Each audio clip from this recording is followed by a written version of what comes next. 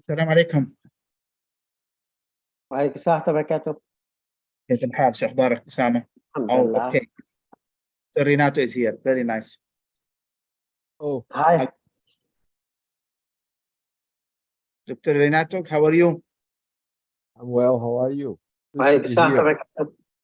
كيف الحال؟ شو أخبارك أسامة؟ الحمد لله. Very good. How is the Renato? What time now is it? Early morning?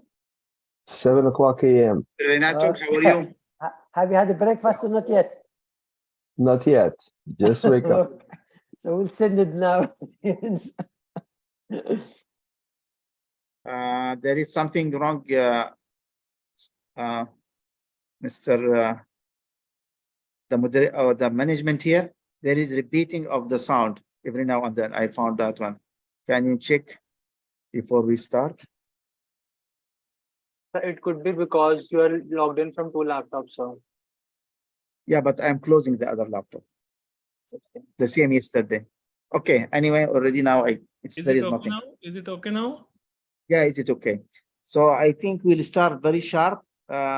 You can count down for Usama whenever it is 2 o'clock. And you will present first. You will have to make the recorded for Dr. Renato his talk, and then you can have a discussions. Thank you. You have my second recording, right? The one from I sent yesterday evening, right? Oh, did you download the old one or the new one? The one Hello? which he shared, sir. No, he shared yesterday another one. Can you go to my email? Soria, you are there? Yes, I'm here, sir. Okay, can you go to the email and download very fast, please? Sir. It's in Neon 5, just yesterday. Yeah, I thought you saw the email.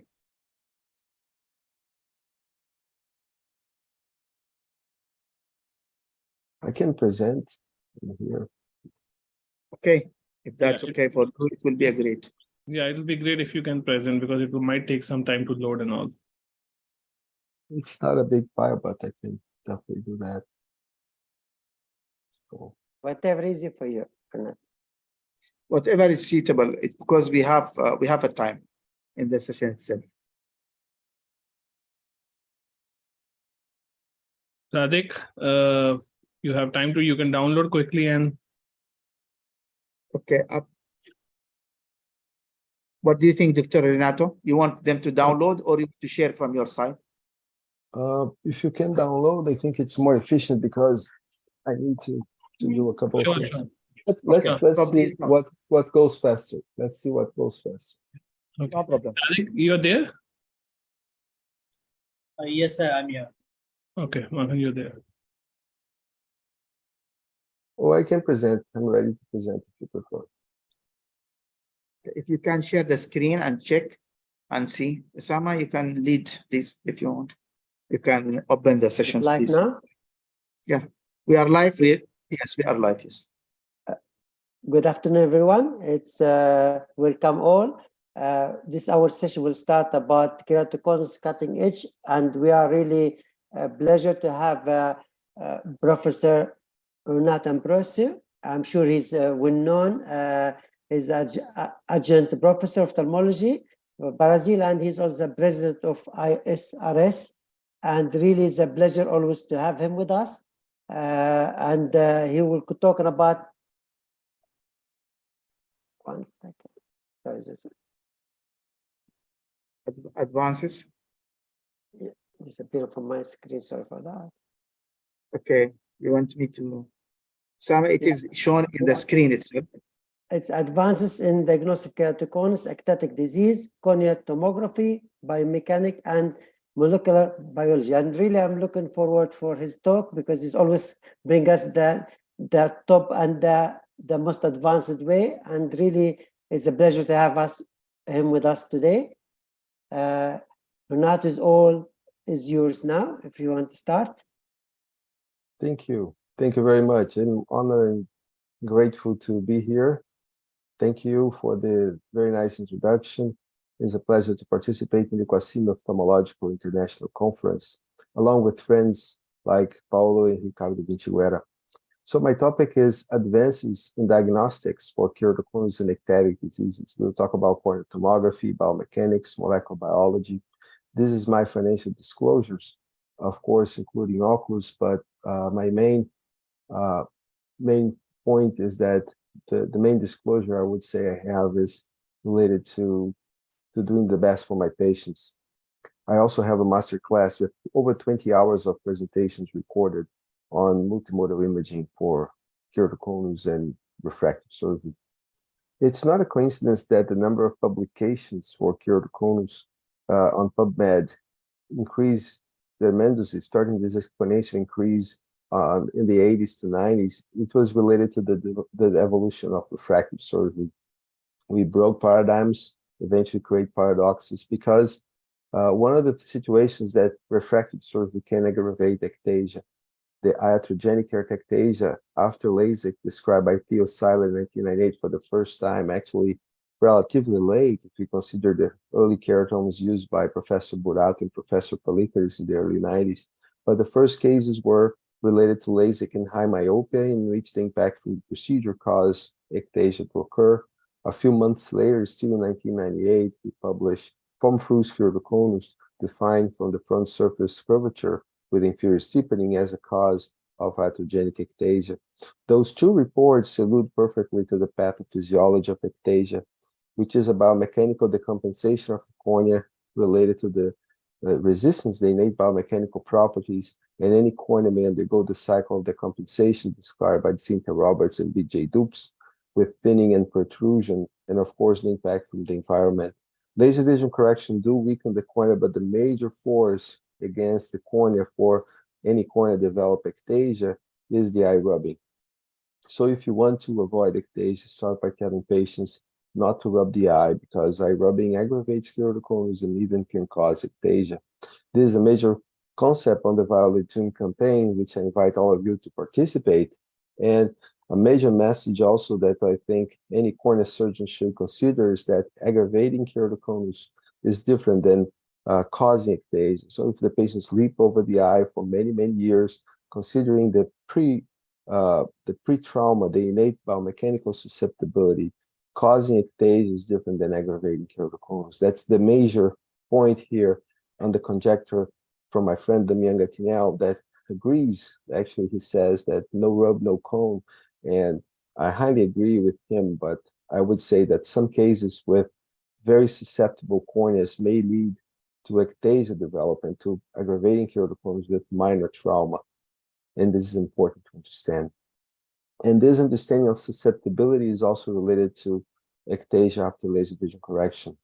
There's been an interest of concern for major work, for like colleagues like Dr. Brad Brenneman, the editor-in-chief of the JRS, has very important contributions in the ectasia risk score system that starts with topography, includes residual stromal bed, pre-op pachymetry, and manifest refraction. But I would say that a very important finding is that age is important. Age is not specific, because you can have a young patient with a strong cornea, and you can have an older than 30 patient with a relatively weak cornea, as we can see with biomechanical analysis. But another factor here is that abnormal topography should not be considered form-fruit keratoconus. What is form-fruit keratoconus? I would say is frustrating to try to define, because there's no consensus. Yaro Rabinovitz, who had great contributions for the understanding of corneal topography, would say that a form-fruit is a patient with an abnormal topography, but normal slit lamp and normal distance correct vision. A brilliant editorial from 2009 on British Journal from Steve Kleiss would say that cases with normal topography from asymmetric, or eventually called unilateral, which I would say we have to be careful about this nomenclature, will be the form-fruit keratoconus. I would call those cases very asymmetric ectasia, because without understanding beyond the surface, we cannot say that it's unilateral or fruit, but eventually is a continuum from a normality to the disease. So there is no consensus. I really like the concept from Amsler from 50 years ago, that he started understanding the abortive, incomplete form of the disease that can progress or not to the full-blown disease for the form plane. My humble contribution is that keratoconus fruste is a patient with a high susceptibility for ectasia progression. Patients like this one that had a little yellow here, this is the IS, the absolute scale from Steve Kleiss, Mike Smolik, and this scale with this little yellow here would say some people, especially if they say the post-op ectasia, that the patient has a pathognomonic for form fruste keratoconus. But this patient, in fact, had subabdominal keratomiliosis with the residual stromal bed 304, PTA that was less than 0.4, and the patient developed ectasia.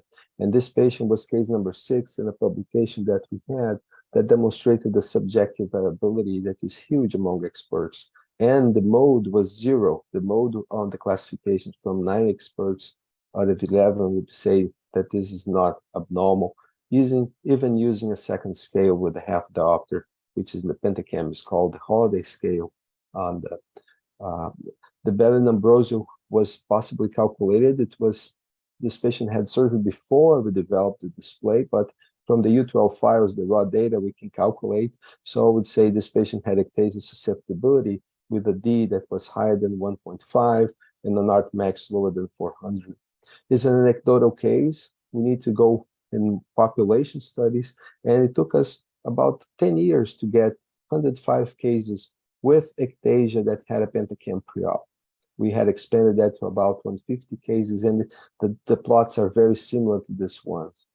We have 3,278 stable cases, and if you see the IS value, the classic Aaron Rabinovitz, here's the absolute value. It doesn't matter if it's inferior steepening or superior steepening. It's very specific, 98% specificity, but the sensitivity will be 22.9. So it's important that we go beyond the surface, and the bad D, which was not available for most of these cases, we detect 59% of cases with a 1.5 cutoff value. Can we do better? Absolutely, yes. The Brazilian Artificial Intelligence Network, the Pentacam Random Forest, nicely developed in the thesis of Bernardo Lopes. We have an enhancing of sensitivity and specificity. Looking at both eyes, I would say this can increase the sensitivity up to 85%, but we still have cases down here, which needs more data, more analysis. And segmental tomography can be done with high-frequency ultrasound. Very nice work by Professor Reinstein in the 90s that he started looking at digital ultrasound and capability for looking at the epithelial thickness and this thinning of the epithelium that would be coincident to the area of steepening will be an ability of the epithelium to try to get a thinner zone here to minimize the protrusion of the stroma. So this is done by ultrasound, but was definitely popularized by the work using OCT, Fourier domain OCT. Professor David Huang in his lab, the cool lab, with very good collaborators like Yan Li, they were able to segment the epithelium with a very high repeatability. They also developed the pattern standard deviation for the cornea pachymetry and epithelial pachymetry maps, and unfortunately it was not available. We have cases like this one, and I started using the ArchiView in 2013, so it's about 10 years of experience, and I have the ability to see when is a steepened cornea. You see from the placido here, you see from the shine fluid, the steepening of the curvature maps, and this patient has obvious epithelial basement membrane dystrophy, Coogan's dystrophy, and eventually you may claim that this patient has mild keratoconus associated, but I would say this is the patient that would definitely benefit from surface ablation. So enhancing specificity is very important. It's important that we see that there's a revolution on machines. We have many machines that we have been experiencing great results on corneal OCTs. It's an OCT revolution, as I say, the MS39, the Anterion, the CASI2. We have some multimodal imaging systems that, for example, the Rivo that can do axial length, can examine the back of the eye and the cornea. We have the Sirius from Zeiss as well. The Anterion is a very good biometer. So we have a huge plethora of exams every year. I would say in a meeting, I see a new OCT that can measure the cornea. So it's a very important thing that we see that it's not only OCT, the shine fluid can do epithelial thickness, the procedure from Italy can do epithelial thickness mapping with the shine fluid imaging, and the Pentacam, I can tell you today that we will have a higher resolution shine fluid and an OCT, spectral domain OCT, for improving epithelial thickness. Epithelial thickness is not the only thing that we can do. We can have the elevation and curvature from the front surface of the stroma. If you haven't removed Bowman's with a PRK, for example, you can have like a Bowman map, and that will be a very important factor for therapeutic procedures, for therapeutic ablations. This is a very nice work led by Raj Shetty from Bangalore, India, with colleagues like Abhijit Shincha-Roy. This is very interesting and very promising, in which you can see the curvature and elevation from the stromal surface. Julie Schallhorn and others, they demonstrated that a thick epithelium can be related to a warpage, and a thin epithelium is related to keratoconus. This is actually the basis for the law of Reinstein for epithelial healing. The epithelium has an ability to alter its thickness. So it's a very important concept that we understand that the epithelium is a secondary modulated change on the cornea. It's not the primary change on the cornea when we have ectasia, but it's a secondary and very important for our vision. Irregular astigmatism can be masked by irregular epithelium. And I would say when you have our higher order aberrations, when the epithelium has reached the maximum level of modulation to try to modulate and smooth the surface. Nice study by 2017 that we reviewed the epithelial role for refractive surgery. This is a fellow eye of the patient with a mild keratoconus, and you can see epithelial thinning here. If you see mild to moderate and advanced keratoconus, you see the thinning of the epithelium related to the elevation maps and the curvature maps. In a very advanced keratoconus, you have some thickening of the epithelium as well, which relates to the area that you had severe loss of tissue. After Kera rings, after corneal rings, you can have a modulation of the epithelium. This patient is followed by Professor Reinstein in London. You see the thickening of the epithelium, the thinning of the epithelium, and this patient has a fellow eye that was very interesting. Everything normal on the front surface, normal distance, uncorrected vision, and we considered this patient electric ectasia. This patient had a great result with the corneal ring, as I've shown you, but the patient had all the exams normal in the left eye. And normal, and not only normal on the surface, normal on the epithelium, normal on SCORE, which is their ORBSCAN-based artificial intelligence developed by Damian Gattinel. And also, we had a TBI. The TBI was able to detect 0, and this is a retrospective calculation from 2014. So we developed that algorithm in 2016, the first version, and then we can back calculate that. This patient came back for a second evaluation, 2018, and he was very stable. When we think about biomechanics, we have to consider what we have today. And today, in my suggestion, my opinion, I would say that the Corvis taking 31 milliseconds images, 140 frames, we can definitely understand a lot of information from the deformation, the velocity. This is a very nice work that I was very honored to collaborate with Paulo and Ricardo Vichiguera. Ricardo got the Troutman Award in 2017 for this work, so that we can see that the cornea, if the cornea is stronger or not. So this is a very important, I have to restart this, sorry for that.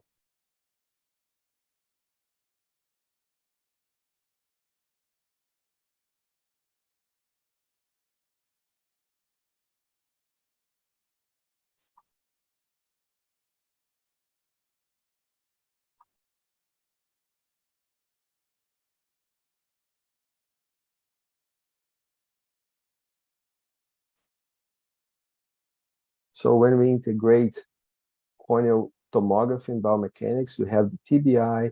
This is artificial intelligence in practice, and with a cutoff of 0.29, we had a very nice sensitivity and specificity to detect cases with a normal topography that had the keratoconus or ectasia in the fellow eye. So this is a continuum of understanding of susceptibility, and I would say that this is the basis for my understanding of ectasia risk assessment.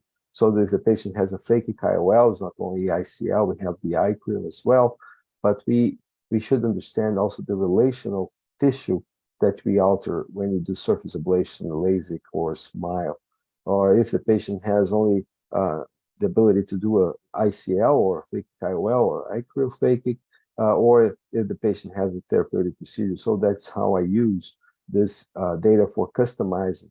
And it's not only efficiency, but also sensitivity for detecting abnormalities that would preclude complications. So safety is very important for us.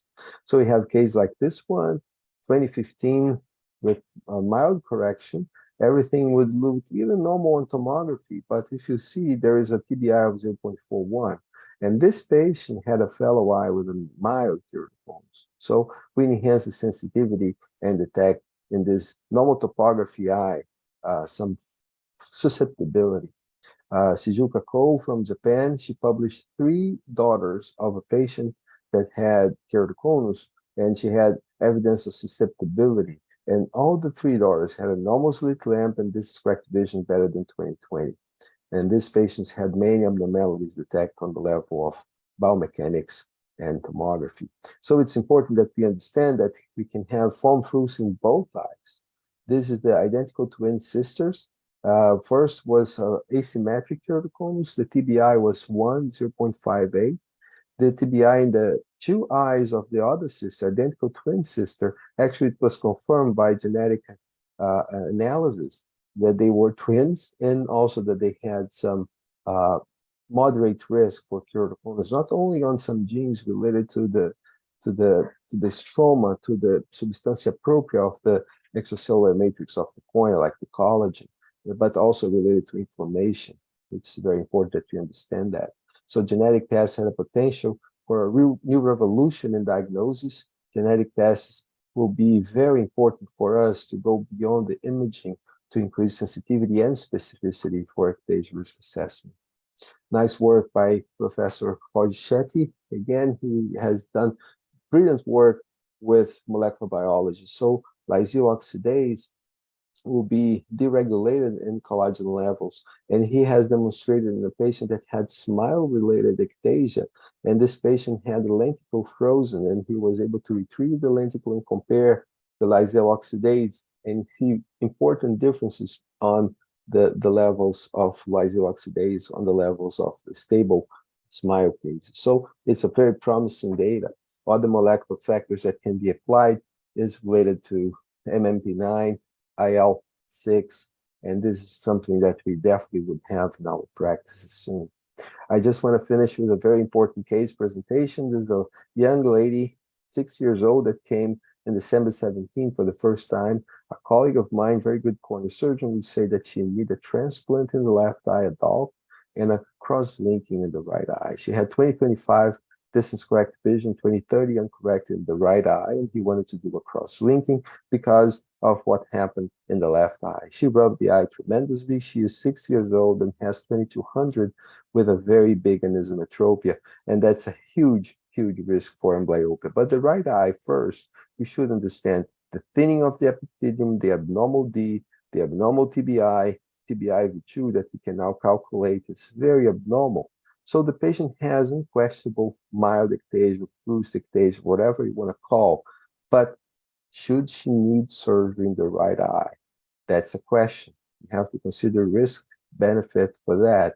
However, the fellow eye should have done surgery before because of the risk of amblyopia. So it's a paradox, because here I would say she doesn't need, but she needs to follow. Here she should do as soon as possible. Importantly, she was able to understand the patient, and the family has to understand. She's a young lady, 6 years old, but the family has to understand it properly. No eye rubbing, and surgery for the left eye would be a stage surgery along with occlusion therapy for treating amblyopia. So I have a colleague of mine, Dr. Thais Silveira, did very nice work to help me managing this patient. So importantly, this patient had to understand the no eye rubbing. We first did a corneal ring implantation with a femtosecond laser, and I used the ring channel for riboflavin injection, and I do epi-on cross-linking. She did relatively well and she got 20/80 she was able to tolerate nicely the occlusion. About between 6 months and 8 months, she started having problems, and we decided to do more surgery, and we did a modified Athens protocol. Today, we call this the Tel Aviv protocol. We do the epithelial topography guided ablation, and this epithelial ablation was followed by PTK smoothing, and then we did a fast cross-linking. The patient did very well. I think we were really lucky, and actually more than lucky, may say, and she's still stable up to this year. Actually, she's coming, I think, next week for the next visit, and she's 2015 distance correcting the right eye today with no surgery. She's taking oral riboflavin, which I believe is very important for her. And 2025, we definitely did go and treat we were successful treating the amblyopia. And this is the last examination. You see the topometric from the shine fluke, and also the very nice evolution on the OCT. You see the epithelial regularized after the ring and after the modified Athens protocol. This is 2022. So the patient is stable on the right eye. She's stable based on topometric from the shine fluke, from tomography, the ABCD from Michael Bellin. The tomography and biomechanics is the E, A, B, C, D, E, with the Corvus. Nice work by colleagues from Humboldt, Professor Seitz. And this is also a very interesting situation that she didn't need surgery. So advances on the Watts, screening for ectasia risk is different than when we manage patients with keratoconus and ectasia prior to keratoplasty. This is a huge breakthrough for a paradigm shift, but we create paradoxes, and we have to understand the questions. And the major message is the artificial intelligence applied, along with the wise, the ancient intelligence, which is philosophy, understanding screening, diagnosing, staging, prognosing, classifying. Clinical follow-up is very important. And there's a true revolution and evolution that we have with multimodal corneal imaging. So thank you very much for your kind attention, and look forward to having good discussions and learning from all of you. Thank you. Thank you very much. That's a very good comprehensive talk. Great to learn from you as usual. One question regarding, as you know, nowadays, corneal epithelial mapping and biomechanical first, especially referred to laser procedure. If you had the budget, which one you go for more important, epithelial mapping or biomechanical? I know it's better to have both for screening for laser correction. Well, your question is great, but imagine if you are jumping on a plane for 12 hours coming to Brazil, and the pilot asks you, what's the budget? You ask the pilot, what's the budget that you should get? You get the engine fix, or you get your bussola or the compass fix? It's hard to say what is the most important one. I can tell you what I have more experience with. I would say the challenge that we have as clinicians is that we have to manage our practice, the private practice, and we have to optimize cost benefit. And for example, this year I'm doing a very nice course, which is the Physician CEO in Kellogg. It's a very nice comprehensive training that we should have had during medical school for understanding what is important in terms of business decisions. So there are two big questions. One is a business decision. The second is a scientific decision. On the level of the patient safety, I like the wisdom from the art of war. You have to understand yourself, and you have to understand your enemy so that you can win the battles. What is the enemy? The enemy is the problems that we can have. So it's enhancing safety and enhancing the ability to do the best work as possible for efficiency. So when you ask me what I have more experience, I've been working with the Corvus since its development. So I have a huge bias on my knowledge because I started working with that in the very early phase. So this is what I use most. I have used, when I saw the RTView doing repeatability acceptable maps, I said, I need to invest on that. And I invested. It was not easy. I have a small clinic, relatively small clinic. So to start with the RTView 10 years ago was an investment that was not easy. But I took it because I was really conscious that I needed to have that information. For example, for planning for surface ablation, for epithelial ablation with the PTK that I'm doing since 2008.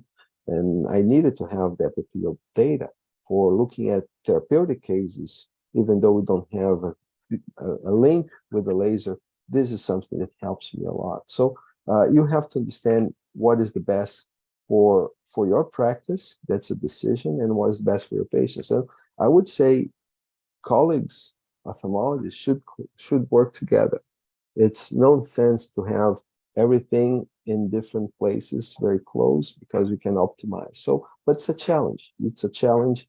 But in terms of budget, I think I did give you my rationale. But if you think about a continuum, what happens first? Epithelial change or biomechanical change? What do you think it happens first? I give you this question. It's Do you think that epithelial it change should is be before biomechanical biomechanical? change. Should be biomechanical change, but is and technically, if it's a weaker cornea, biomechanical first, then the epithelial will be the second. That's exactly how I think. So, but AI is able to identify what's going on. And today we have very, very good AI for epithelium, for point of biomechanics and tomography with Scheinfeld. This has matured. We have thousands of patients analyzed, and it gets better and better. With the epithelium, it's coming. It's definitely coming, but we need to be able to ask the right questions and develop the proper tools for the artificial intelligence. So long story short, I would not throw my epithelial thickness. Today I use 5 epithelial thickness mapping devices, 5. And I only have 1 Pentacam and 1 Corvus. And also have 4 devices for whole eye aberrometry, which is something that probably is not so important. But with this plethora of data overwhelms you. So you need to be effective on what you're looking for. About BOMs, is there any machine now available taking epithelial mapping in consideration with topo-guided treatment for regularized keratoconus, or any, just to take the epithelial mapping, take it out like BOMs mapping, and you apply with eczema laser? Any machine available do that? This is a good question. Today we don't have anything ready as I wish. My wish is to have a link between the OCT and the eczema laser. So we have epithelial-based tomography to calculate. But even when you have Scheinfeld tomography, we have, for example, the Oculizer, which is the Pentacam connected to Wavelight. We have the Sirius for the Schwind laser. Both of these tools, they are not giving tomography, they're just giving front surface elevation. So it's still something that we have to develop, and the link between tomography and eczema laser is there. But one consideration is that when you do an ablation for keratoconus, you're not thinking about refractive. Yeah. You are thinking about therapeutic.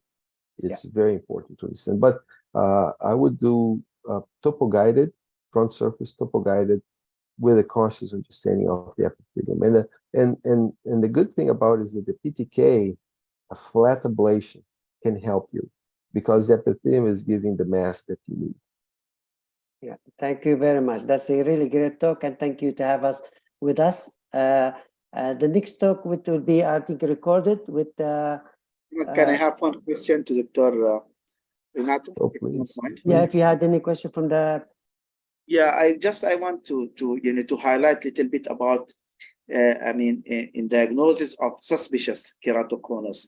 The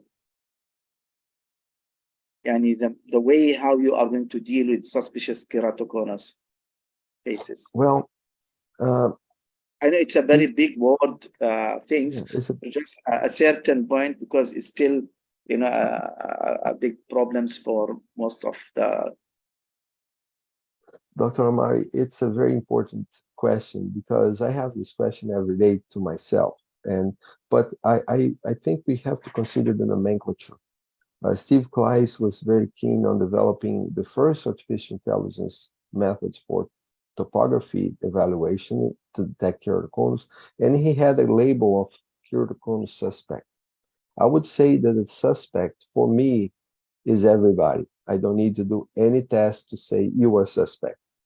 So I want to do the test to understand if the patient can have or not the surgery, if the patient may need a procedure in terms of therapeutics.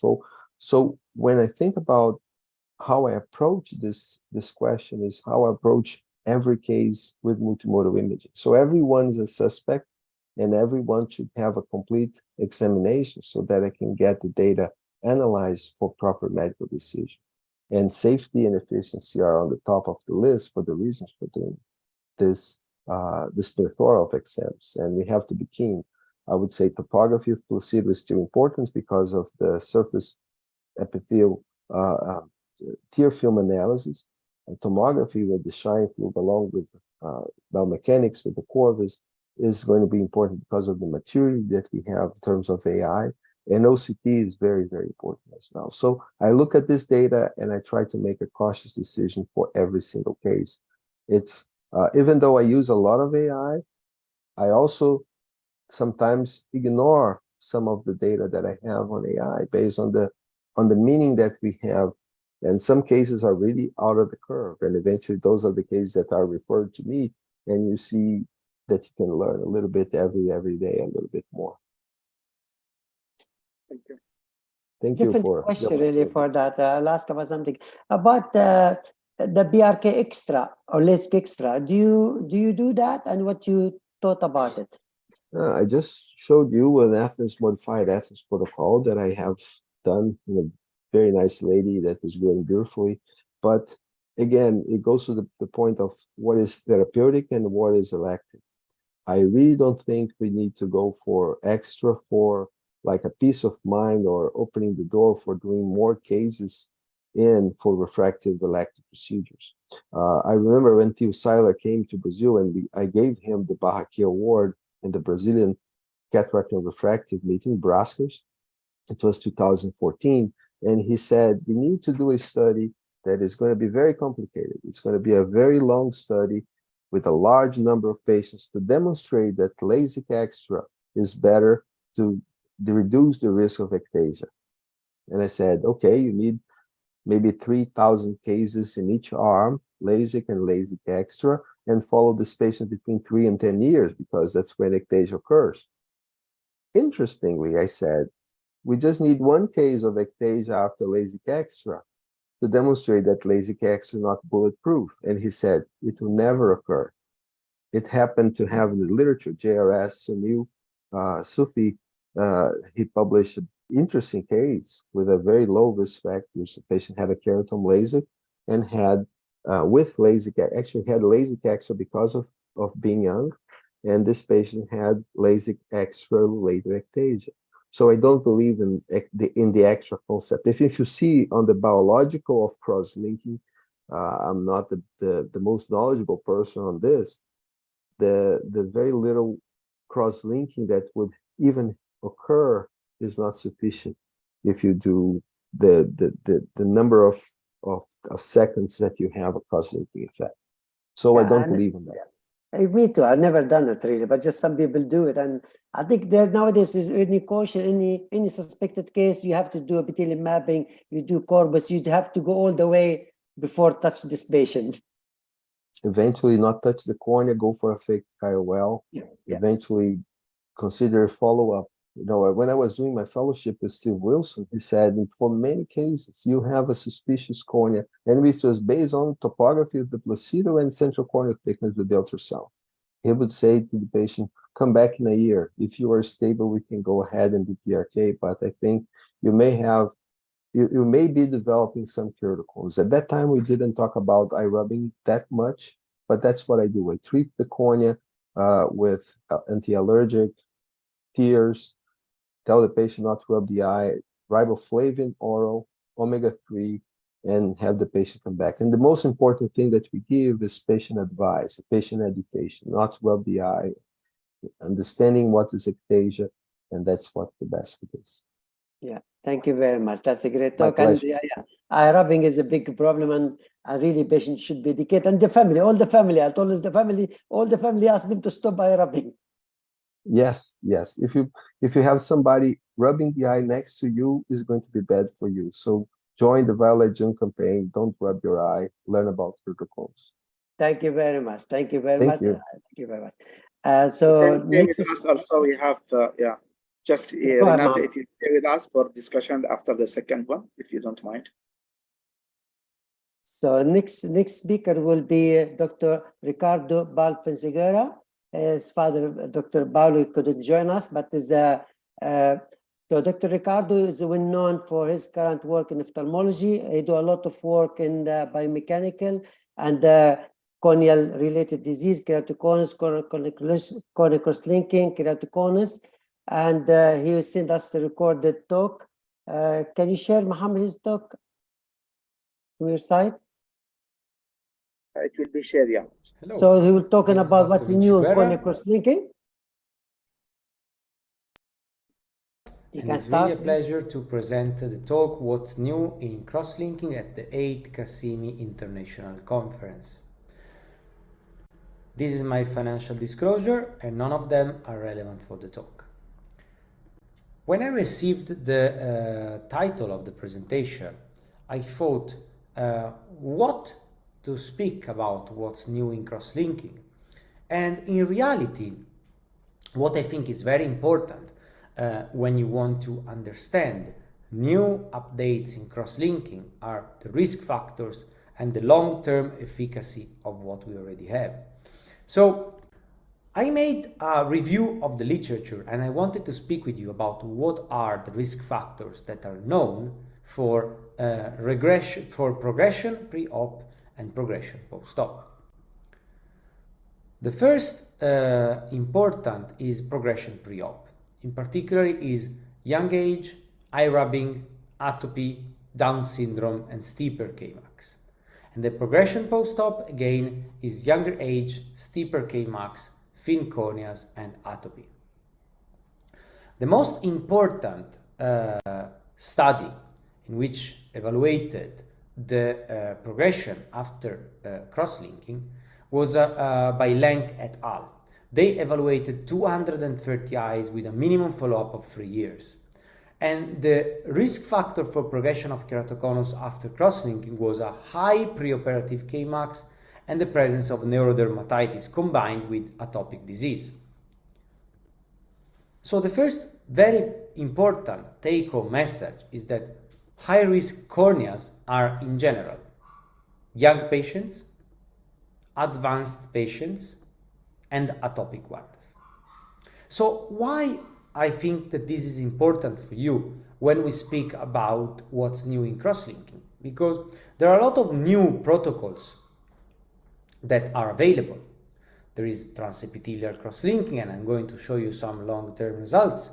There are new protocols, but the first thing we need to remember is that we need to treat our patients with the highest level of safety for them. So if we have very high risk cases, we should stick to what has been published to be the most successful treatment, which is the epithelium of cross-linking.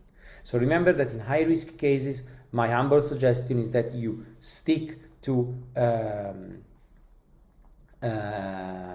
protocols that have been proven to be very safe. So I'm going to speak about long-term outcomes of epithelium of cross-linking and also about iontophoresis.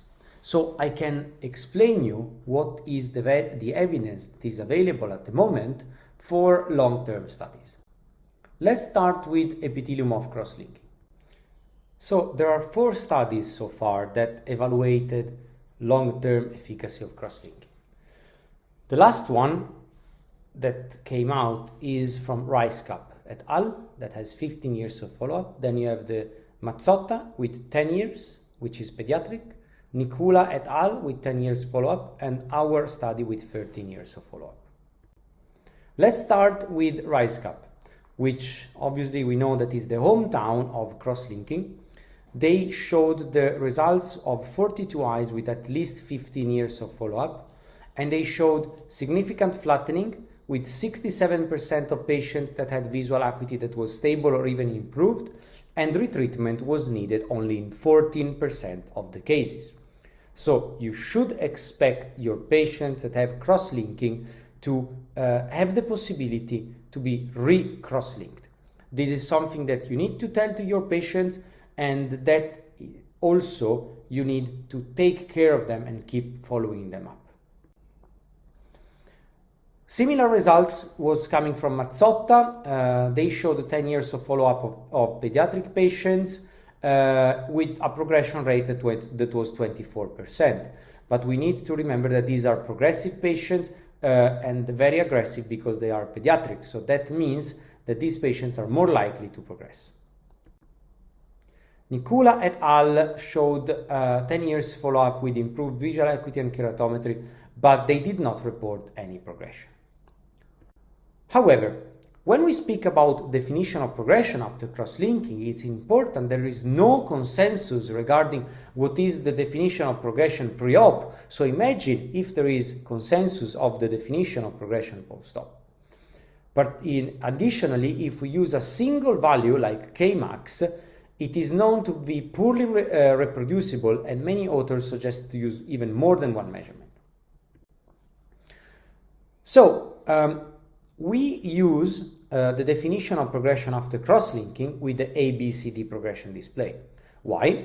Because it is not based on the single value, because it's an average value of anterior posterior curvature and thinnest point, and there are also 80% 95% confidence interval for normal and keratoconic population, but also there is the possibility to have the 95% confidence interval after cross-linking, so with the noise level of patients that have been already cross-linked.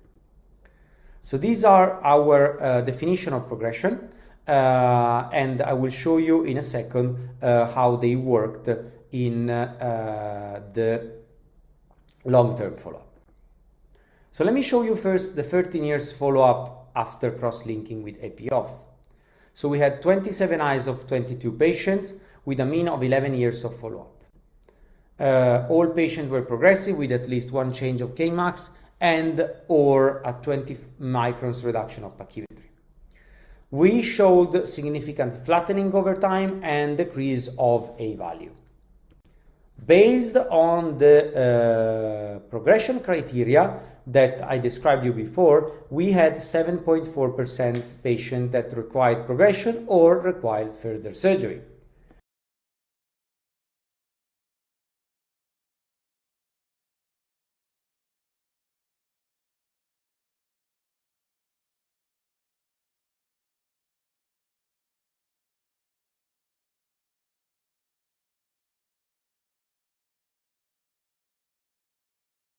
And now this is a big news that I wanted to share with you, particularly because we're speaking about what's new in cross-linking. This is hopefully going to be published very soon. And these are our outcome of cross-linking AP-off with 14 years of follow-up with pediatric patients.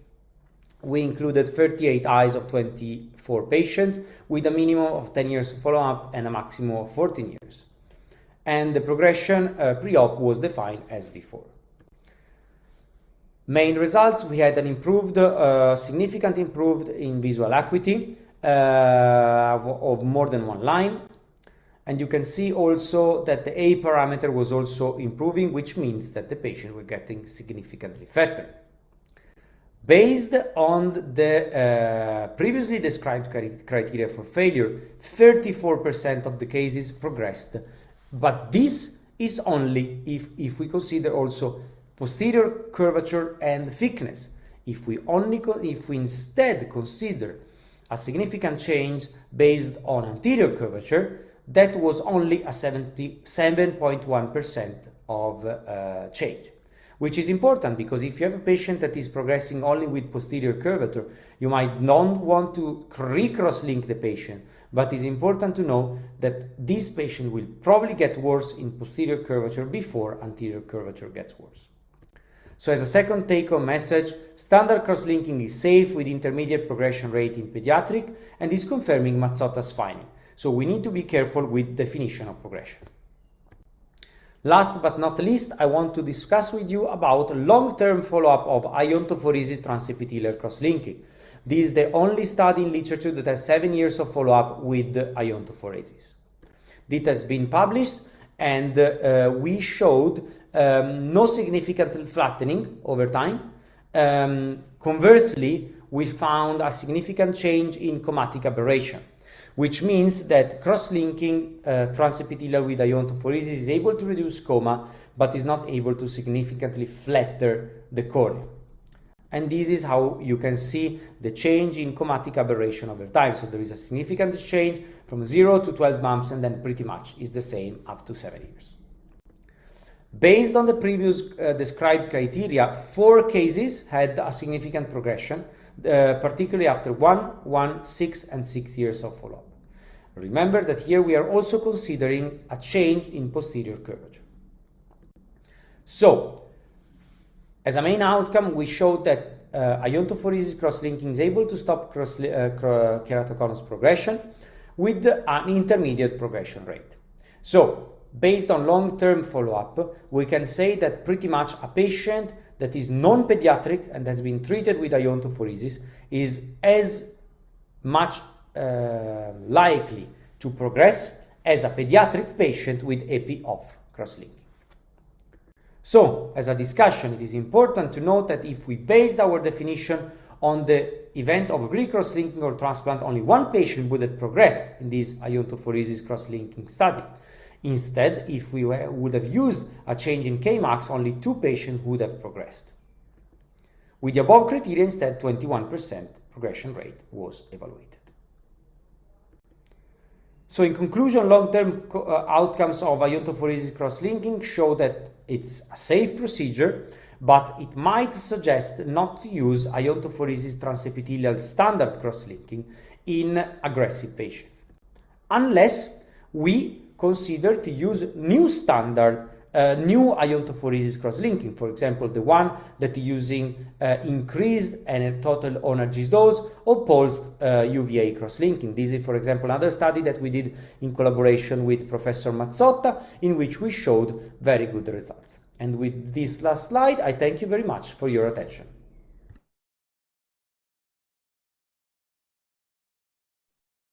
Thank you very much. That's a great talk. It's I think I'm not sure if you're able to join us. Dr. Mohammed is able to join us, so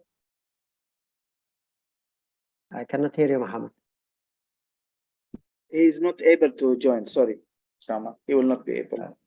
A question to Professor Renato about this epithelium on and off. Do you do epithelium on or? Yes, yes. We have developed a technique with scleral lens. We use riboflavin in the scleral lens, and we put the scleral lens for 1 hour now. And this protocol can allow the riboflavin to penetrate very nicely on the stroma. We have the first 35 patients that we are having 1 year follow-up with very good results. The recent Braskers about a month ago, my fellow is doing a PhD thesis on this. He got a very nice award of this technique. So I believe that epithelium on is a must. There are different ways of doing that. We have the Michael Bellin is the chief medical officer of a very interesting approach for epi on as well. They have an enhancer for allowing the riboflavin to get into the cornea. And I would say that having an enhancer in this approach for the scleral lens as a reservoir for keeping the riboflavin on the surface for about 1 hour, it will be the best strategy for that. And in terms of indicating cross-linking for that lady, for example, if I had that technique, I would definitely go for that. But today, the question is, with what we learned from riboflavin oral, I would say we should prescribe oral riboflavin to every kid that has suspicions of keratoconus, and tell them not to rub the eye and tell them to play in the sun. And this is scleral lens. Do you soak it again halfway, or keep it should be enough and top up is just? You know, we put the riboflavin, we do topical anesthesia, and before the patient gets in, we just put the instead of having the serum, the regular physiologic serum for the contact lens, for the scleral lens, you put riboflavin. It has but you don't need to top it more. Means one is enough. No, You pull it. one is enough. It's a lot of riboflavin that sucks in the cornea. And once you do that, you leave the patient at the waiting. And eventually, one of the patients here have some leakage, and we have seen a couple cases that happen. But when you master the technique, it's very straightforward. So you don't need you just do it once, and the patient comes in with the contact lens. We take the contact lens out, and we do a lot of tests. We do OCT, we do pentacam for looking at what's going on. But you know, we have a lot of noise in terms of, it's hard to see objectively that riboflavin inside the cornea. But I think that epi-on cross-linking would definitely indicate. When we first saw the idea of doing cross-linking, it was they tried to use it as a concept of a vaccine. You know, a vaccine. If you have susceptibility for the disease, you need to have it. So, and using cross-linking epi-off in a large population, I would say is much more risk than benefit. You know, Tobias Kohler, he published a very nice study about 15 years ago that if the patient has 20/30 or better distance corrected vision, the chances for losing vision is very high. So it's kind of an obvious thing, but if you have a good vision, you have to be careful in doing epi-off crossing. But if you need, you should do it. And the question is exactly what Ricardo said. We don't have a very clear line what is progression or not. That's why you have to be objective. And I do look at the A, B, C, D, and E now with the pentacam and the Corvus for progression. And eventually, if the patient needs, the paradox is that he should do as soon as possible. But if the patient is 20/25 or 20/30 or better and is stable, I think the patient does not need and should not, because the risk of a problem doesn't make the point. But epi-on may change this view. Epi-on definitely may change this view. And iontophoresis was very, very nicely. It was a big boom. I didn't have an opportunity to work with it, but I was very close to investing on this type of technology, even though it was not approved in Brazil. But I was not so confident with the benefits. So because of the epithelial trauma, etc. But I think it's, you know, Ricardo and Paola, they are one of the most experienced in cross-linking in the world. And about oxygen, do you use any oxygen supplement or Rabtilimon or not?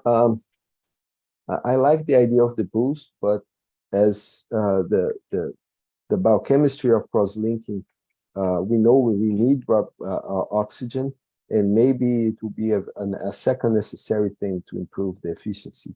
So, but how to do it is still a question. There is a mask that Avedro developed for that, and this mask is very simple. It's not so complicated to mimic, but I have some other ideas that eventually we'll be using soon. And pretty much is to have a flow of oxygen with a scuba dive mask that can be designed for that. And that's something we can do. But I currently don't use it. And what's your setting usually for standard cross-linking, energy-wise and pulse and duration? I go for the 9 milliwatts per 10 minutes. Yeah, I've used 18/5, but I think it's too fast and too less costly. But today I talked to Hafezi a couple of times and Emilio Torres. They are increasing the dose, not only 5.4 joules per centimeter square. They are going to higher dose. So the endothelium toxicity, which was a concern in the past, is less of a concern today. So you can increase the dose and eventually with the boost, go with a little faster. One thing I don't do, and I really don't do anymore, is the 3 milliwatts, 30 minutes. I really don't think it's a rationale for that. Actually, if you have a philosophical question, what is the difference between poison and medicine?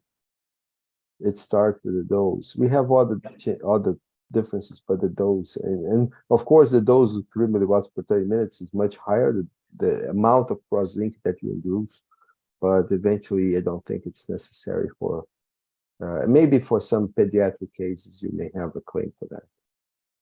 Yeah, it's thank you very much. That's a great discussion from your side, and really it's a pleasure to have you. Any question from the audience, please, you can put in the Q box. We had 2 minutes to go.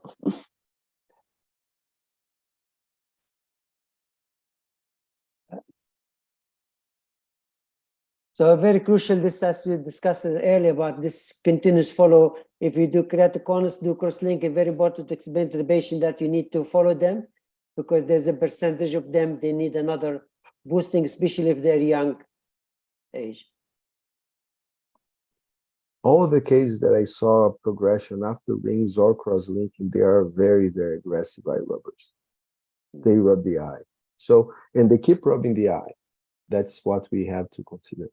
And what do you think about this role of inflammation that some people advocated to, like Christes and other things that can play a role for not to progress people with atopy and other? I use anti-inflammatory for those patients. I use olopatadine or the Lastacaft as well. Also Trialose. Trialose is a very nice agent that has been introduced with hyaluronic acid as an anti-inflammatory type of effect.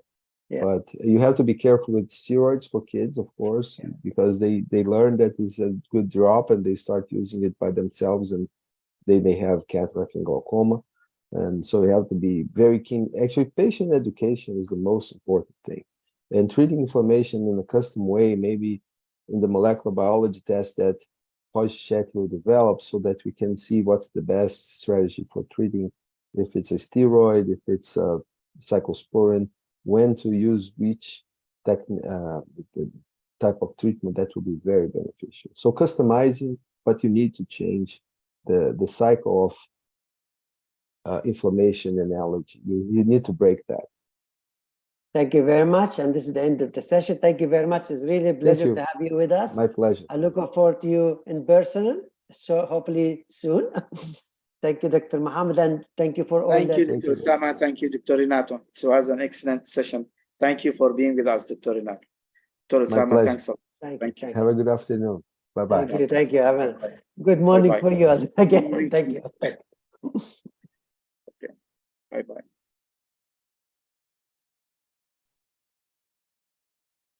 Hi, good evening all. Can we start the next session? Yeah, good evening. How are you? I'm great. How are you? Thank you very much.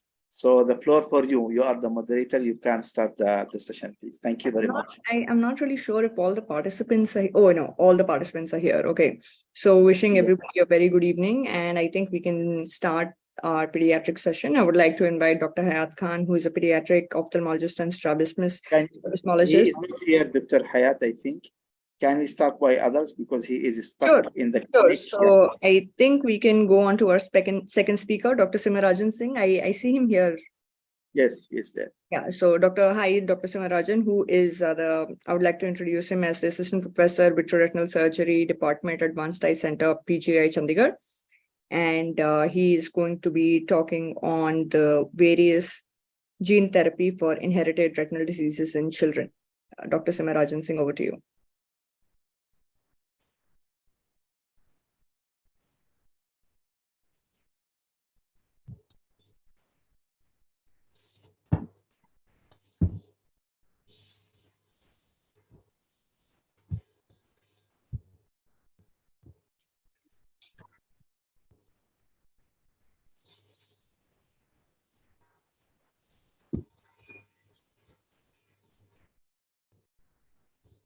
Dr. Sima, we are unable to see your slides at the moment.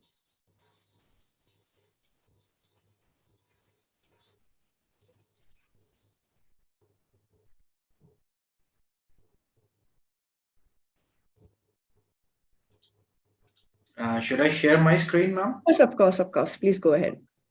Is there a change in the order? Sorry, I didn't. Yes, Dr. Hayat Khan unfortunately has not joined us yet, so we are going to move on to the second speaker, which is you. If you are ready, we can start with you. Yeah, I'm ready. Thank you so much.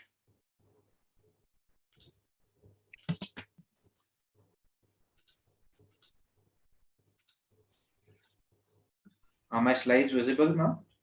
Yeah. Please go ahead. Thank you so much, and thanks to Dr. Amri for this opportunity. So I'll be speaking on gene therapy and clinical clinchers in inherited retinal disease in children.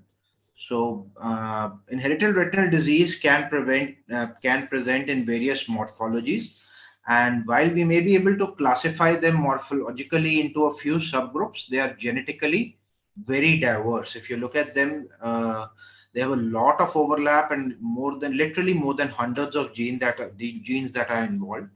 But since we know that these are genetic disorders, so gene therapy is the kind of way to go for these disorders, and many advances have been made in gene therapy over the last decade or the 2 decades. So the various options that are available for gene therapy, what we have basically is that there is a protein that is not being formed that is required in the body due to a defect in the DNA. And the options that we have is either to replace the whole of the missing protein, or there is a protein that is fallacious and we need to decrease the quantity of that protein.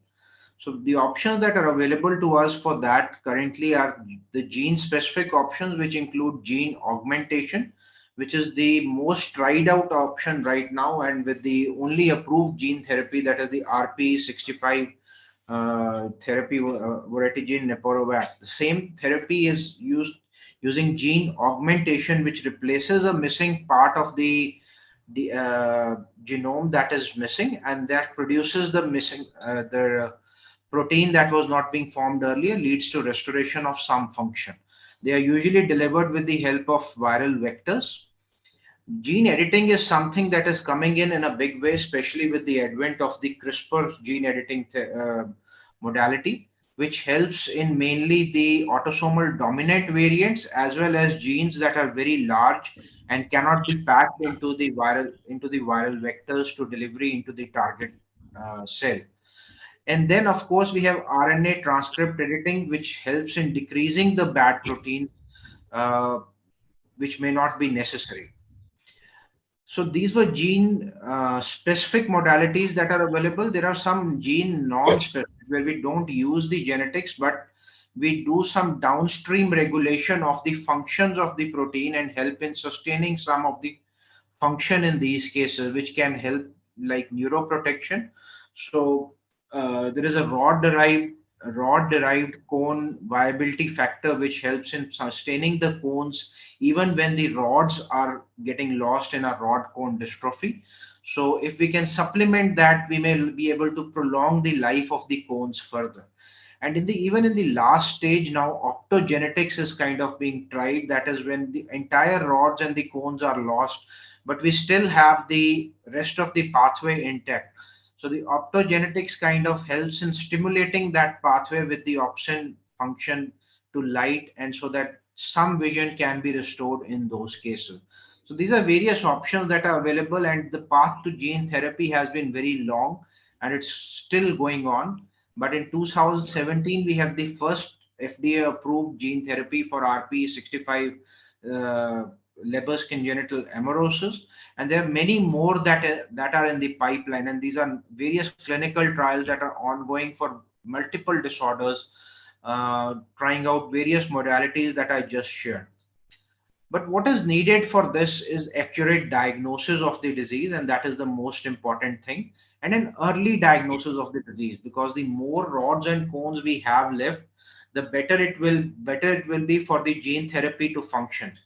Because if there are no rods and cones left, there may be no advantage of replacing the correct gene into the DNA. So an early diagnosis is desirable, and also it can help parents and families plan education and make more informed career choices. So it is important to recognize some of the clinical clinchers which can help in early diagnosis of these patients. And I'll just be sharing a few cases of various diseases that we see commonly, and also for which gene therapy is being developed currently, so that we can recognize those diseases. Coming on to the first one, that is achromatopsia. So this is an example of a case who presented to us very early, almost at when the child was 3 months of age, and the parents brought with the complaint that the child has nystagmus, wandering eye movements, but nothing could be diagnosed at that point of time. There were thoughts of CVI, there were refractive error was checked, prescription was given, but no diagnosis could be made. Again, 2 years of age, the child was again seen refractive error, nystagmus had decreased. 3 years of age, doing well with glasses, but then again, the problem of nystagmus was there. At 4 years, the child himself complained that that I'm not able to open the eyes when I go outside, photophobia. So that was the first clue that we could be dealing with some kind of a dystrophy or a cone dystrophy, and we had a pediatric retina clinic referral for the same. So this is the fundus of the child. When you see it, it looks absolutely normal. Wide field fundus photograph. Even if you see a zoomed up image, it's hard to find out any abnormality in the fundus. So, but once you do an autofluorescence, you see this nice ring of hyper autofluorescence that is present at the posterior pole, just surrounding the fovea, which gives you a clue that yes, something is abnormal. And when you do an OCT, it's difficult to do it in these cases because they have very much wandering vision. But if you can catch this optically empty zone at the posterior pole, that signifies greatly towards a cone dystrophy or achromatopsia, and we could find the pathogenic mutation in this case in the CNGB3 gene. So an early age of onset, hemarlopia, nystagmus that has improved with age, a hypo-FAF with a ring of hyper-FAF at the fovea, very posterior, and a focal defect on OCT point towards achromatopsia. Coming on to Leber's congenital amaurosis. So this is something that is reverse of achromatopsia. Those children are sensitive to light and they have light gazing. They would be gazing at your indirect ophthalmoscope or torch very much. And this behavior is important to recognize, where the oculodigital sign, the child tries to stimulate vision by pressing on the eyes.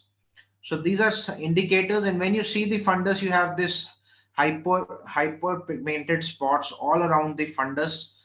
And when you do a genetics, you get a pathogenic mutation in the LCA5 gene causing Leber's congenital amaurosis. So again, early age of onset, light gazing, wandering vision, oculodigital reflex of Leber infantility, and normal looking to hypopigmented fundus are signs that indicate towards LCA. Coming on to CSNB, which can again be sometimes difficult to diagnose because the patient is not seeing anything and you are not seeing anything. This was a 7-year-old boy who presented with complaints of poor night vision, labeled unexplained visual loss repeatedly. The patient was 6/6 vision, but they had a very specific complaint that he can't see at night. This was the fundus. You can see this kind of shiny reflex are coming out of the fundus, a yellowish glow of the fundus, and the OCT and other findings were absolutely normal. But once you dark adapt this child for an extended period, you can see the difference in the color of the fundus that is coming up. This is the typical Muzio Nakamura phenomena.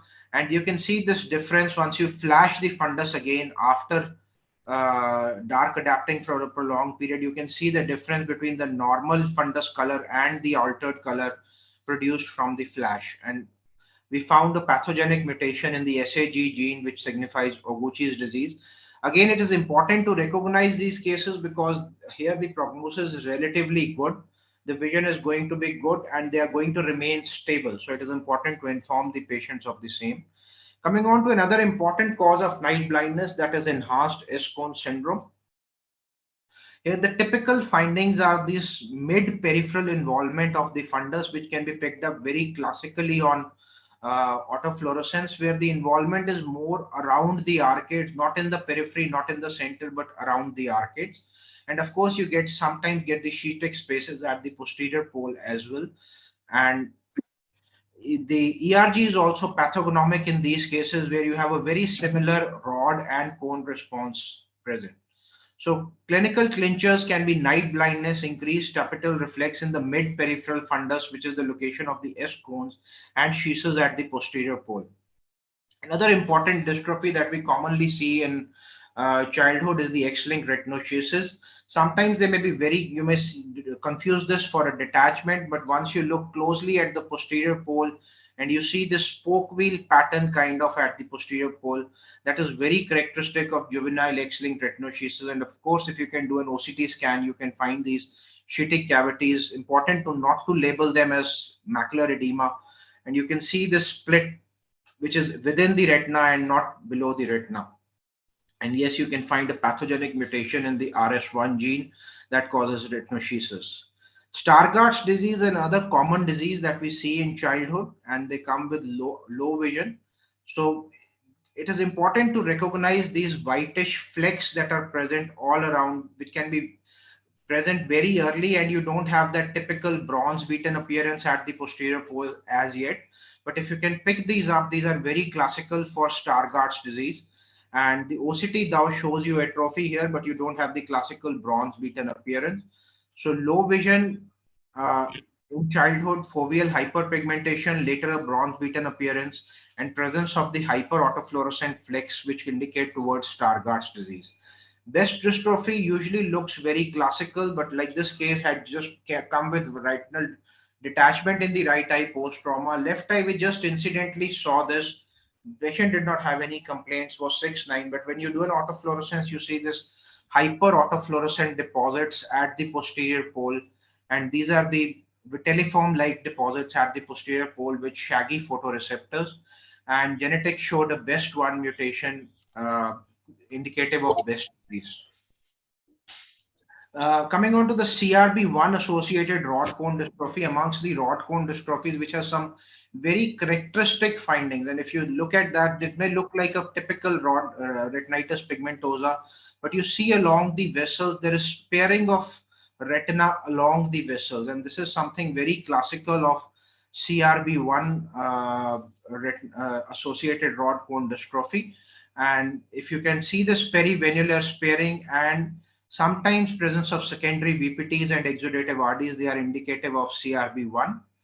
Syndromic rod cone dystrophies, you need to look at the patient as a whole. This fundus may look like a typical retinitis pigmentosa, but when you look at these two children, you can see the kind of truncal obesity that is present and the presence of polydactyly. And sometimes they may have, the parents may have gotten these extra fingers removed. So you need to ask that history particularly. So this is typical of syndromic rod cone dystrophy, Bardet-Biedl syndrome.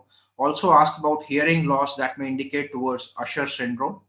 And something that we very commonly miss, FEVR is another retinal dystrophy, which may not be treated with gene therapy, but is otherwise easily treatable if you pick it up. So this was a 12-year-old girl who presented with this kind of, she came with complaints in the left eye, low vision, but when you see the right eye vision was normal, but you can see this proliferation in the mid-peripheral retina, which is indicative of FEVR. And when you look at the parents, this is the fundus of the mother, the supranumerary vessels coming out of the optic disc and kind of ending just short of the ora serrata, which is indicative of stage 1 of FEVR.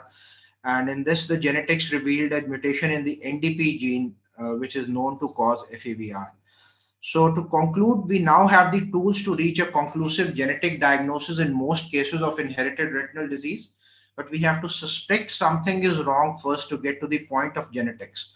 Early diagnosis is even more vital now, given the advent of gene therapy, and more treatment options are going to be available in the near future.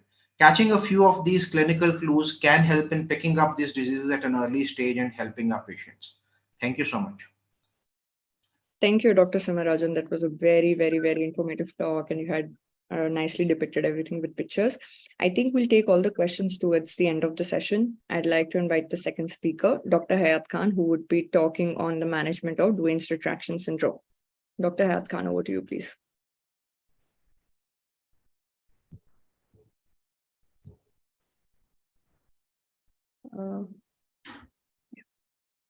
Hello. So, hi, sir. Hi. Hello. Thank you. Hello, everybody. So I'll just share my screen. Are you able to see my screen? Yes, we are. Hello. Yes. So hello, everybody, and thank you so much for the Qasimi Hospital meeting and Dr. Amri for giving us the opportunity to present. So without wasting any time, I will be taking up the topic of Duane's retraction syndrome management, no financial disclosures. So Duane's retraction syndrome, first of all, we need to know what is the hallmark of this disease. It's a cranial disinnervation syndrome, which is congenital and has a limitation of both sometimes adduction, sometimes adduction. There is narrowing of palpebral fissure with the retraction of the globe on either adduction with sometimes upshoots or downshoots. So if you see, the combined mechanism is mechanical, innervational, neurological, and genetic. So in this busy slide, I would like to just go in and show you exactly how Duins 1, 2, 3 and the synergistic divergent types are. So first of all, if you see the first slide, that is the Duins type 1, if you notice, are you able to see my slides? Yes, Yeah. we are able to see your slides. So the type 1, what happens is the sixth cranial nerve is not supplying the lateral rectus. Instead, the third nerve starts supplying the medial rectus as well as the lateral rectus. So what would be the end result? There will be an adduction. The eye will be moving in. In type 2, what happens? The lateral rectus has a good supply of the sixth cranial nerve, but what happens every time the third nerve gets activated, it starts supplying both. So what happens? That the patient still has an XT because there is a double supply here. The type 3, what happens is that the sixth nerve is not working and supplying the lateral rectus, while the medial rectus equally supplies both the lateral and the medial rectus. And what will happen to something when you are contracting both sides together? It will just have a retraction. So only retraction will happen. And lastly is the most unique type where sixth nerve is not working to supply the lateral rectus. But what happens that the third nerve, rather than supplying majority to the medial rectus, starts supplying the lateral rectus. And every time the person wants to do the adduction, instead of adduction, there is a opposite abduction movement. So these are the different ways in which you can easily understand how the eyes will be going. So 2 of them will have XT, one have the type 1 will have ET, and type 3 will have only retraction in most of the cases. So this is a type 1 esotropic Duin syndrome. So if the amount is very low and there is not much of an abnormal head position and stable, we don't want to do the surgery. So my talk would be more to do whether we need to do surgeries or not. This is interesting.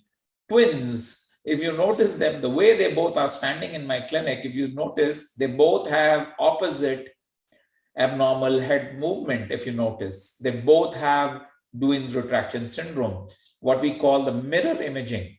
So there is a genetic incomplete penetrance with variable expressions of type 1, which is there. And you see, this is the first twin with abnormal head position to the right, while the other one has to the left, which needed a surgery.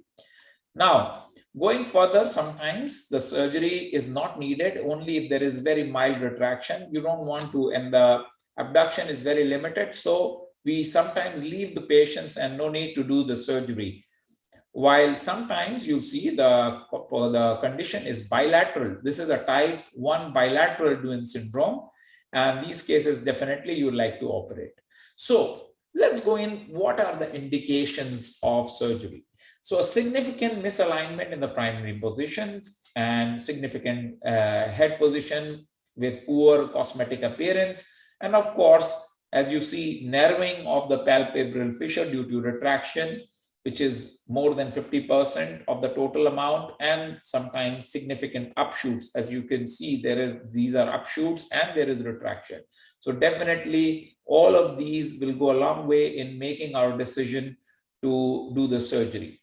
So we need to see the type of heterotropia in the primary position, the presence of compensatory head position, the severity of retraction, the presence of upshoots and downshoots, or the innervational and mechanical mechanisms, how they are, whether one or both of them are there, and whether it is a unilateral or bilateral. All of them put together will look at how we will manage our cases. Always remember, preoperatively, we need to have an adequate counseling of the patient, very essential, that we need to give them realistic goals. What can we achieve? What will be what we can achieve and what we cannot achieve? And always try to avoid the resections because they may cause more retraction. So quickly, I'll go for a few cases. Case 1, 39-year-old female. If you see abnormal head position, to the left, left turn, and when we went in and we did the surgery, if you see the preoperatively, if you notice here, the left esotropic Duane syndrome, we went for left medial rectus recession of 7 millimeter under GA, and this is the post-op result. So if you see that the abnormal head position went off, the retraction also improved. And if you notice, you look at the pre-op and the post-op, you see the amount of retraction has also improved. The eyes are looking almost equal, and abnormal head position has also improved. Second case, a young male who came with abnormal head position with the globe retraction and upshoots. So this guy, again, if you notice here, that he has had this problem, the left esotropic type 1 with severe retraction and upshoots. And what we did was, we went ahead with the surgery with the left medial rectus recession of 6 millimeter with Wright's modification of Hamilton's procedure of the left superior rectus under GA was done, and globe retraction was considerably reduced. If you notice here, this is how he is post-operatively, if you notice here. So this is how he was pre-operatively. So this is it. Now coming on to third case, a 6-year-old Yemeni girl, again with a normal head position. We did bilateral medial rectus recession 7 millimeter with Wright modification of Hamilton superior rectus and inferior rectus under GA. And we found this patient post-operatively went very well. So there was an improvement in the abnormal head position. The retraction also improved. And this is it. So quickly going in, surgeries of Duane syndrome, if you notice esotropic type, we need to recess the ipsilateral medial rectus on the same side. But sometimes we need transposition of the vertical recti of the to the insertion of the lateral recti. And sometimes when there is more of retraction, then we can have an asymmetric recession of both medial and lateral rectus muscle. Now, in terms of transpositions, there can be different modifications like the Foster's modification, or we can Hamilton's procedures with Wright's modification, which is one of my favorites that I do. And of course, these cases do pretty well.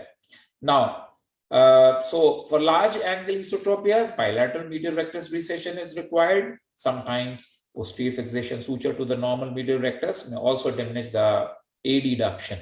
So this can be helpful, this modification. In exotropic, again, the same way, we recess the ipsilateral lateral recti muscle. And if there is globe retraction, or if there is, then we can unequally recess both the lateral and the medial rectus.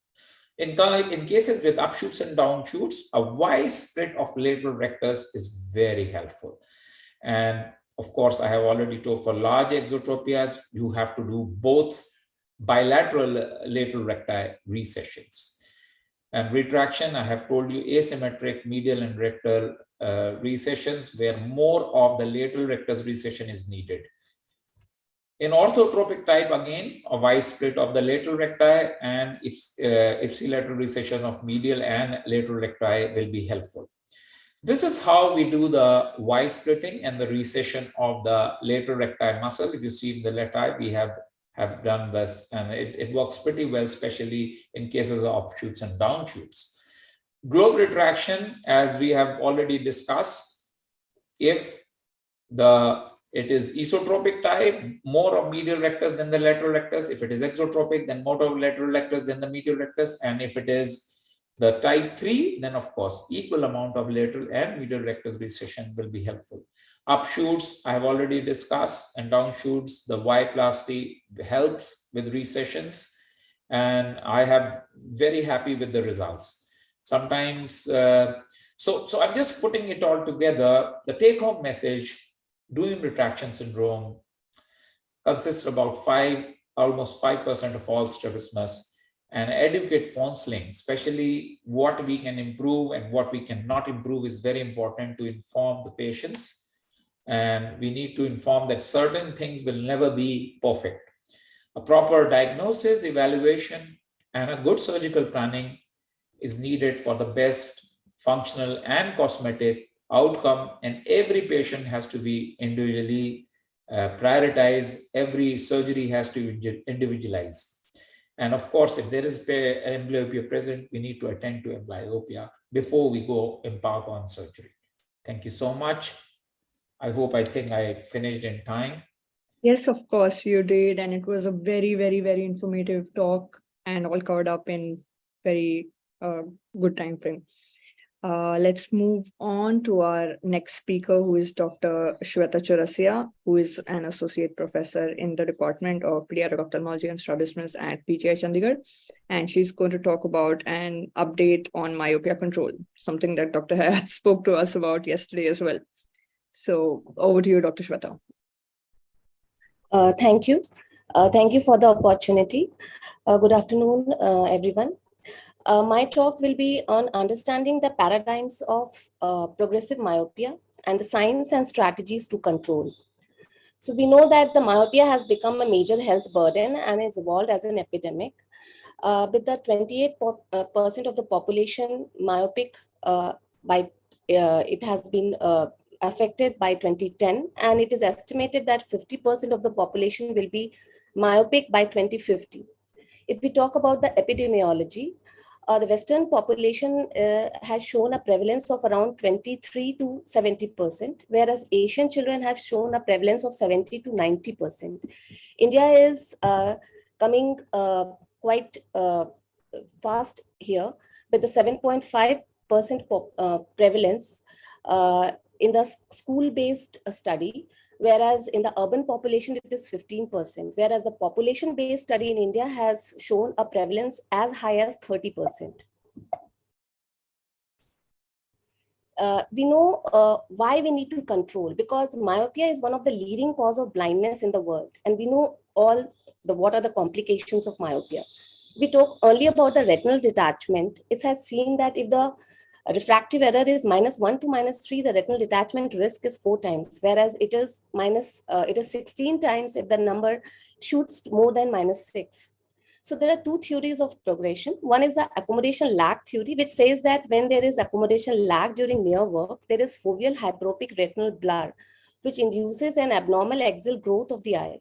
Whereas another theory says that it's not the central retina, but it's the peripheral retina.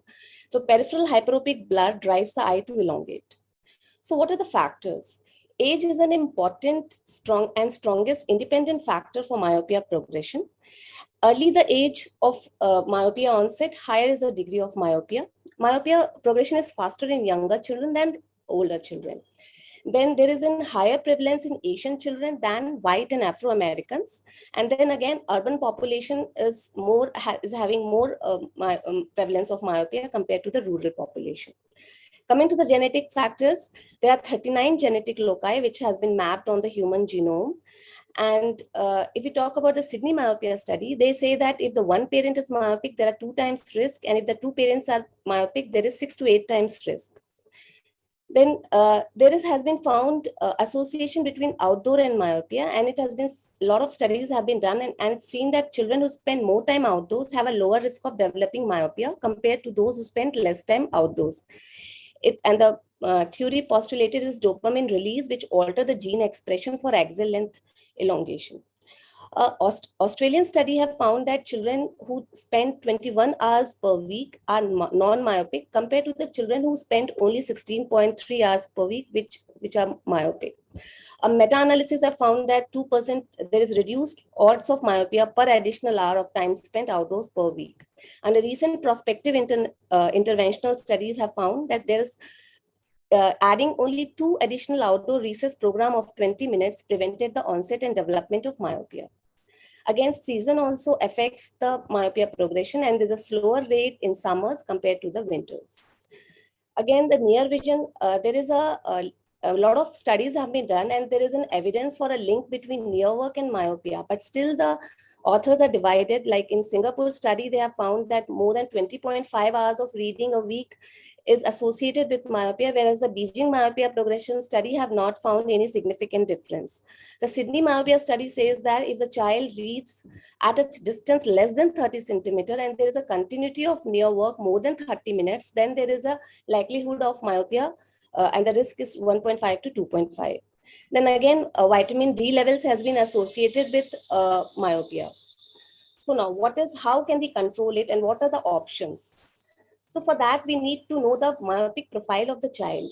It can be charted like environmental factors and the individual characteristics. In the environmental, you have to chart the lifestyle of the patient, and the guidelines should be given according to his lifestyle, and the modifications should be told. Like the child can be asked to increase the time spent outdoor at least 2 hours per day. The use of near gadgets can be limited or restricted. The near work can be decreased. The child can be asked to take frequent breaks and follow 20-20-20 rule. Vitamin D rich foods can be included in diet, and the child can be asked to go more in sunlight. And again, vitamin D levels can be checked, and vitamin D supplements can be given if the child is found to have deficient. Again, based on the individual characteristic, we should look for the baseline orthoptic parameters, like if the child has esophoria, if the child has accommodation lag.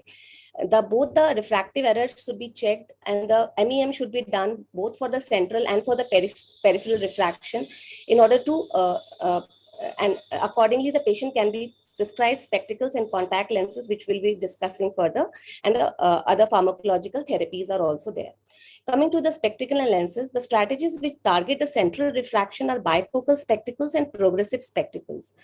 The Cochrane database study has found a limited and inconsistent results with the bifocal spectacles, but a recent randomized controlled trial in a Chinese Canadian children have found that the correction of bifocals is around 1 diopter per annum compared to the single vision lenses. And for the progressive spectacle also, the Cochrane database study have found clinically insignificant but statistically significant of around 0.5 diopter per annum. Now, status with peripheral refraction, we have positively aspherized progressive spectacles, and various studies have been done, and the mechanism is by reducing both the lag of accommodation and a hyperopic defocus on the peripheral retina. And they have found the correction to be around 1 diopter per annum compared to the single vision lenses. Then there are soft and multifocal contact lenses, and various studies have been done, and the efficacy has been found to be ranging from 30 to 70%. Then there are defocus incorporated multiple segments lenses, in which there is a central clear zone of 9 millimeter for the distance correction, and in the mid periphery there is a schematic array of multiple segments, each 1.03 mm in diameter, with a addition of 3.5 diopter, which causes a myopic defocus in the mid periphery. Then we have stellate lenses with HALT technology, which is highly aspherical lenslet target, in which there are concentric rings of contiguous lenslet with positive lenses, which causes myopic defocus in the mid periphery. Comparing the DIMS and the HALT studies, both the results are comparable. DIMS studies has shown has correction of around 0.75 diopter per annum, and the HALT study have found 1 diopter per annum. Then we have orthokeratology, in which rigid contact lenses are used to flatten the center of the cornea, which creates a myopic defocus in the mid periphery. Comparing all of them, orthokeratology tops the list among all of them. Then coming to the pharmacological, atropine and 1% and low dose atropine have been more into picture. Atropine acts by non-specific muscarinic receptor. It blocks the muscarinic receptor non-selectively via neurochemical cascade. It also acts on the scleral fibroblast, increase the dopamine release, which in turn cancel out the retinal signal that control eye growth. So topical atropine has emerged as the most effective and promising treatment modality in myopia control for several decades. The ATOM-1 study was done by Chua et al., in which it was a placebo-controlled randomized double-mask study with 400 children, and they did a 2-year treatment and 1-year washout, and the efficacy was 77%, but there were a lot of side effects, and at the end of 3 years, there was significant rebound. Then with the lower strength ATOM-2 study was done by Chia et al. Again, it was a randomized double-mask clinical trial of 400 children, and they gave the children they randomized the children into 0.5, 0.1 and 0.01%, and they gave for the next 2 years, and the efficacy was seen highest with the highest strength, that is 0.5%. But as in the third year, when there was a washout period, maximum rebound was seen with the higher strength. It was 68%. So all of them, those who had rebound, were restarted on 0.01% for the next 2 years. And at the end of 5 years, it was seen that 0.01% atropine has a similar efficacy compared to higher concentration with the minimal side effects. Then the LAMP study is one of the popular study. It has been done in a smaller children 4 to 12 years, and they have used 0.05 and lower strength 0.025, 0.01 and placebo. And among all of them, they have found that 0.05 atropine was the most effective for controlling myopia progression and axial length elongation. Then from India, we have an IATOM study, which is a multi-centric, double-blinded, placebo-controlled, randomized controlled trial, which has recruited 100 children and reported a 1-year data. And they have found that the myopia progression was minus 0.16 in atropine and minus 0.35 in the placebo. And the reduction was 54%. The difference between the atropine and placebo group was only 0.19 diopter. It's because they have taken slow progression in their study. We also did a prospective placebo-controlled interventional trial at our center, PGIMR, to study the efficacy and safety of this drug in our population. The important things in our study was that we took only children who progressed equal to 0.5 or more than 0.5 diopter only for the next 1 year. And in one eye, we gave 0.01 drops, and in the other eye, we gave placebo. So we recruited 86 eyes, and rationale of our study was that effect of various confounding factors can be diminished if one eye of an individual receives the treatment and other eye of the same individual acts as the control. And we have also tried to find out how this drug behaves in a set of confounding factors compared to the placebo. So in our group, none of the patients had esophoria and none of them had accommodation lag, and the baseline myopia progression was 0.89 diopter. So coming to the results, in our study, the myopia progression in the treatment group was 0.25, and in the control, it was 0.69. And axial length elongation, it was 0.14 and 0.32 in the control group. So the efficacy of our drug was 66.67% in terms of myopia progression and 52.08% in terms of axial length elongation. When we compared the myopia progression and axial length elongation in treatment eyes with the age-matched group, that is 6 to 12 years, our myopia progression was 0.35 diopter, and the ATOM 2, it was 0.43. So it was comparable with the ATOM 2.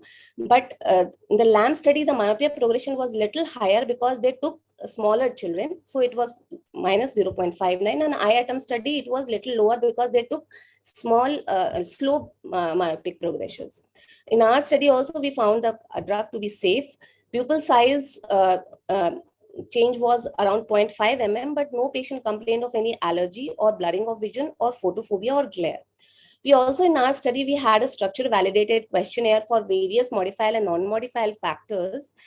And we subdivided our children in various modifiable and non-modifiable factors depending on screen time, near work time, outdoor time. For the modifiable and not for the non-modifiable, we had age, baseline myopia progression, and family history. And this is the last slide. I want to conclude. And in our study, so we found that the nightly dose, one nightly dose of 0.01% was safe and effective. Reduction in myopia progression and axial length elongation was statistically significant in all children, irrespective of age group, baseline myopia progression, family history, screen time, near and outdoor time. I have not shown the results so far. I have just, because of the shortage of time, I just wanted to highlight the main points of my study. The strongest determinants of annual myopia progression were age and baseline myopia progression in my study. Screen time in control wise was associated by greater axial length elongation, meaning that screen time should be decreased. Drug efficacy was higher when outdoor time exceeded 2 hours per day. So all the children should be advised to spend more time in outdoor, while the efficacy was lower with prolonged near activities, with the fast progressors, and with the history of parental myopia. Thank you. Thank you. Thank you, Dr. Shweta. That was a very informative, very well summarized talk on a very humongous topic. And I think we'll come back to the discussion. I have the final talk. I'll share my slides and we will then discuss the talks that I've already had. Let's start sharing my screen now. Good evening, everyone. I'm Dr. Hinav, and I work as an associate consultant at Shankar Nethralaya Eye Hospital in Chennai. I will be talking about biometry and IOL power calculation in children. Just a second here. So we all know that newborns have hyperopic eyes, and as the child grows, that there is an increase in axial length along with corneal flattening and lenticular flattening that leads to emetropization. The newborn eye grows in various phases. The first phase of growth has a maximum growth rate that is the first 6 months in life. They grow from what the newborn eye is about 16 to 17 millimeters, and it grows up to about 18 millimeters in the first phase of life. In the second phase, the rate of axial length growth reduces to about 0.8 millimeters to 1.2 millimeters, leading to a growth to about 21.5 millimeters during the second phase. And after the first 3 years, beyond 3 years of life, it really slows down. Along with corneal curvature flattening. So when children are born, they're born with really steep corneas, about 52 diopters of corneal astigmatism, which rapidly reduces in the first year of life. The lenticular power also rapidly reduces in the first year of life. So what are the challenges that we face in pediatric IOL calculation? Like I already discussed, myopic shift. Another very important one is that measurement of the axial length and the corneal curvature, what kind of IOL power formula that we need to use to calculate the IOL power, and what is going to be our target refraction. So axial length measurement, traditionally it has been done by two methods, applanation and immersion. Applanation, as we know, is very convenient. It is very accurate if we have a trained biometrist. The corneal compression is minimal, but it leads to about 0.24 to 0.32 millimeters of error, and it is more in pediatric eyes because of the low corneal and scleral rigidity. Immersion obviously is the gold standard of axial length measurement. We use a coupling fluid in a scleral cup, and there are no risks of errors from the extra pressure applied. Vasavda et al. Did a study, and they concluded that the contact technique on an average had a 0.27 millimeter shorter axial length than the immersion technique, leading to about 1 diopter stronger IOL power in younger children due to the corneal compression effect.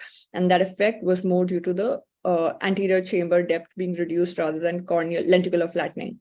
The second most important factor is the keratometry readings. We usually use a handheld keratometer in children as they are unable to sit and cooperate on a regular keratometer. The measurement should be taken without the use of an eyelid speculum so as to minimize any corneal steepening due to the effect of the speculum. And to avoid the corneal dryness, we need to maintain a smooth surface such as a balanced salt solution. At least 2 keratometry readings should be taken, and an average keratometry reading should be within 1 diopter of each other should be taken. But nowadays we do have newer advances in biometry. We have the optical biometers. We have the Carl Zeiss partial coherence interferometer, the IOL Master 500, or the LensStar, which also uses partial coherence interferometry. They have been shown to give very accurate biometry results in children. With the newer advances, we have the newer Swepsos IOL Master 700 or the IOL Master 900 now also. And using the Swepsos technology, we also have the Aladdin by the Topcon or the AL Scan by Nidec.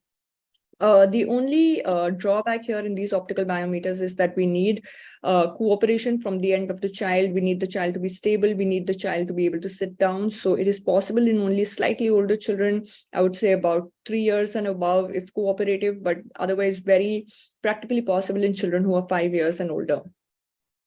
So younger than that, we still need to rely on the traditional axial length and keratometry methods. So there's a small comparison between IOL Master 500 and IOL Master 700 and 900, which does, so it's a very busy slide. I'm just going to conclude by saying that IOL Master 700 and 900 do have good comparable results, even in children. When we compare this optical biometry versus ultrasound biometry, we have studies by Lenhart et al. And Gursai et al., which do show that optical biometry does give us more significantly accurate results than ultrasound biometry. But although they have been, the values that we get from both are comparable, hence validating the use of optical biometers in children as well. So let's come out to the third factor, that is what should be the target post-operative undercorrection. We need to target the residual hyperopia. So we need to see our ideal IOL power should balance out the amblyopia in childhood and the least refractive error in adulthood, which can be calculated by anticipating the expected myopic shift and thereby undercorrecting the eye that needs IOL implantation in the first setting itself. This initial hyperopia should be low enough to be corrected either with a contact lens or a glass and to facilitate compliance with amblyopia therapy. So how to determine this target post-op undercorrection? We have a lot of guidelines that have been proposed by, the most common ones that we use these days is proposed by Nyadi et al. The very easy way to remember this is that the age at surgery and the undercorrection that we need, the sum of which should be about 7, because they assume that the metropization or the eye reaches a 0 power by the age of 7 years. Plager et al. Also gives similar guidelines with slightly overcorrected target post-operative correction. Trivedi and Vinson et al. Are also very similar to Nyadi and Plager.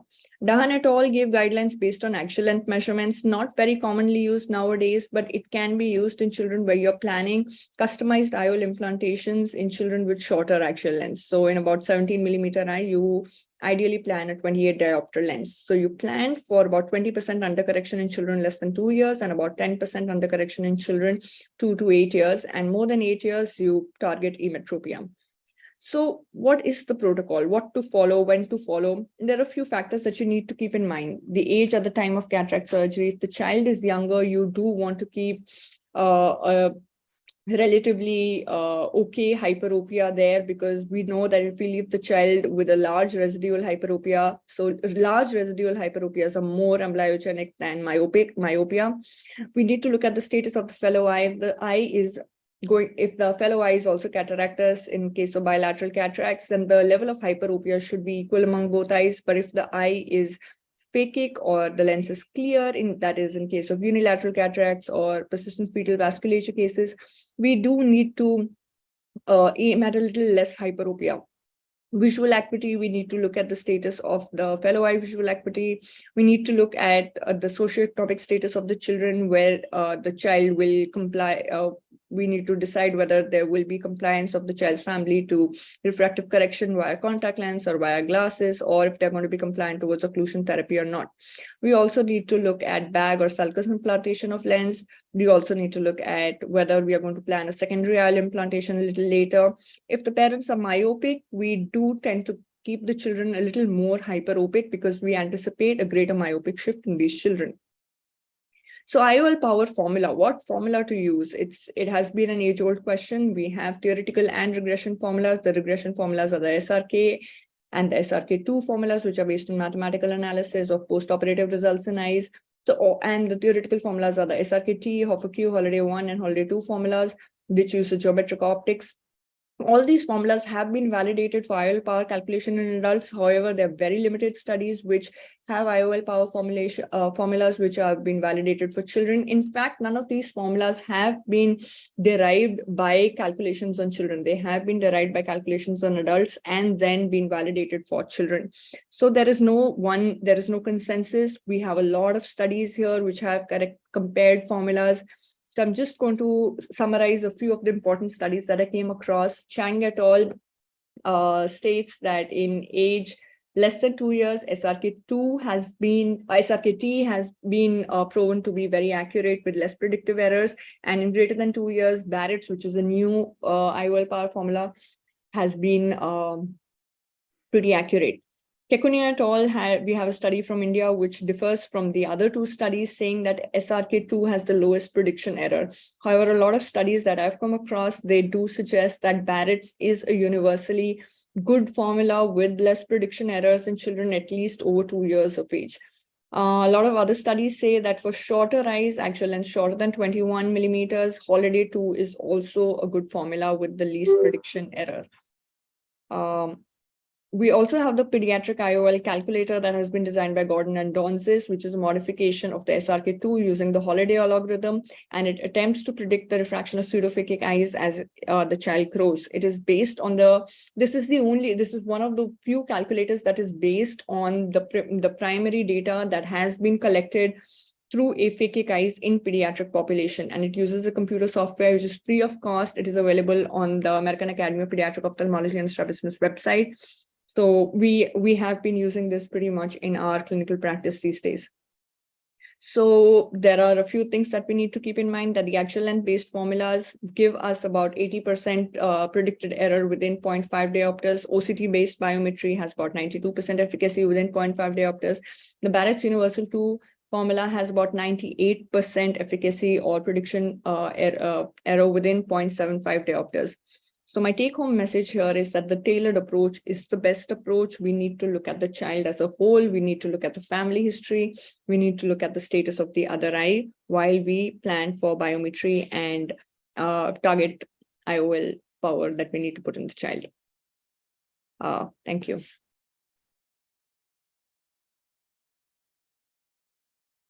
I'm going to stop sharing now, and I think we can move to the discussion part. Are there any questions from the audience that anybody would like to ask or put across?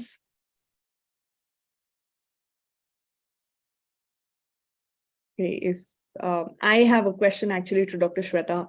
All of the methods that you discussed are the methods that we have been following. We have incorporated DIMS, and we are now prescribing HALT as well. Low-dose atropine has been working wonderfully. But in my experience, all of these things work very well in children who have school-going or physiological myopia. Do you have any experience about using all of these things with good efficacy in children with, say, ROP-related myopia or other, progressive pathological myopias?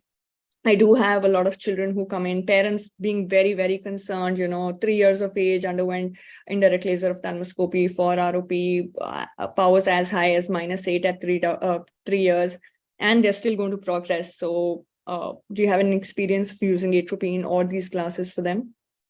Yeah, we have been prescribing in children with ROP, with myopia with ROP, but most of them you have to see that whether they are progressing or not. Most of them present at a later age when they have actually the number has stabilized.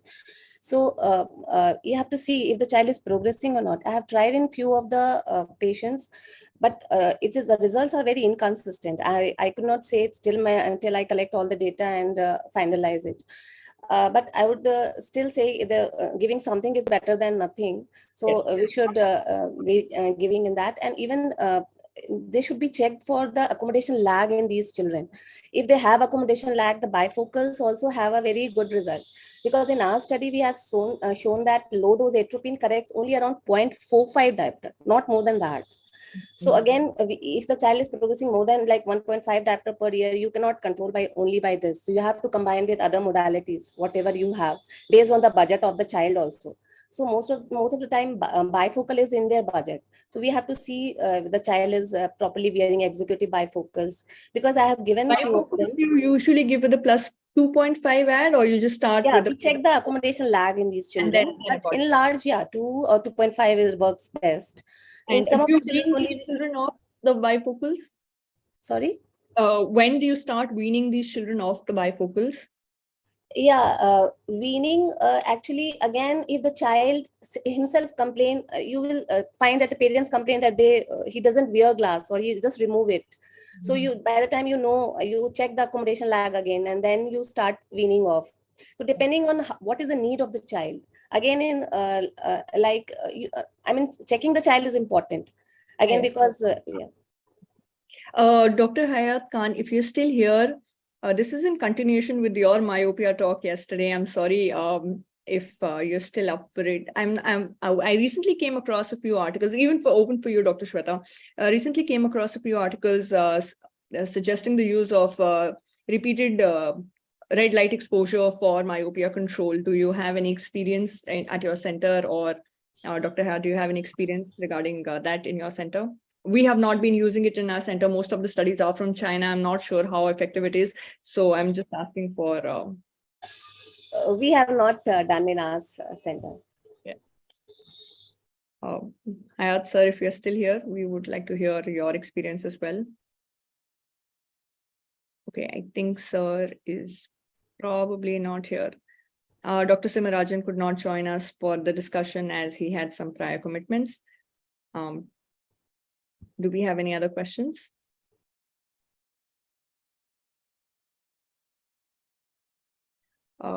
Okay, then I think we have ended our session well ahead in time, and I think sir is here now. Dr. Hayat, are you here? Are you? Hello. Hi, sir. So Sorry, I'm really sorry. I was actually in between my clinic. Sorry about that. I'm very sorry. No problem. Go ahead, please.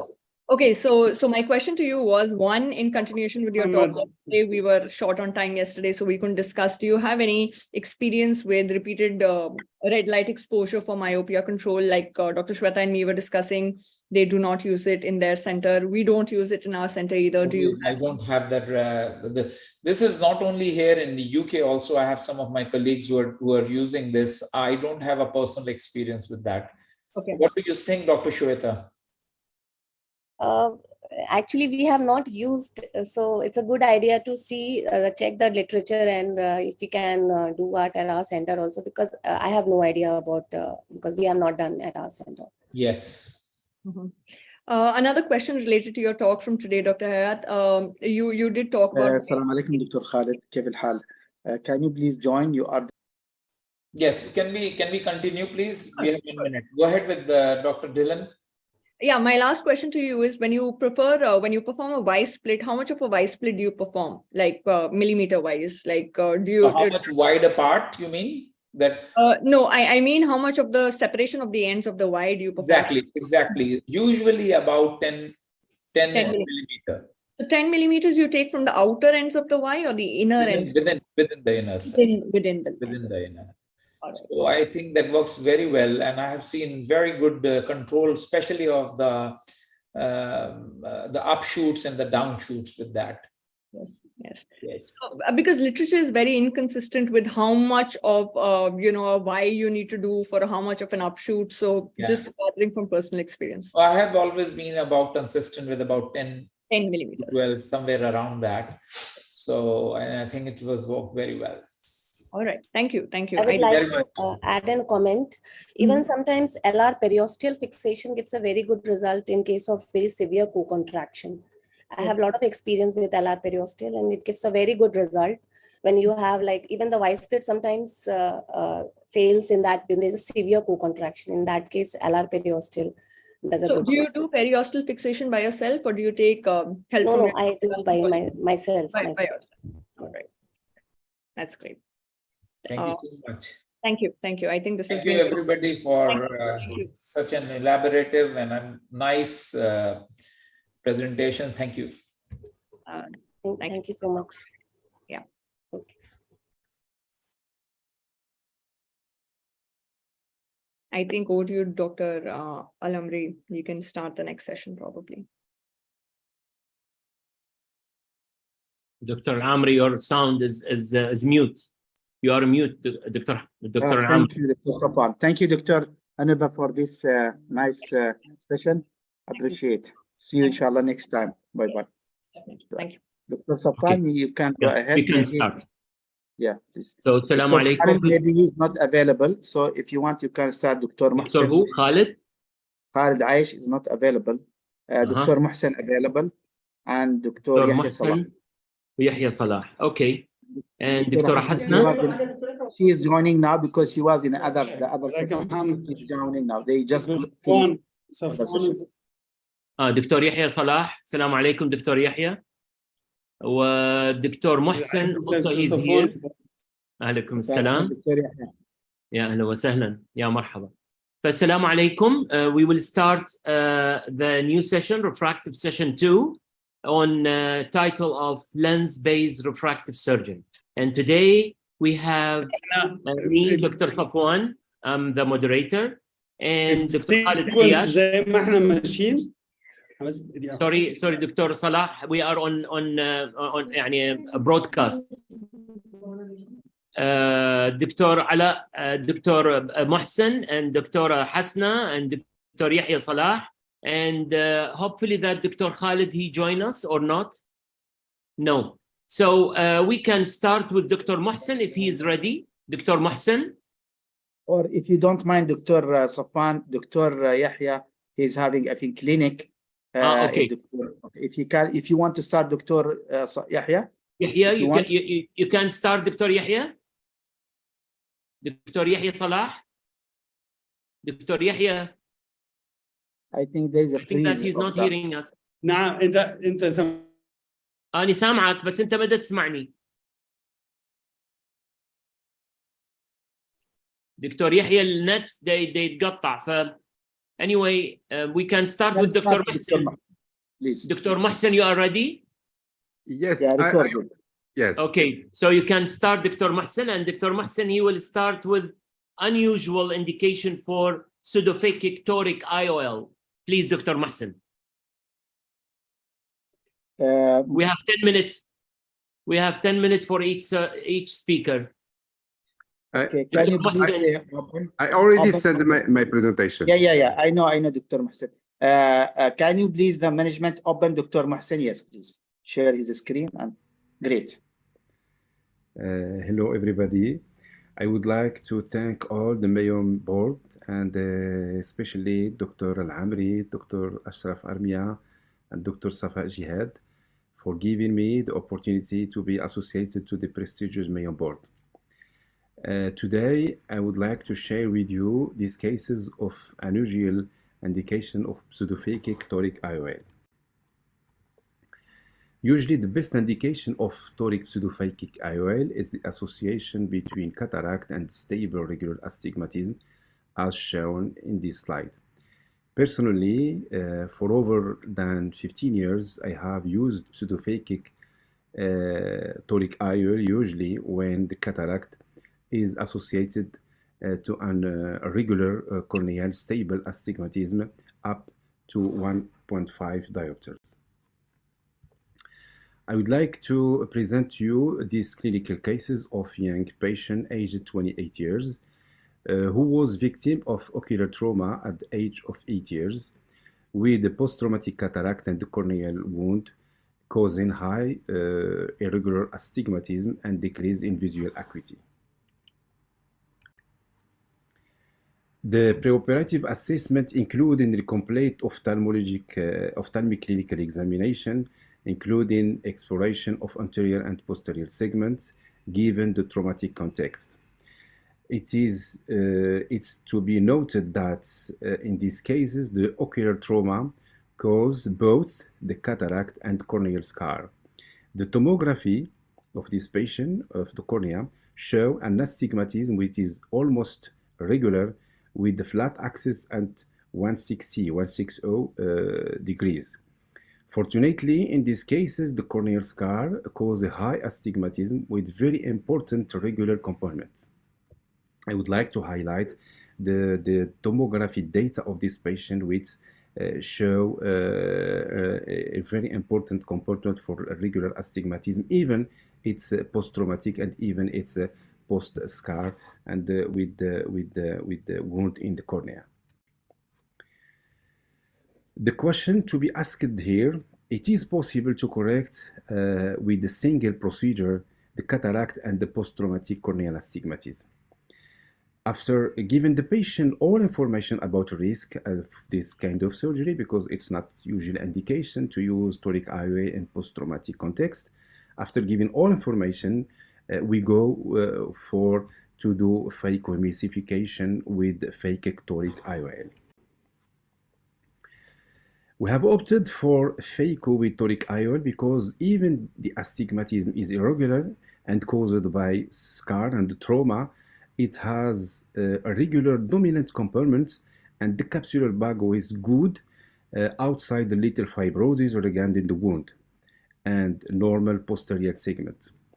The outcome was very good with the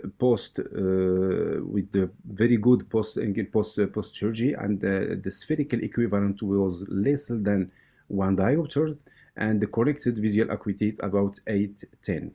And of course, the patient was happy and the surgeon also.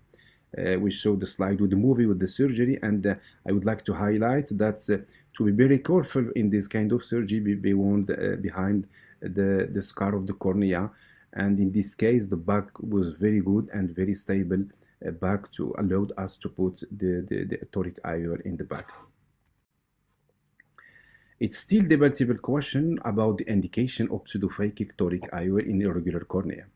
And I think the answer it's into tomographic data. We have to assess, to do a very good exam about the regularity and the irregularity component for all irregular corneal astigmatism when we are planning to do pseudophakic toric IOL. And the pseudophakic toric IOL should be an option if the regularity is present and it's dominant in this kind of astigmatism. My take-home message, I would like to highlight that if the phakic toric IOL, it's mandatory in the cataract surgery if the regular astigmatism is regular, stable, and up to 1.5. In case of irregular corneal astigmatism, it should be an option, and we have to do very good tomography and to assess the aspect of which is regular and which is irregular. At the end, I would like to again to thank my friend Safa Jihad, my friend Ashraf Armiya, Dr. Al-Amiri for the kind invitation, and we hope to see you and many doctors from Morocco and from Africa in the next meeting of the MIOP. Thank you very much.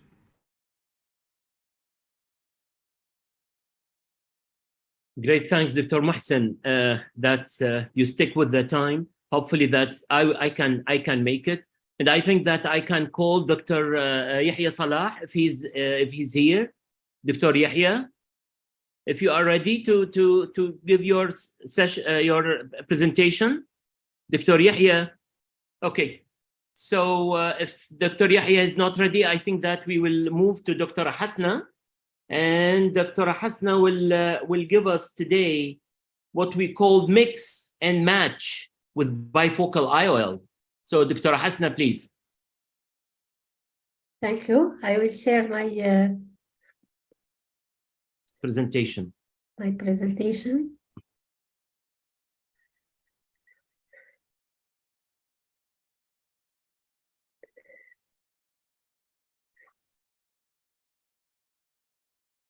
You see my slides?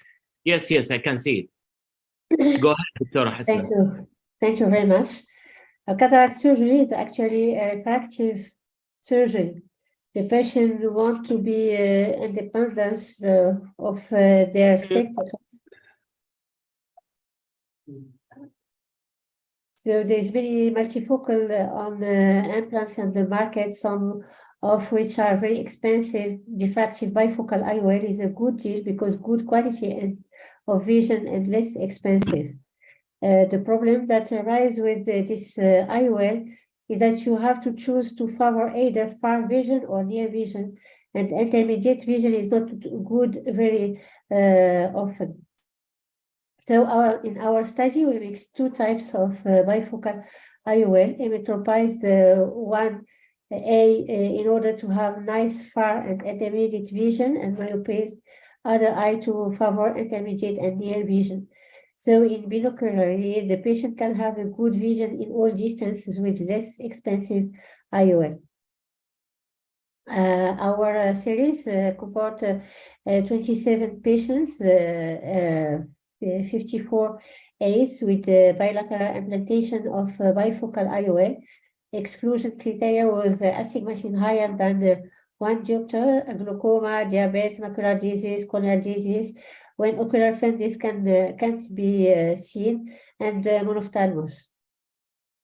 Before surgery, we check the uncorrected base visual acuity, corrected base visual acuity, corneal exam with high magnification lens, cataract, zoom relief, ocular fundus, topography, biometry with IOL master 700, macular OCT, and specular if it's necessary.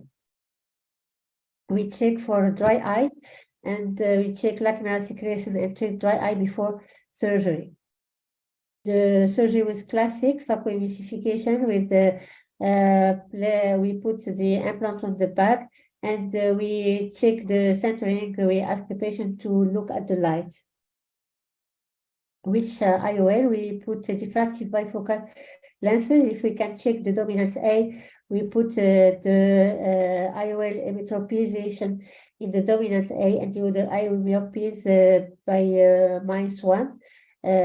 Most of the time we can't recognize the dominant A because the cataract. So first A operated with emmetropes and the other A was myopes. Post-operatively, the patients are examined at day 1, day 3, and 1 month later. Visual acuity is measured at day 3 and 1 month after each A, for each A. We follow up our patient for 6 months to 18 months. The age is between 55 and 75. We have early post-operative complication like all cataract surgery, corneal edema in 12 eye that regressive after 3 to 10 days in all cases, inflammation in 3 patients also regressive, and the late post-operative complications, secondary cataracts in 2 patients with benefited of YAG laser. Binocular visual acuity was good in all distance in 80% of the patient. In 16 percent, they have a good far and intermediate vision but need glasses in the near vision. 1 patient was very unsatisfied. The monocular visual acuity for the emmetropized eye is between 810 and 1010, and in myopized eye was in between 610 and 810. 22 patients need glasses for reading very small scripture, and optical correction with near vision in near vision was +1 to +1.75. We have 1 dissatisfied cases. It was a patient who was 65 years old. He has 1010 P3 in binocular, but with a very good postoperative refraction, but he was unhappy because he's a jeweler and all his life he has myopia, -3, and he didn't need the correction in near vision. He asked us to give him IOL that can give him myopia, -3 myopia. Halo and Grell, we have this for in 5 patients, especially if they need to drive by night, regressive after 1 year in 3 patients, and no some in other cases. There's 2 clinical cases. The first one is patient has 68, bilateral nuclear cataract, and we implanted bifocal IOL, myopes at the left eye, and in post-operatively is very happy, and she don't need glasses. The second case is a teacher, and we myopize the right eye, and in post-operatively he did a small correction to have 1010. So mix and match is to associate 2 different implants, obtain 2 different power of IOL. The goal is for each implant to compensate for the shortcoming of the other. To do this, it's necessary to know the implants and the implants used and their positive and their negative points. Typically, it's advised to place the lens with less addition power in the dominant AC. Most uncomfortable photic phenomena happen for distance vision, and these lenses are better tolerated. So we can mix and match all IOL, and it's a promised option for the patient to have good vision in all distance. We can mix 2 bifocal IOL and 2 options. We emmetropes like we do, and if the fabricant has 2 addition 1 year, in 1 year we put +3, and in the other A we put +4 to favor the near vision. We can also associated diffractive and refractive IOL. It gives excellent vision outcome, high level of patient satisfactory and spectacle independency, but it needs a period of neuroadaptation. EDOF can be combined with all the IOL, bifocal, trifocal, refractive, diffractive, and other EDOF with good results in all cases. Bifocal and trifocal, it's provide function visual performance at all distance and spectacle independence. So all patients who have undergone mix and match are most often satisfied with good visual acuity at all distance and high level of spectacles independency. I want just to report these cases. A patient who has 58 years old, housewife, bilateral subcapsular cataracts, and in the first eye we put a trifocal, and we want to put another trifocal in the second eye, but by mistake we put a monofocal in the second eye. The refraction of post-operative was good, and she had binocular uncorrected visual acuity 1010p2. She was very happy and don't want to change the IOL of the left eye and don't want spectacles. So in conclusion, what is the best IOL to offer the best vision to our patient in all distance? I think until now there is no perfect IOL. The best option is to give the best possible vision with the maximum comfort to our patient. Choose the right patient for the right IOL. Never say to your patient, no glasses after surgery. Or don't forget that always under-promise, over-deliver. Thank you for your attention. Great, thanks, Dr. Hasna. Now, at least you remind us that still we are using the bifocal, the bifocal diffractive, and we will come back to you in the discussion. And I need to ask Dr. Yahya Salah if he is ready. Please, Dr. Yahya, unmute yourself because you are mute.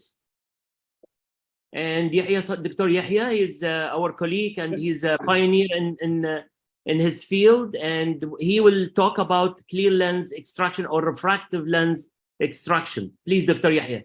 Thank you, Dr. Safwan. It's a pleasure to be with you and a great panel with you. And thank you, Dr. Amri, for inviting me to talk about this topic. Getting rid of glasses is becoming trend. Everybody wants to get rid of the glasses. There are certain choices from contact lenses, laser, phakic IOLs, clear lens extraction, or the nicer term is refractive lens exchange.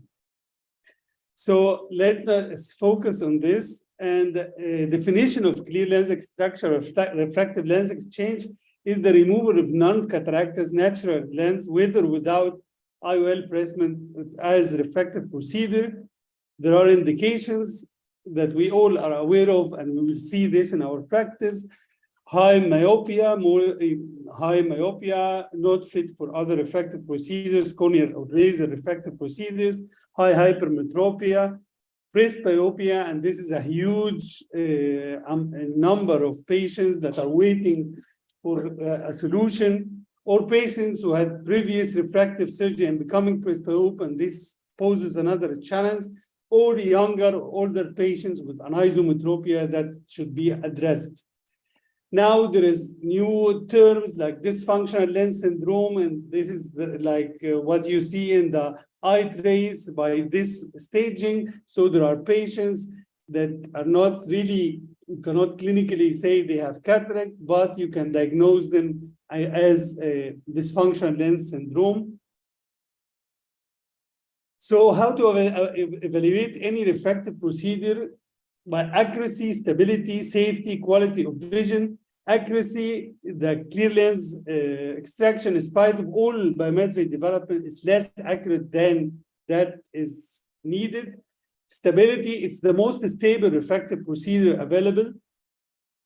Safety, it is generally safe, but there are consequences if we don't look for it of drastic complications that we should really evaluate patients properly. and the quality of vision. A clear lens extraction is superior to any corneal refractive procedure. There are contraindications from corneal diseases, retinal diseases, and others, risk factors of retinal detachment or ocular inflammatory syndrome.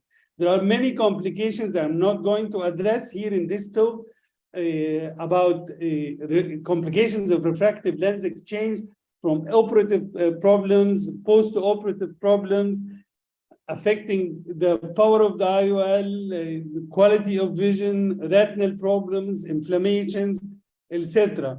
So there is a huge array that we should be aware of. So how to think of the patient? We should always, when we see a patient coming for clear lens extraction, we see the age of the patient below 40 years and nothing is valid for him. Remember that he is still accommodating, so try to keep his lens. This should be the last resort. If the patient is older or presbyope or high myope or even hypermetrope, accommodation is getting lost. So this option can be introduced to the patient. We don't push below 40 years, but we can suggest clear lens extraction easily in patients above 40 years. And usually, if we intend to do this, we should do the cases bilateral because of better neuroadaptation, better quality of vision. Preoperatively, like any ophthalmic procedure, cataract procedure, but remember to evaluate properly and treat any ocular surface problem. We should do corneal topography and shine plug to detect astigmatism, and this will affect our choice of intraocular lens and higher order aberration, as well as angle kappa and OCT macula to exclude anything that can decrease the vision and again can affect our choice of intraocular lens. Calculations have been talked about earlier, but this is a short list of what we can do, and we have so many options that we can use, and the target, the aim is to be as much as possible on target. We have a huge myriad of choices of intraocular lenses. You have to fashion it and choose the best lens for the patient needs, and you have to talk with the patient because we have so many choices. Patients sometimes come and they have something fixed from advertisement or a friend. You have to talk to the patient, evaluate the patient, and choose the best possible intraocular lens for that patient. Usually, extended depth of focus or extended range of focus are very useful in many situations, but you have again to customize it to the patient needs. Techniques, we are improving in our techniques. We can use very advanced ultrasound. Phaco machines now are very efficient, very safe. And also we can introduce the femto cataract for certain steps in the procedure that can help us to get an outcome that we can promise the patient with.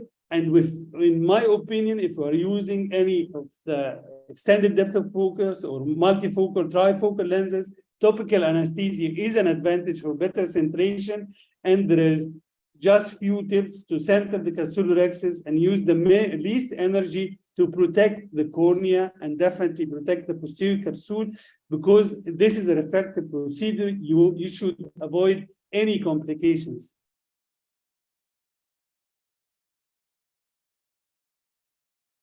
So how to think? This is the way preoperatively, type of anesthesia, surgical technique, and post-operative. I will just go through few examples of cases. This is a symphony. A symphony is extended depth of focus lens which is diffractive. And you see these cases are soft, so you have to be careful. Every step should be, you manipulate least, do the simplest technique to be able to remove this lens without jeopardizing either the posterior capsule or the cornea. You can see in soft cataract, it's very simple if you do proper hydrodissection, and as you saw the capsulorhexis, you give more time to make it central, because it's very important in multifocals or extended depth of focus to center the lens properly. And as you can see here, one of the things that you should think about is saving the cornea. You can see I'm not using almost any power. It is vacuum. And once you remove the lens, then you shift to irrigation aspiration. And as you can see, I always inject viscoelastic in the time where I change from the phaco to IA to avoid the movement of the vitreous, so as to decrease the chances of post-operative cystoid macular edema. And here the lens is implanted in the back. You can see this is a diffractive lens with this diffractive lens, Symphony. You have to remove the viscoelastic from behind as any lens, but this is more. And you see the beauty of having topical anesthesia. You can ask the patient to fix to the light, so you can center the Purkinje image over the center part, and this ensures in a way good outcome post-operatively. Having the femto assisted cataract surgery can help us also to treat, because as you have heard already, that you cannot use multifocal or extended depth of focus in astigmatism more than one diopter. You can beautifully treat this degree from 1 to 3 diopters using femto astigmatic keratotomy, and I use, as you can see here, intrastromal astigmatic keratotomy. So my main indication here to use the femto was to correct the astigmatism at the same time, and in addition, or as a gift, you get a very centered capsulorhexis, very well-sized capsulorhexis, and the procedure is straightforward afterwards. So an addition of the femto second laser in cases of clear or refractive lens exchange is the ability to do simultaneously astigmatic keratotomy, femto-assisted astigmatic keratotomy, and my preference is using intrastromal because there is no pain post-operatively, no risk of infection, and you don't want to put your patient at this, and the efficiency is almost as full thickness in this range of astigmatism. So femto second laser has additional values in multifocal or premium lenses, but in my opinion, one of the main things is combining astigmatic keratotomy. So, and you can use, you have seen so many different types of lenses, the Symphony extended depth of focus, the trifocal, the synergy. Each one, as Dr. Hasna has explained, has advantages and disadvantages. Some have more dysphotopsias, some less, some have continuous range of focus, some have limited range of focus. So in general, choosing the type of lens is very important, so as to choose the right patient and to tell the patient what to expect. This is a mainstay in clear lens extraction, whether for younger patients or presbyopic lesions, presbyopic patients, they have to know what to expect. And doing the surgery bilaterally, you can adjust, particularly in cases of extended depth of focus, you can adjust the power that you can give them even a nearer or closer range of focus so they can read. Like this is Vivity, for example, you can adjust the other eye to be myopic side. Myopic half diopter, so they give them range. Some of the younger patients, I intend to do posterior capsulorhexis, even if they don't have an opacity in the posterior capsule. And this is to avoid doing YAG laser post-operatively, because this can implicate or injure the multifocal lens or the extended depth of focus. And then this lens will really, the patient will suffer from quality of vision. So in younger patients, I intend to do a primary posterior capsulorhexis before implanting the lens. So in conclusion, refractive lens exchange has a role in refractive surgery, very important role, but this role is increasing due to advances in surgical technique and technology, because at one point we were so afraid to do it, but each case has to be planned carefully. Complications are still a concern and has to be considered and discussed with each patient, and you can differ a patient if you see that he's at very high risk of post-operative complication. There are general and specific concerns and complications in each refractive state. Thank you for your attention. Great, thanks, Dr. Yahya, to be on the time. And with this nice presentation, I think that now it's time for Dr. Khalid Ayash. I think that he's ready. Dr. Khalid, please. Dr. Khalid, you are ready, right? Dr. Khalid. Yes, hello everyone. I'm ready. Yes. Yes, Dr. Khalid will give us the I will start overview for the premium lens. Please, Dr. Khalid.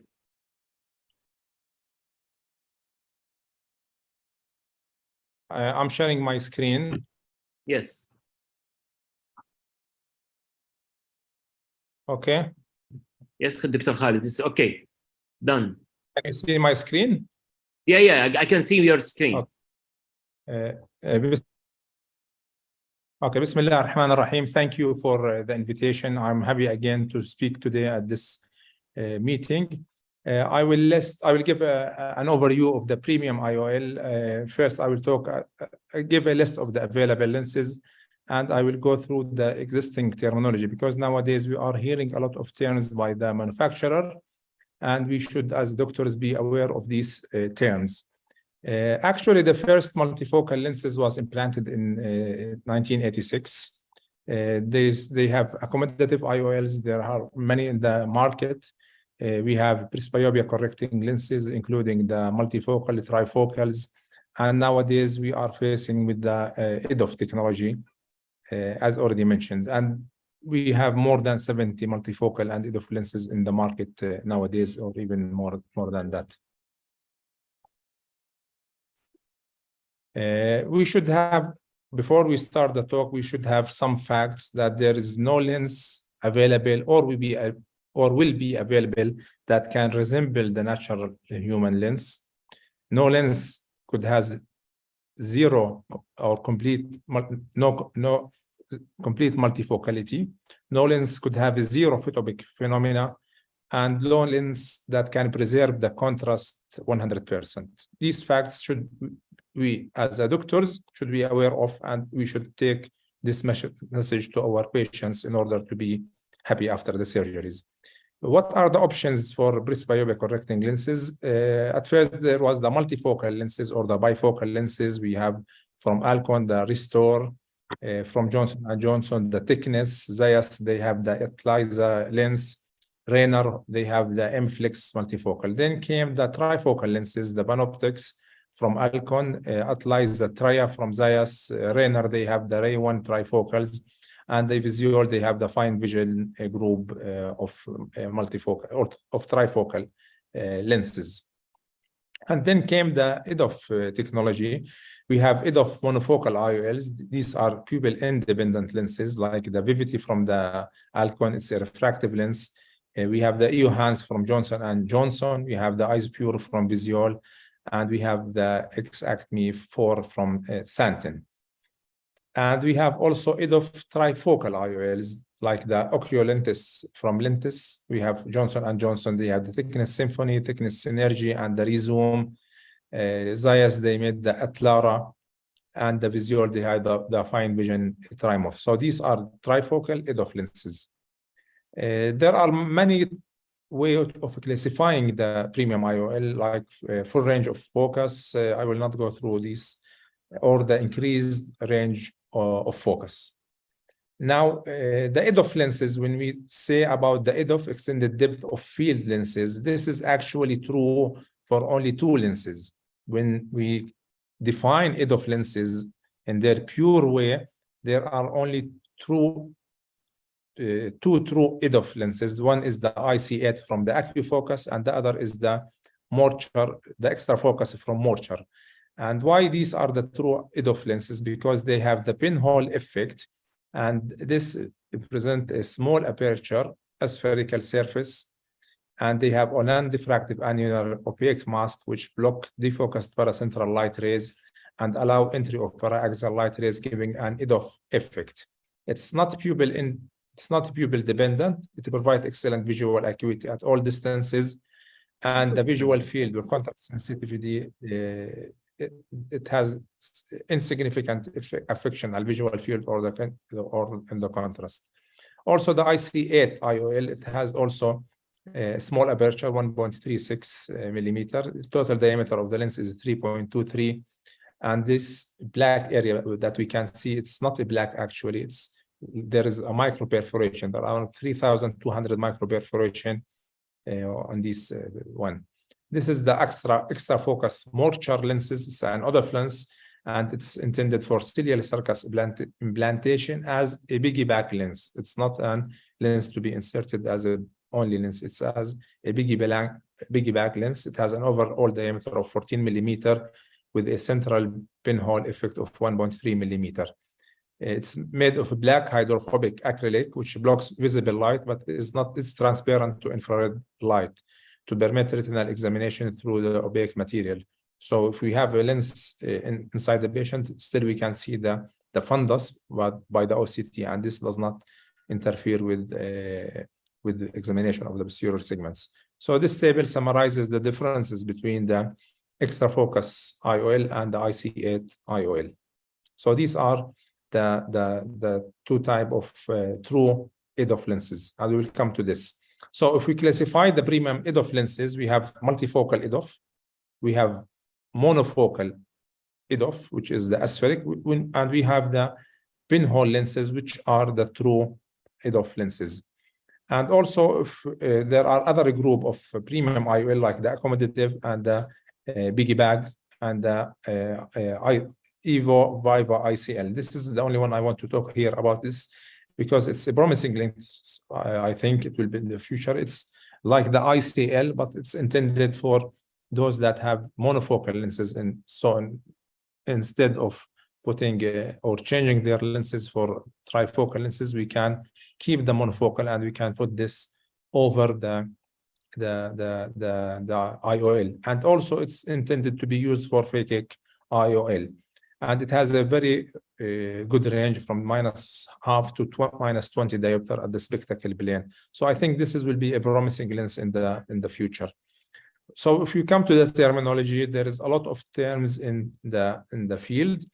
I think this is a very good article that summarizes the multifocal and the EDOF lenses are available in the market. It's a very good article, and I advise everyone that he wants or he use these lenses to read this article.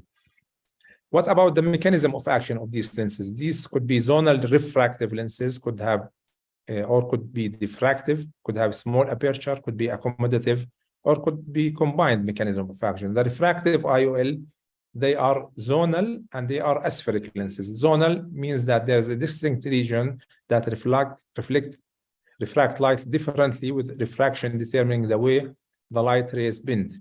The optical power is dependent on the local surface curvature. And there is a blend zone where areas of intermediate power to decrease the stray light effect, and they are dependent on the pupil dynamic and sensitive to post-operative decentrations, such as the EU Hans and the Isopure are refractive lenses. Refractive lenses, they are aspheric lenses, which means that they increase the negative asphericity of the lens, and this increase the depth of focus, which could be up to 1 diopter or 1.5 diopter. And this increased depth of focus will take advantage of some of the higher order aberrations so as to give a near vision. The diffractive lenses, they are taking advantage of the wave nature of light. So the diffractive lenses, they are two lenses. One is the monofocal lens, and with a top of diffractive surface over this. And this creates a region of constructive interference for the light waves propagating to the retina by selective delaying the optical pathway. Basically, it's a monofocal lenses with an overlying diffractive element. So these are the diffractive lenses. So diffractive versus refractive IOL, the multifocality in the IOL is achieved through refractive or diffractive optical approach. The main distinction is that The out of focus light in the diffractive multifocal tends to spread out uniformly over a larger area, as thereby it's less noticeable by the patient, while the out of focus light in zonal refractive multifocal lenses is concentrated into rings around the objects and can't be easily suppressed sometimes. There is now hybrid diffractive and diffractive lenses, in which typically the center of the lens has a diffractive structure and the periphery of the lens is purely refractive. The hybrid lenses are usually classified as a diffractive lenses because the center of these lenses is a diffractive lens. And all the approved multifocal IOL use a diffractive ring design for multifocality, but segmented rotationally asymmetric multifocal are still available. The older model of multifocal using a refractive ring design are longer manufactured because of the high rate of unsatisfaction with the patients. The multifocality is achieved through ring-shaped diffractive zones that provide 2 or more focal points. The trifocal is IOL introduced to provide an intermediate focal point in addition to the near and the distance foci. They relies on the diffractive multifocal effect. The difference is that the height of the steps are varied in an alternating fashion from one zone to another zone. This pattern has the effect of creating 3 diffraction orders for distance, intermediate, and near foci. More complicated alternating patterns can be used to tailor the amount of energy in each of the foci with as the location. So in diffraction, the manufacturer are playing with the height of the zones and of the diameter of the zone, so that they playing with the which light goes to near, which how much of light will goes to the near and how much of light will goes to the distance. So this is what the manufacturer or the companies change. This is what I mention about the height of the Dr. zones. Khalid, just the time, please, if you don't mind, because we have. I will conclude 2 minutes. Please, if you don't mind, because it's there's no 2 minutes. Okay. And we have only few minutes for the discussion, and we have presentation more. So if you don't mind, just conclude, please, if you don't mind. Okay. So there are many existing terminology, and we said extended depth of focus, as we mentioned, extended depth of field, it comes from the camera, and that's why I said that the only true multifocal lens, EDOF lenses are the one with the pinhole effect, because this comes from the camera, where these cameras use a pinhole lenses. I will skip these. So the EDOF lenses is also taking advantage of the asphericity of the eye, so they create more negative asphericity than that needed to compensate for corneal spherical aberrations. And the American Academy of Ophthalmology Task Force has issued a consensus statement that EDOF IOL should have an extended far focus area that reaches the intermediate distance, providing excellent distance and intermediate vision. And it must be understood that aspheric EDOF lenses use asphericity primarily to increase the depth of focus, not the pinhole effect. We are facing a lot of concepts like the edgeless, the X-wave technology, the continuous transitional focus zones. And by this, I will conclude that not every multifocal lens is associated with a photopic phenomena, because many patients are happy and they do not complain of photopic phenomena. And also on the other side, EDOF IOL, they are not free of the photopic phenomena. Thank you very much. Great, thanks, Dr. Khalid. I think that we will conclude with my presentation, and if you allow me to share the screen. And I think that Dr. Khalid, he makes my journey easier. And sorry. We can see your screen, Dr. Safwan. Yeah. Now, you can see now? Yes, yes. Okay. So I will concentrate on EDOF-N, and as Dr. Khalid said, that there is a lot of controversy in the terminology, and that's why I will brief what we have, and I think that one of the study that's shown by Dr. Khalid, it was classify the EDOF in a pure way. So why we create EDOF? What was I don't have any financial disclosure here. EDOF, it's created as an extended range of vision, is a new technology in the treatment of presbyopic correcting lenses. The basic optical principle is to add negative or positive spherical abrasion. So it is a spherical abrasion equal to 1.5 or 1.25 at IOL level, which means 1 diopter, 0.75 at the cornea. That's what it adds. The aim, creating a single elongated focal point to enhance the depth of focus. On the contrary to monofocal IOL, in which light is focused on one single point, or multifocal IOL having 2 to 3 discrete points, these IOL should enhance the intermediate and near visual performance while minimally affecting distance vision. But actually, it provides only intermediate visual performance.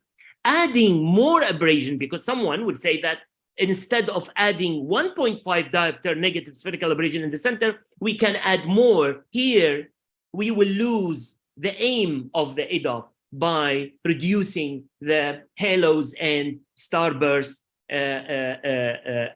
post-op, because that's one of the aim that we are creating this lens. So might have, because if we will add more negative spherical abrasion in the center, then we might have a trade-off which affect the distance vision performance photopsia more than a multifocal overlapping of the percept image with dysphotopsia phenomenon. That's why EDOF trifocal or hybrid appear. So let us go directly to what we call a hybrid EDOF. We have different types of hybrid EDOF. As Khalid said, we have a diffractive, refractive EDOF, and extended depth of focus added to the extended depth of focus. Now, hybrid as a definition is the best label than that can prescribe IOL combined multifocality, whether diffractive or refractive, with the low addition power to reduce the distance photopsia by adding EDOF technology, spherical abrasion, negative, positive, or negative in the low magnitude. Means that in the diffractive, we can reduce the number of the rings, and that is required for a near, and adding a negative instead of those rings. Like, for example, we have a 22, we can reduce it to 9, that's in symphony, and adding a negative spherical abrasion in the center, which equal to 1.5. And by this, we will reduce the halos and the post-op, halos and starburst. Now, what we call by, sorry, I'm hiding this by just 1 minute. So hybrid multifocal diffractive, as I said, the rings will be reduced, and instead of this reduction in the rings, we are adding the negative spherical abrasion in the center, that equal to 1.5. So by 1.5 diopter required for the rings, like for example, symphony, they reduced from 22 rings to 9 rings, and by this they reduced the spherical, the photopsia, and by this they reduce this photopsia and the starburst, but still we are affecting the near vision by it. So still now, even with those diffractive multifocal, we couldn't reach to the power of the diffractive near vision, which means that till now, the highest diffractive EDOF can afford less than 2 diopter at the cornea level. Now, what's the hybrid refractive? The refractive is a refractive plate, as Khalid said, and in the center, they reduce that power for the refractive plate by 1.5 diopter, and they add a negative spherical abrasion in a way that can reduce the post-op dysphotopsia. Now, a case presentation that reflects the title, that where we can use. Now, I brought one case that is hyperopic, post-hyperopic LASIK treatment. So female patient has 3 years old post-hyperopic LASIK, both eyes, patient want presbyopic treatment, don't need to use glasses post-op. If we will look at the refraction, plus 0.75, minus 0.75 at 4, and minus 0.5 for the left eye. Uncorrected is 0.7, uncorrected 0.6 for the left, and visual acuity corrected was 0.8 for right, 0.7. High order aberrations, which I concern about it was a total root mean square 0.5 equivalent diopter for the right and 0.62 equivalent. So it's exceeding the limit of our limitation for the diffractive. Spherical aberration 0.05, and the comma here, which was concerned for me, it was within the limit that I can use some sort of multifocality. So I can show you that this is the right eye where the K reading here, it's reached to 46.5 in one site in the center, as we know that this is the profile of hyperopic treatment. And in the high order aberration for the same eye, the total was 0.5, and that 100% we are concerned about it when we are using that any form of trifocality, even if the hybrid. So here it's still 0.3, comma, and spherical aberration, it's 0.05. Now that's for the left, and in the left it can reach 48. So I was concerned about the left, that she might have a post-op the starburst and halos more than the right. And if we will look at the higher order aberrations, we can see that the sorry for that, I need to move that again. And we can see that the comma is 0.4. That's why I was concerned about it. Now, in this case, which kind of lens that we will use?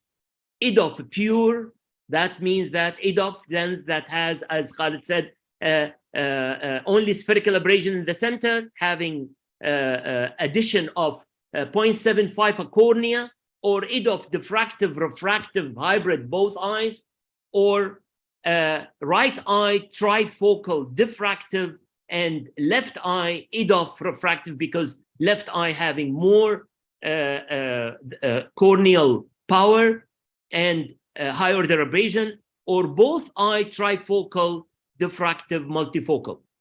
What I choose is the both eyes EDOF hybrid refractive and lucidus. Now lucidus shows by Khalid, and it's a plate of refractive with the central modified by EDOF.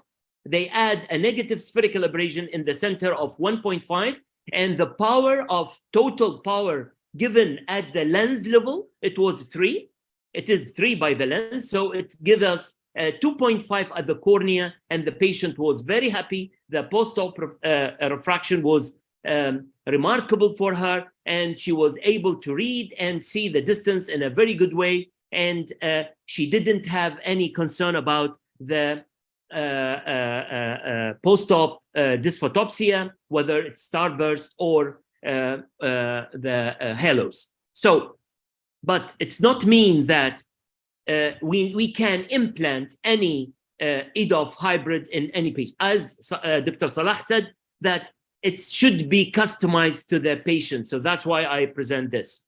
Great thanks for all. And I think that we will return back to the discussion where we have, I will stop sharing, and the door is open for a discussion. And I think that I will start the discussion with Dr. Mohsen if he's ready, because he presents something saying that the toric lens can be used for an irregular, some irregular astigmatism. And I do agree with him fully, but I need to ask him how you will calculate, which formula that you'll use to calculate this astigmatism, and especially traumatic induced astigmatism of cornea. It will create a lot of changes and varies or variable changes between posterior and anterior cornea. So do you consider a total corneal power in your assessment or in your calculation? Please, Dr. Mohsen. Yes, thank you very much. I share with you your reflection, but In this case, the corneal scar is in the periphery. So I think for the formula we can like virgin cornea. I think in the center of the cornea, anterior and the posterior surface not change. I think in this case. So let us say that virgin cornea, you will not consider a total corneal power in calculating the toricity. In this case, I think I use Barrett formula because it's normal. It's not myopic or hyperopic. But I show you the results in the postoperative, the spherical equivalent. It was very good. Yeah. Why I'm concentrating on this point, because this point is very important. The point of the total corneal power is a true corneal power. A Barrett formula is a mathematically measuring or considering the posterior. Now, any question from the audience, or any question, sorry, from the speakers? Dr. Khalid, Dr. Salah, Dr. Hasna, Dr. Safa, she's here, and I didn't say anything for Dr. Safa, my colleague, Dr. Safa. So let me start questioning my dear Dr. Khalid, that I like to question him a lot, and we will say that when we are talking about EDOF and EDOF hybrid, and the case that I showed is a hyperopic treatment, and I didn't show a myopic treatment. In your opinion, which kind of lens that you will prefer in a myopic post-refractive treatment to put if the patient insists that he need a presbyopic treatment?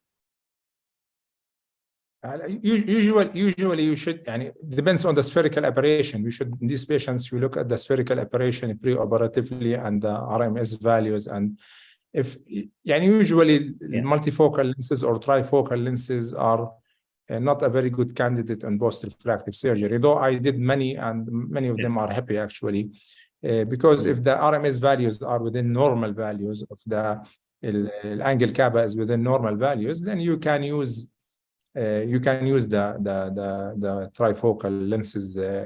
EDOF monofocal is a good choice because you are not dealing with though the spherical aberration will be increased more and more. Usually I try to use panoptics or trifocals from Isopure, from Visual is a good options. But in general, if the RMS values, you can treat them as they didn't do any refractive surgery.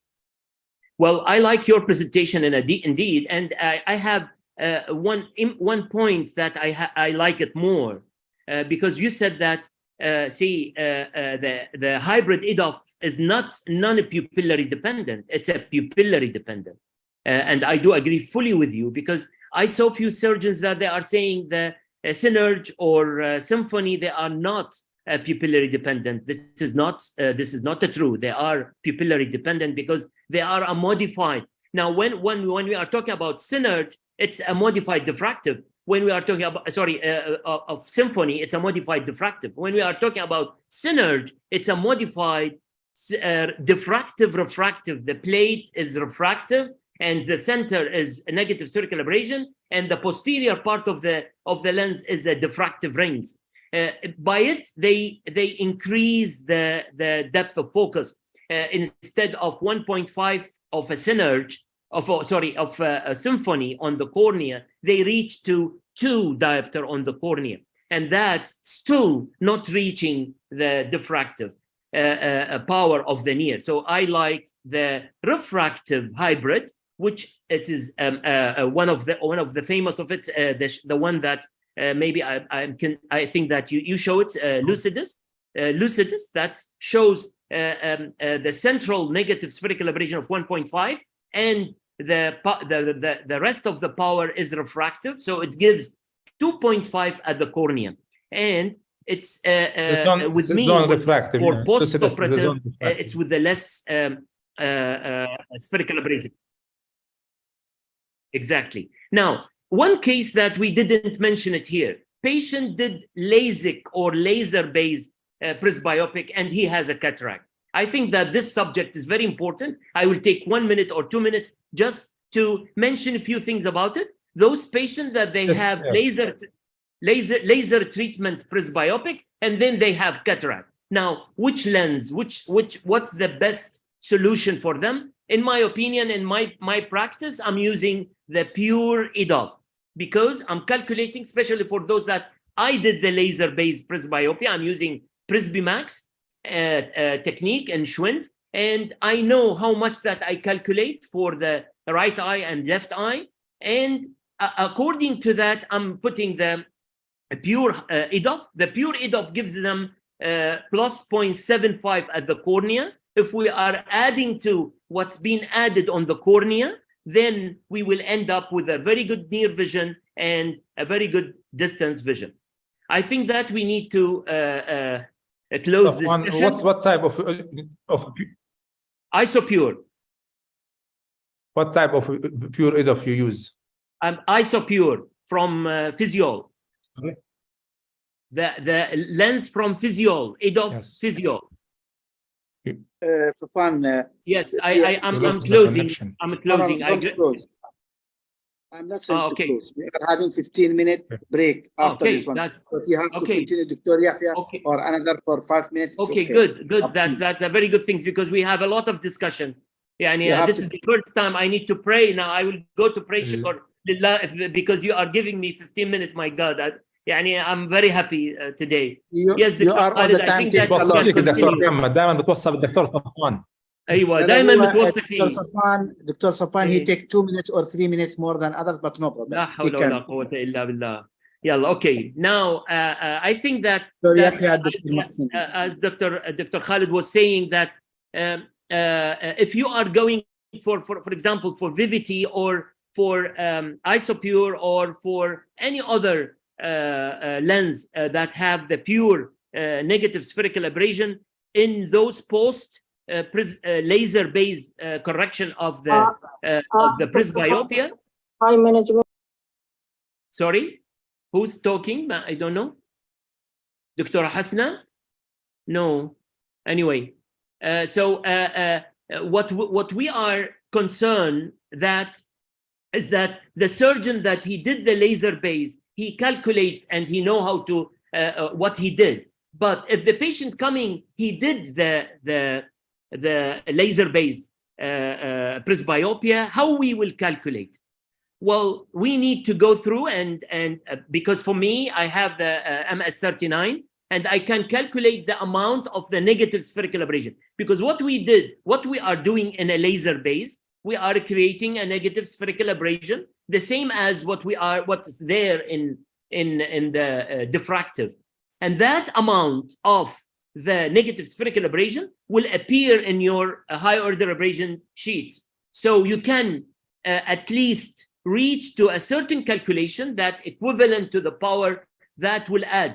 Like, for example, we have a max of 2.5 diopter add in some cases. And according to the history of the patient, I'm asking which machine that he used in which center, so I can imagine and I can reach to the calculation of the power that's been added to the right and the left.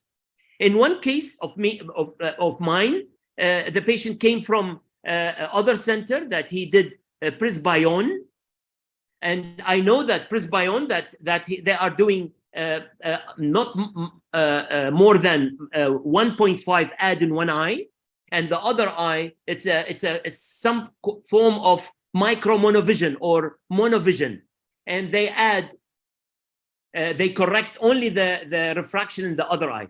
So in the eye that they correct only refraction, where my high order abrasion sheet doesn't show a negative spherical abrasion, I put a lucidus. And in the eye that has shown a negative spherical abrasion enough on the cornea that can correct around 1.5, I add only a pure hybrid, pure EDOF, where it gives the patient adding plus 0.75 at the cornea, and he's already having plus 1.5 in the in his cornea. So at the end, he will have 2.25 in the right eye and 0.75 in the left eye. So it gives him a multi-range, and the patient was happy for a distance and near.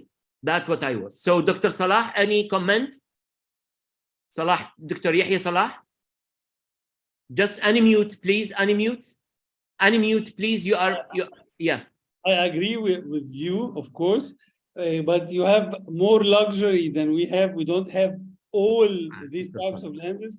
We have enough variations, but it's very important, at least as broad lines, to know if the patient was myopic LASIK or hypermetropic LASIK. So at least to not use aspheric if he for a myopic patient, and you can use aspheric for a hyperopic LASIK who have done a hyperopic. Exactly. Yeah. Dr. Mohsen, any comment? I have a question for all the panel, if you excuse me, about we discussed about this situation yesterday with Dr. Amri. You have many patients now. They are very unhappy with one eye, one monofocal IOL. They are very unhappy. Why? They have not good vision, intermediate and near with mono. What about the second eye? Which kind of IOL will advise? To go direct to myopia, micro monovision, or what about EVO with fake IOL in this first eye? This situation is very frequent in my country. Many patients, they come with monofocal IOL and they're not happy. I ask about this new IOL. Yes. If allow me to answer, or Dr. Yahya Salah, I think that he has some comments. So let us start with Dr. Yahya. Yeah, it's really a common situation that we see. But the problem is, if you are going to choose one, an extended depth of focus maybe is a good option, but we have to tell the patient most of the time, like 95% of the time, I will use many monovision, micro monovision, and the other eye monofocal. And my standard monofocal lens is eye hands. Eye hands, without telling the patient, it really, if you have this difference, like half a diopter difference, it gives them acceptable range of vision. So it's not my first choice to use a premium lens on the other eye, because there will be more difficult adaptation, and then it will be a problem that the patient will come and complain. So we will add more problems. Okay. Dr. Khalid? Yes, I totally agree with what mentioned by Dr. Yahya. If a patient has a monofocal lens, then I will not advise to do a trifocal lens in the second eye. The other option is to use the EDOF lenses, which can be a neutral balance between both. For the EVO, the ICL is another option, but I don't think it's still available in the market. It's in Jordan, it's not available. Hopefully it will be. You mean that the biggie bag from Rainer? No, the big EVO ICL from the ICL. EVO ICL, no, I'm talking. Yeah. So if you allow me, we can have the Sulca Flex and the other options, but they are big lenses. Yeah. So if the posterior capsule was intact for this patient, and the high order abrasion of this patient allow him for a diffractive lens, well, I will discuss the matter of lens exchange, and that's what I did. The patient was a lady, two ladies. They came and they've been implanted a monofocal, and then they thought that the surgeon implant trifocal, and then they shocked that they are not reading, and then there was a big trouble with the surgeon. And so they came, and when I studied the cornea was compatible with the diffractive, and the posterior capsule was intact, and the surgery done at least 1 month, so I could separate the lens and exchange with the trifocal. But if the patient came and the posterior capsule was ruptured, or they did YAG capsulotomy, and the cornea was still compatible with, then I will go to biggie bag from Rainer, trifocal piece only. And that trifocal piece, it will add only the trifocality and the centration of it. It's a beautiful lens.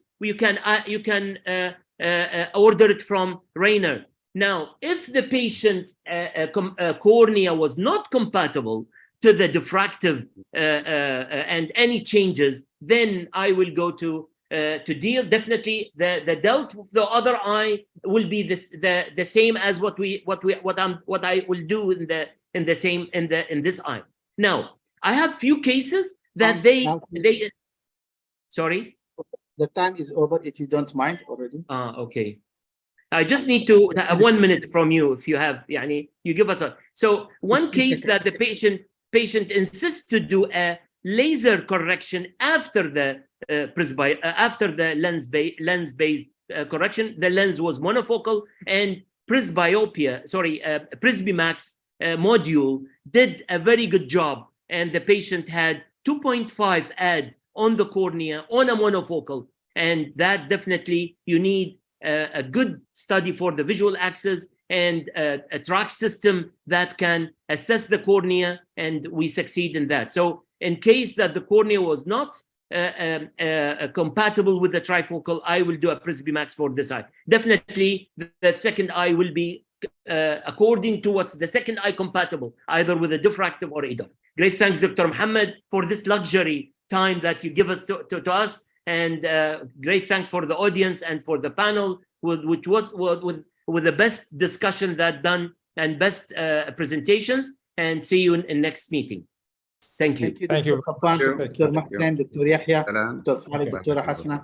Thanks a lot for an excellent session. See you, inshallah.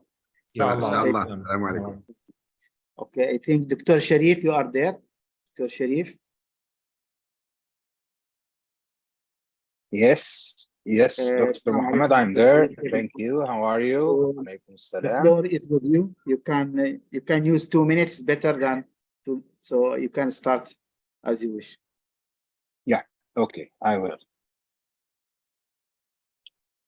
Thank you everybody for being here today. Thank you, Dr. Muhammad, for the invitation. Thank you all speakers. Hope to have a good time and fruitful discussions. I am trying to share a couple of slides now. Just give me a second. Okay. So we are continuing today what we started yesterday on expecting the unexpected in the world of ophthalmic plastic surgery.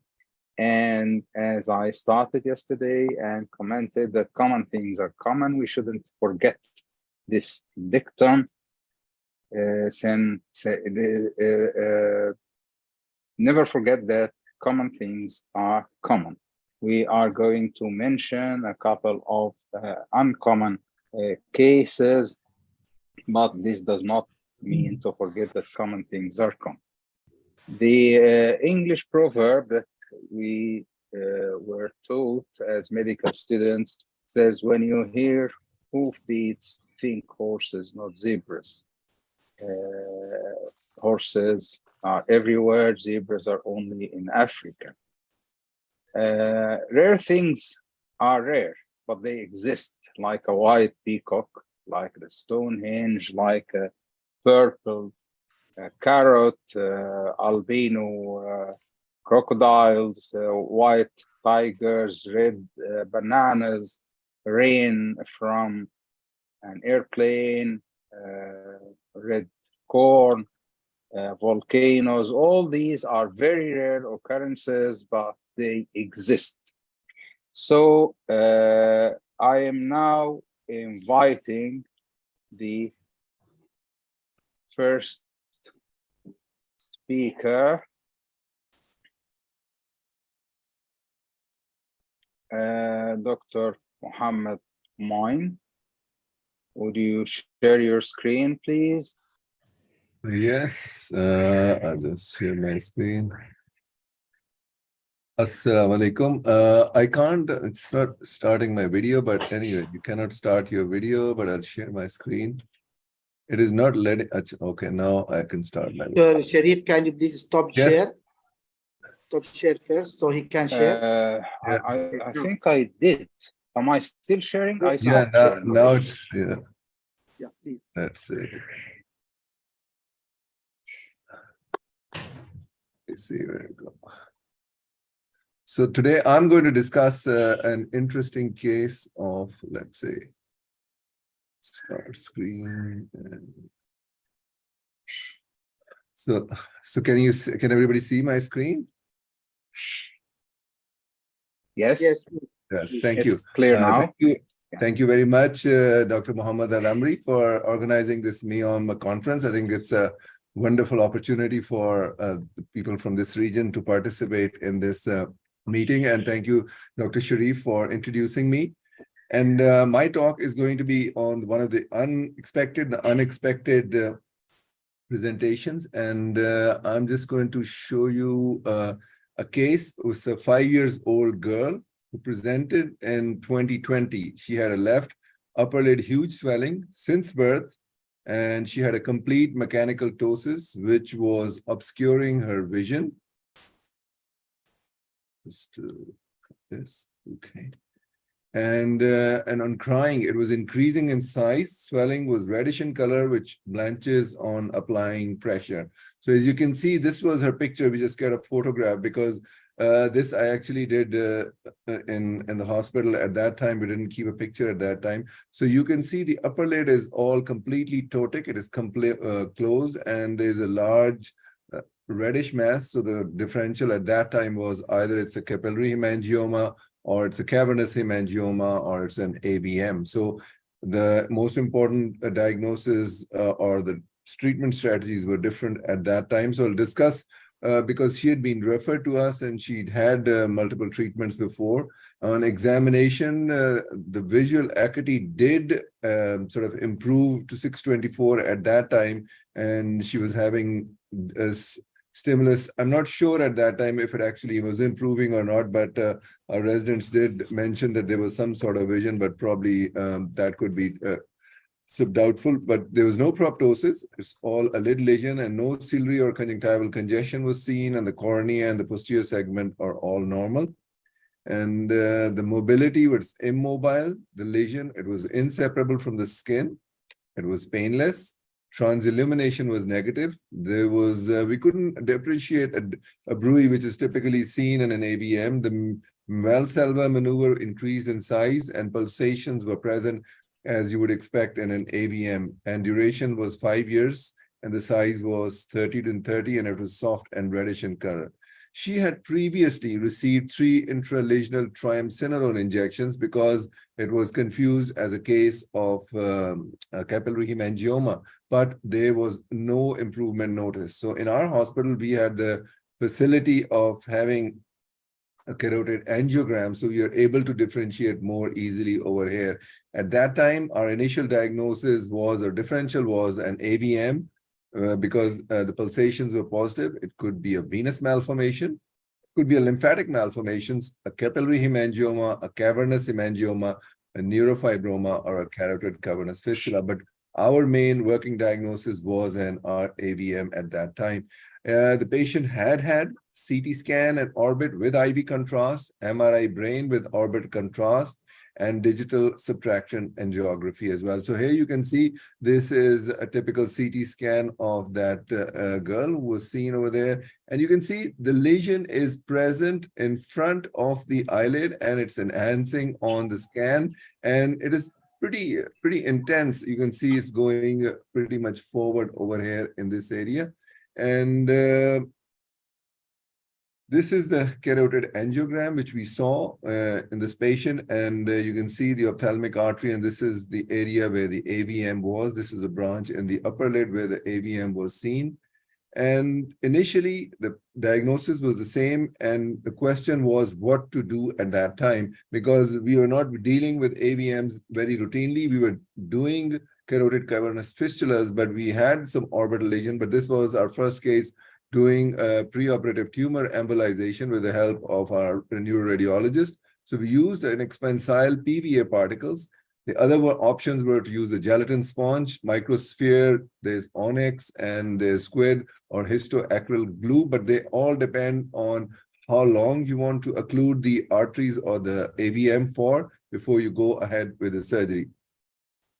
At that time, we did a occlusion, and then per-op bleeding was encountered. There was no transfusion required. And 1 year later, in 2021, after the first excision, amblyopia therapy, and the vision improved from 624 to 66 at that time.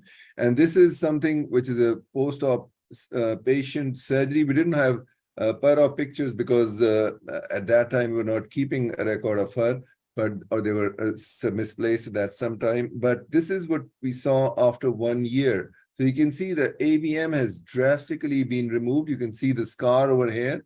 It was a pretty messy operation initially when it was obviously embolized, but still there was sort of oozing up from that area. But this is how it had healed over time. And then when we came back, this is initially, and this is 1 year later when she came over there. But still, she needed more improvement for cosmetic reasons because it was still there. And you can see we did an angiogram again, and it still showed a presence of the AVM partially there as well, but it was markedly reduced in size.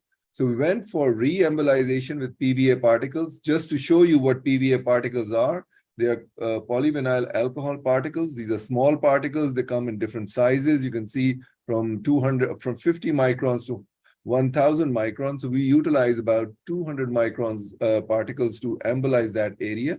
And this is typically, you go through a femoral artery and you go into the ophthalmic artery, you avoid the central retinal artery, and then you go and then you release these particles, and that embolizes that area. And then you keep the patient on surgery list in a couple of days' time, according to your schedule.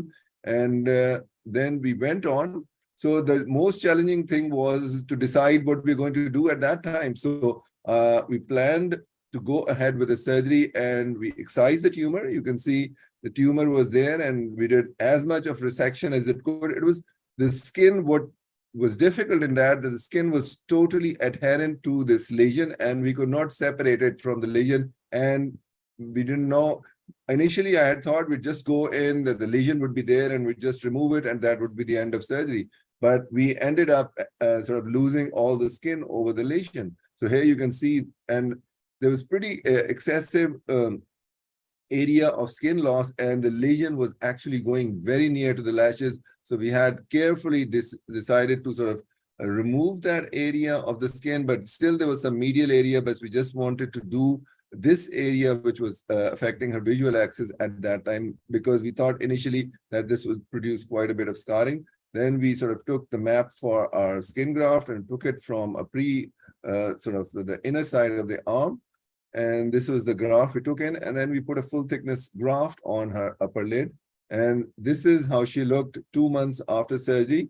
And this is 2 months still after surgery. And this is today after surgery. I think it's 6 months or 7 months down the line. And we sort of telephoned her and got her pictures today as well. So you can see over the time, we were able to successfully get that huge lesion out, and it had to be done in 2 steps.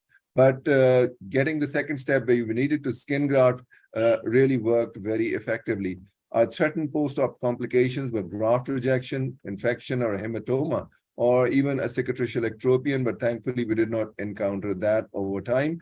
So in the discussion at the end, I would just say the contour PVA particles are small and irregular flakes of polyvinyl alcohol, which are used for permanent occlusion within a blood vessels. The contour particles have been proven to be safe and effective in many clinical scenarios for decades. So it's very important to liaison with your neuroradiologist, and you can do this lesion pretty well. If you have time, I'll just share this my screen.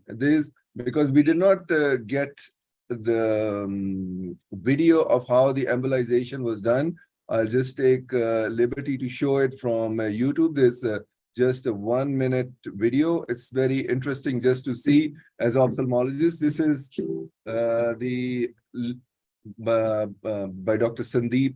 He's shown this. So they had a similar ophthalmic artery feeding AVM.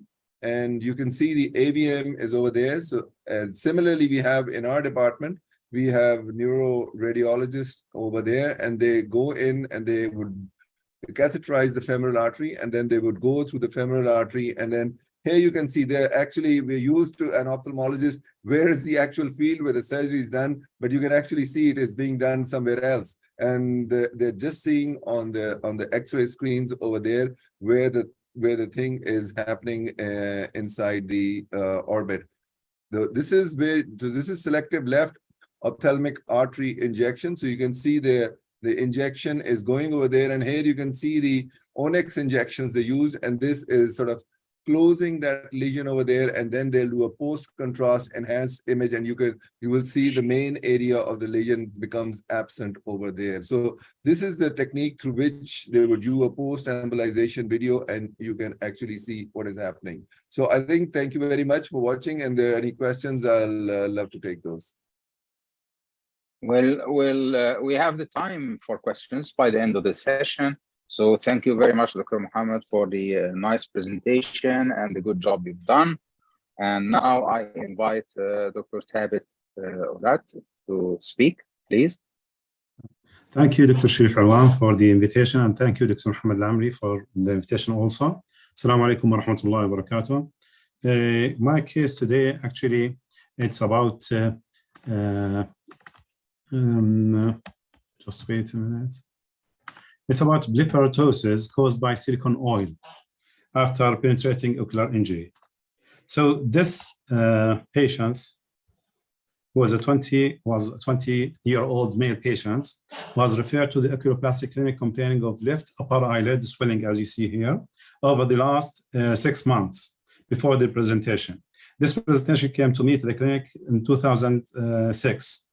So the swelling was gradual in onset. It was red, paleness, involving the upper eyelid and causing severe ptosis.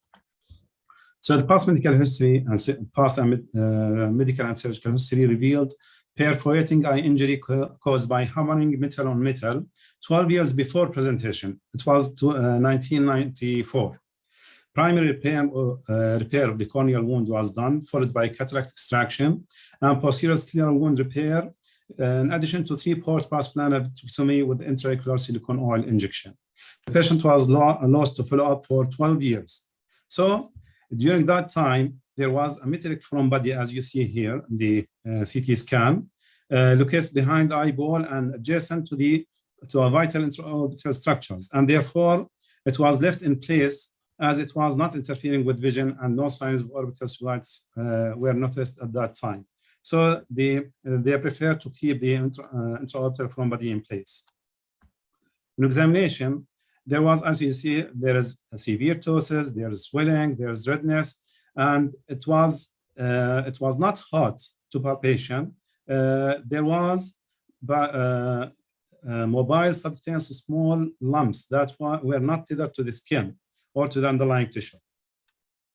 And so we did a CT scan for the patients. As you see here, the orbit shows hyperdense homogeneous over opacity that occupied the anterior half of the left vitreous cavity, which was silicone oil, which was left there for 12 years. And also you can see discrete small hyperdense homogeneous small opacities behind the globe, and also above the eye and in front of the foreign body. And there is also mild thickening of the upper eyelid in the left side. So also the foreign body was still there in place. It was adjacent to the greater wing of the sphenoid, just medial to the lateral rectus muscle, at the middle of the lateral rectus muscle. We did surgical expression transcutaneously, and we found that there was pre-apoptotic fat was found to be invaded by silicone oil globules. As you see here, these globules were semi-solid. It was not soft. As you know, the silicone oil is usually it's a liquid. It's not semi-solid or solid, but in this case, it was semi-solid. The levator of neurosis was dehisced also. So we excised these granules and sent to the histopathology, and it shows cysts of silicone oil associated with lipogranulomatous inflammatory action. So this is the patient after 1 week. So you can see still he is having ptosis. It's not fully corrected because of the swelling. In this case, the patient had a history of perforating eye injury by a high velocity object for which primary and secondary repair with the 3-port pars plana vitrectomy and silicone oil injection were done. So we think silicone oil may have leaked through the pars plana vitrectomy ports and posterior scleral wound at the foreign body exit during or after surgery. Our patient was lost to the follow-up for 12 years. During that period, intraocular silicone oil emulsification might have occurred that led to an intraocular pressure increase that aggravated the silicone oil leakage outside the eye. The migration of the silicone oil from the subtenon space across the levator complex into the pre-aponeurotic fat might be due to a plane opened by the foreign body at the time of trauma, or it could be intraoperative trauma. So the essence of the levator aponeurosis, which was seen intraoperatively, could be due to the weight of the silicone oil and to the lymphedema caused by the inflammatory action to the silicone oil foreign body, which is called siliconoma. So it could be due to weight, it could be due to the trauma, it could be to anything. In 2012, Schoenfeld and Agmon-Levin described a syndrome which is called autoimmune inflammatory syndrome induced by adjuvant, which is an antigen-specific immune response where silicone would act like an adjuvant in the genetically predisposed patients. So it as just an adjuvant to the inflammation. It's not the inciting agent. So acute adverse effects such as treatment site reaction, such as pain, swelling, edema, infection, necrosis, and migration of the injected material could cause, could cause acute pneumonitis or even organ failure, are common adverse effects of liquid silicone effect and have been well described, but late onset autoimmune inflammatory adverse effects are starting to be increasingly reported. Granulomatous reaction is the most commonly described immunologic and histologic findings associated with late onset inflammatory reactions secondary to silicone oil injections. Most of these granulomas form within the first 12 months after injection. In our case, the first syndrome was described in 2012, but our case was 2006, which is about 5 years before that.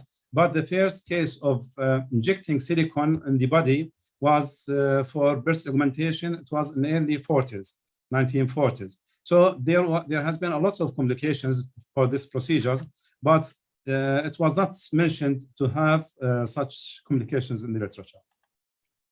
So AGA also could be caused dermal filler due to dermal filler as in this patient. She used to inject herself with filler. So it causes also the AGA, which is the autoimmune inflammation syndrome. Take-home message from this patient that silicone oil ptosis occurred when silicone oil was left in situ for an extended period of time.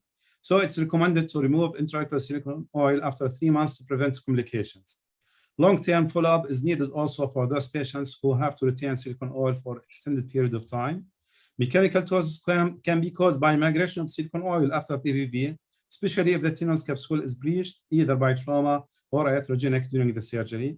Long-standing mechanical ptosis can lead to dehiscence or even the insertion of the aponeurosis. And remember that delayed autoimmune inflammatory syndrome induced by adjuvants is a newly described syndrome that needs further investigations. Thank you very much. Thank you very much, Dr. Abid. That's very interesting, actually, and nicely presented. Now I invite Dr. Tamer Gaudat. Are you ready, Tamer?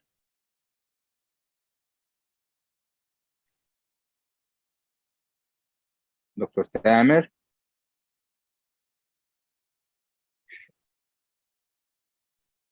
Hello, Dr. Tamer, are you there? He was here a few moments ago. Dr. Tamer Gaudat.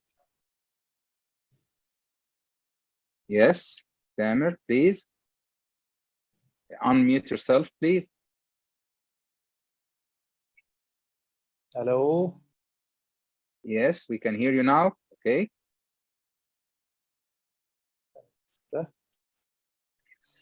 I will share my presentation. Bismillah ar-Rahman ar-Rahim. First of all, I'd like to thank you, Dr. Sharif, for the invitation, Dr. Muhammad Al-Amri, and it's a pleasure to be with you all. Today, I will talk about something unexpected during evacuation of an orbital abscess. حضرتك سامعني كده دكتور شريف؟ Very well. طب الحمد لله. Okay, let's go. طيب ده 5 years old child. He came complaining of severe pain. Your screen is not shared. Your screen is not shared yet.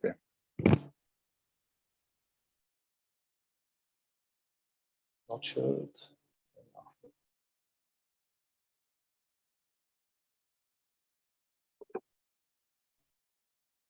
ايوه.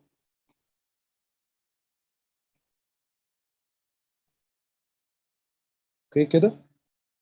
Yeah, اوكي كده تمام. Go ahead.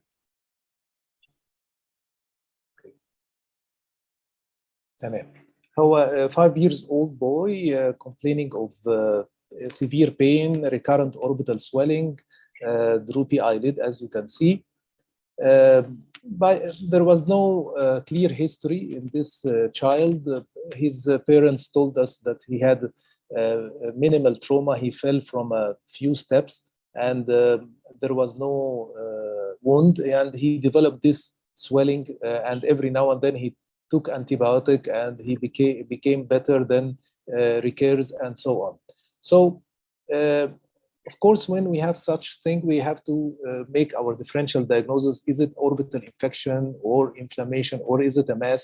So first of all, we have to do the basic radiology. For example, the ultrasonography first. There was a swelling, as we can see here, like a cystic swelling behind the globe, could be like this. And in this patient, we did the CT, and we had this swelling pushing the eye downwards. As you can see here, it's a subperiosteal swelling, pushing the eye downwards. So I decided here to explore and open this swelling or cyst. This is the places where we can see the pre-septal cellulitis, post-septal cellulitis, or orbital abscess. So here we took the decision to make surgery, because he tried many antibiotics and it didn't work. So I opened the skin. They came late, and as you can see, the cornea was opacified because they were not convinced to do the surgery as early as possible. And once I opened this crease incision and started to approach the cyst and open the abscess, foreign bodies started to appear one after another, till I got out more than 10 foreign bodies, wooden foreign bodies from the cyst. And actually, it was a very big surprise to find all these wooden foreign bodies.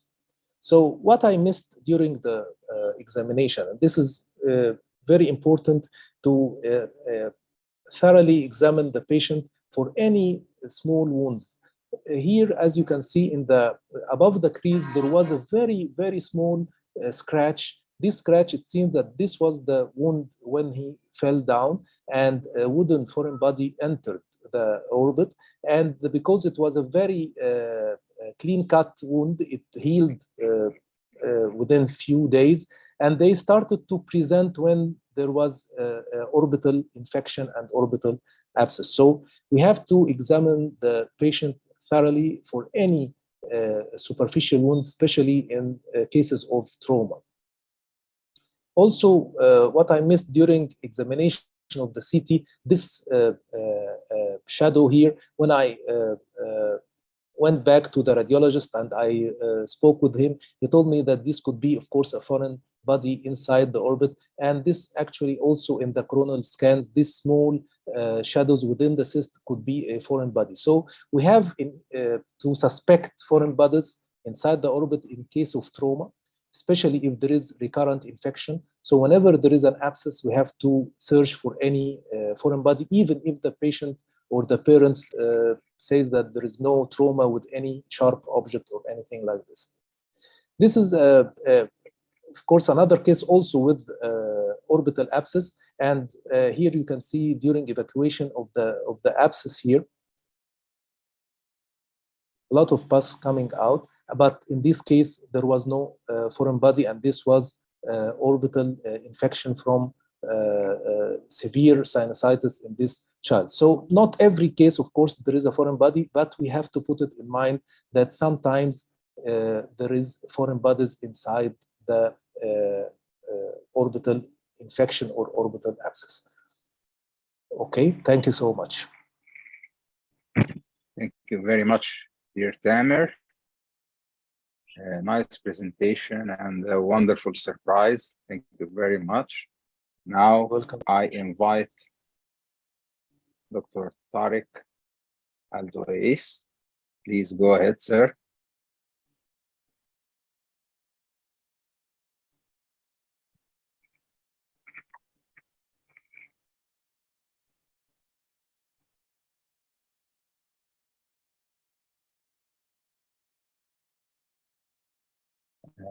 I think you're muted, Dr. Tariq. Please unmute yourself.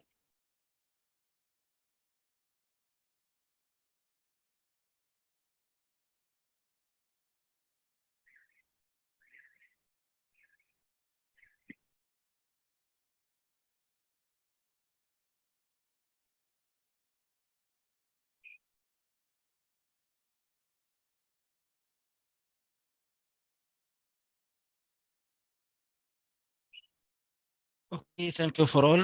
My presentation is clear. Yes. Yes. Yeah. Yes. Your PowerPoint is on now. We can see it and we can hear you well. Okay, I will talk about several cases, lymphangioma for the same treatment. Case number 1, 8 years old, visit to our clinic with upper eyelid swelling in the right eye. 6 months, was not associated with diminish of vision, no diplopia, redness, discharge. There was no history of trauma. In ocular examination, there was a superior medial orbital ill-defined mass. There was no tenderness, pulsation, thrill, and peri-orbital change, and no Sir, change in size. sorry to interrupt. You are not presenting the slide. Please present the slide. I mean, press presentation, because you are not. The slides are not turning. We are seeing the whole presentation. Yeah, no. Yeah, you can, you know, present. So Stop I have to sharing. enlarge the slides. No, don't stop sharing. Don't stop sharing. Start with. Is it full screen or not? Full screen, yeah. Please, full screen.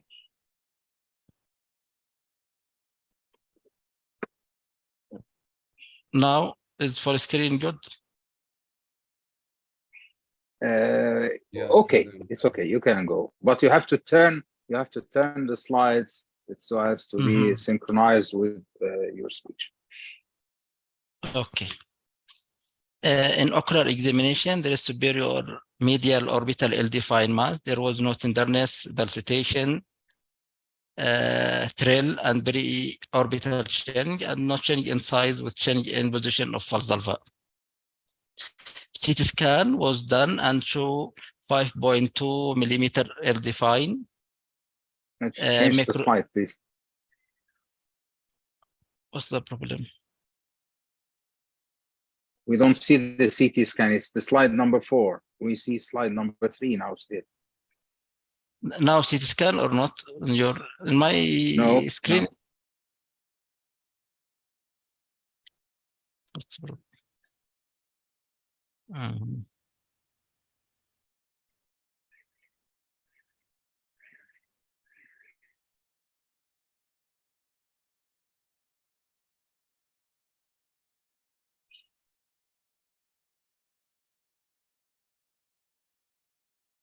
Now you click the next slide.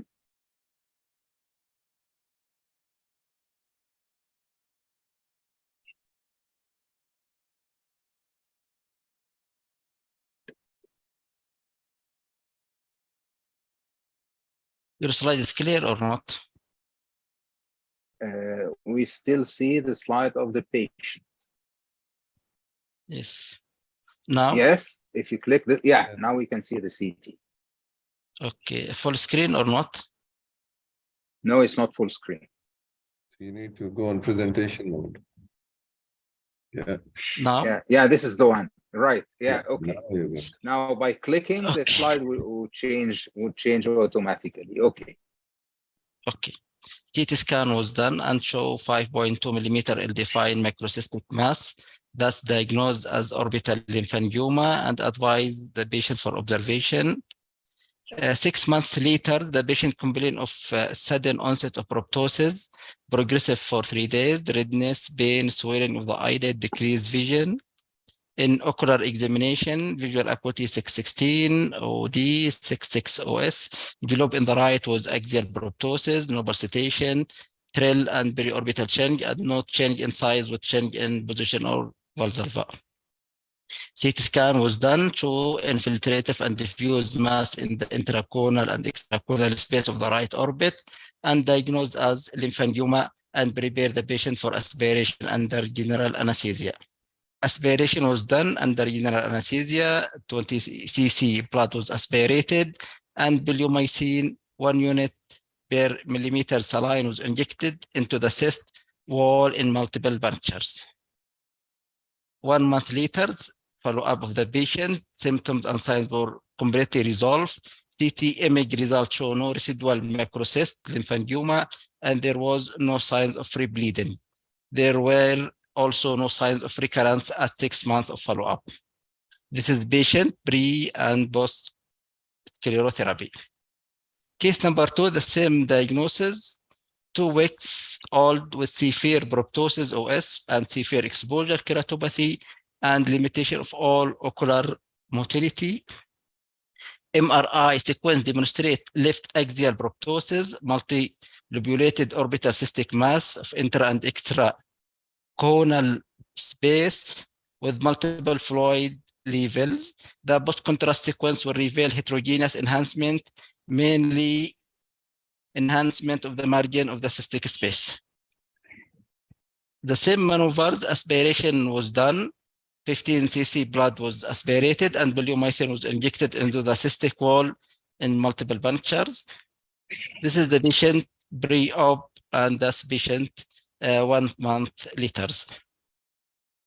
Case number 3, the same diagnosis, 12 years old with severe proptosis, chemosis, limitation of all ocular motility, CT scan, solid, well-defined, lobulated margin, and relatively hyperdense mass lesion without up 30 to 15 millimeters and height up to 20 millimeters in the left orbital cavity and interposed with medial rectus and inferior rectus.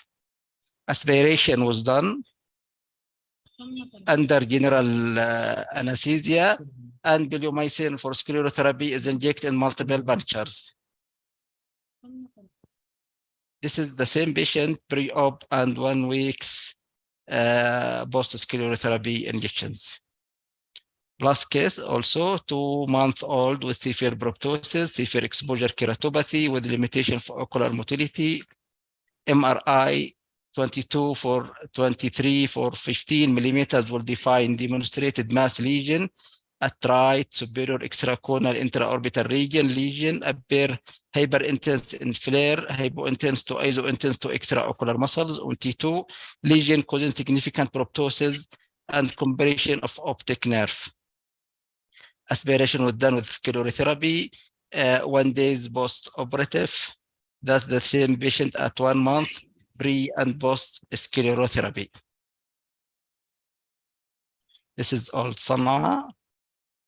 Orbital lymphatic malformation, previously known lymphangioma. Those malformations are hemodynamically isolated vascular hamartoma that derive from venous system, embryologically have differentiated in a part or whole lymphatic vessels.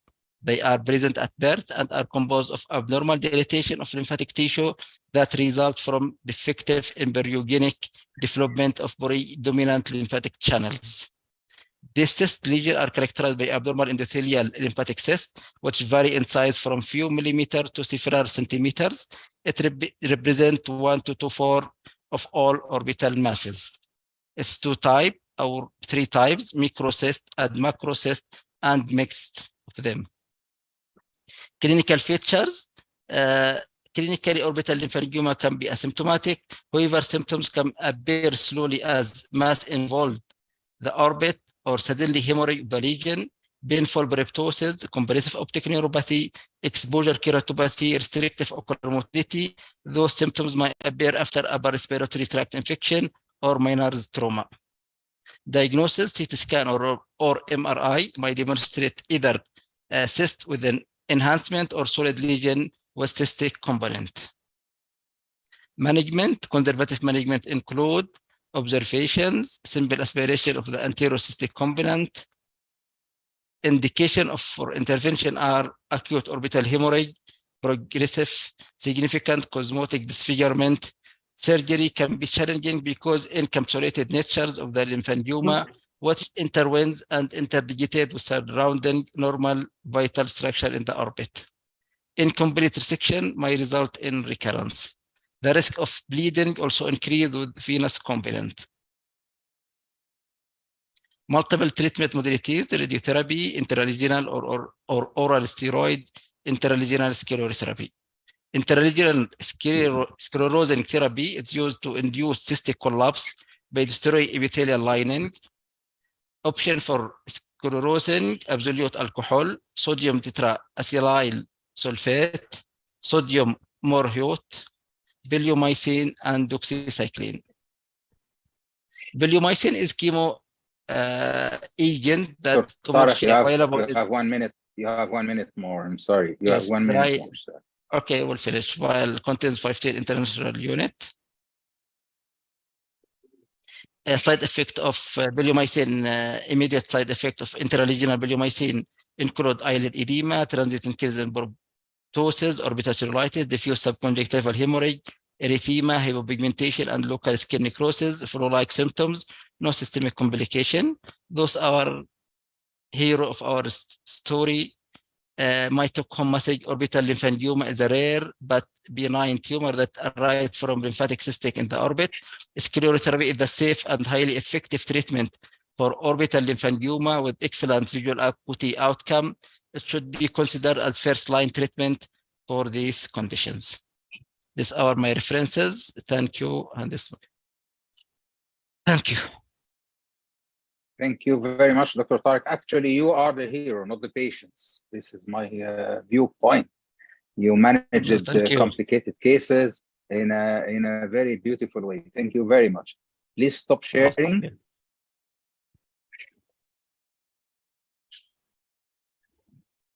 Thank you. Now it's my turn. I am going to start sharing my cases. As I presented yesterday, 3 cases. This is the 4th case.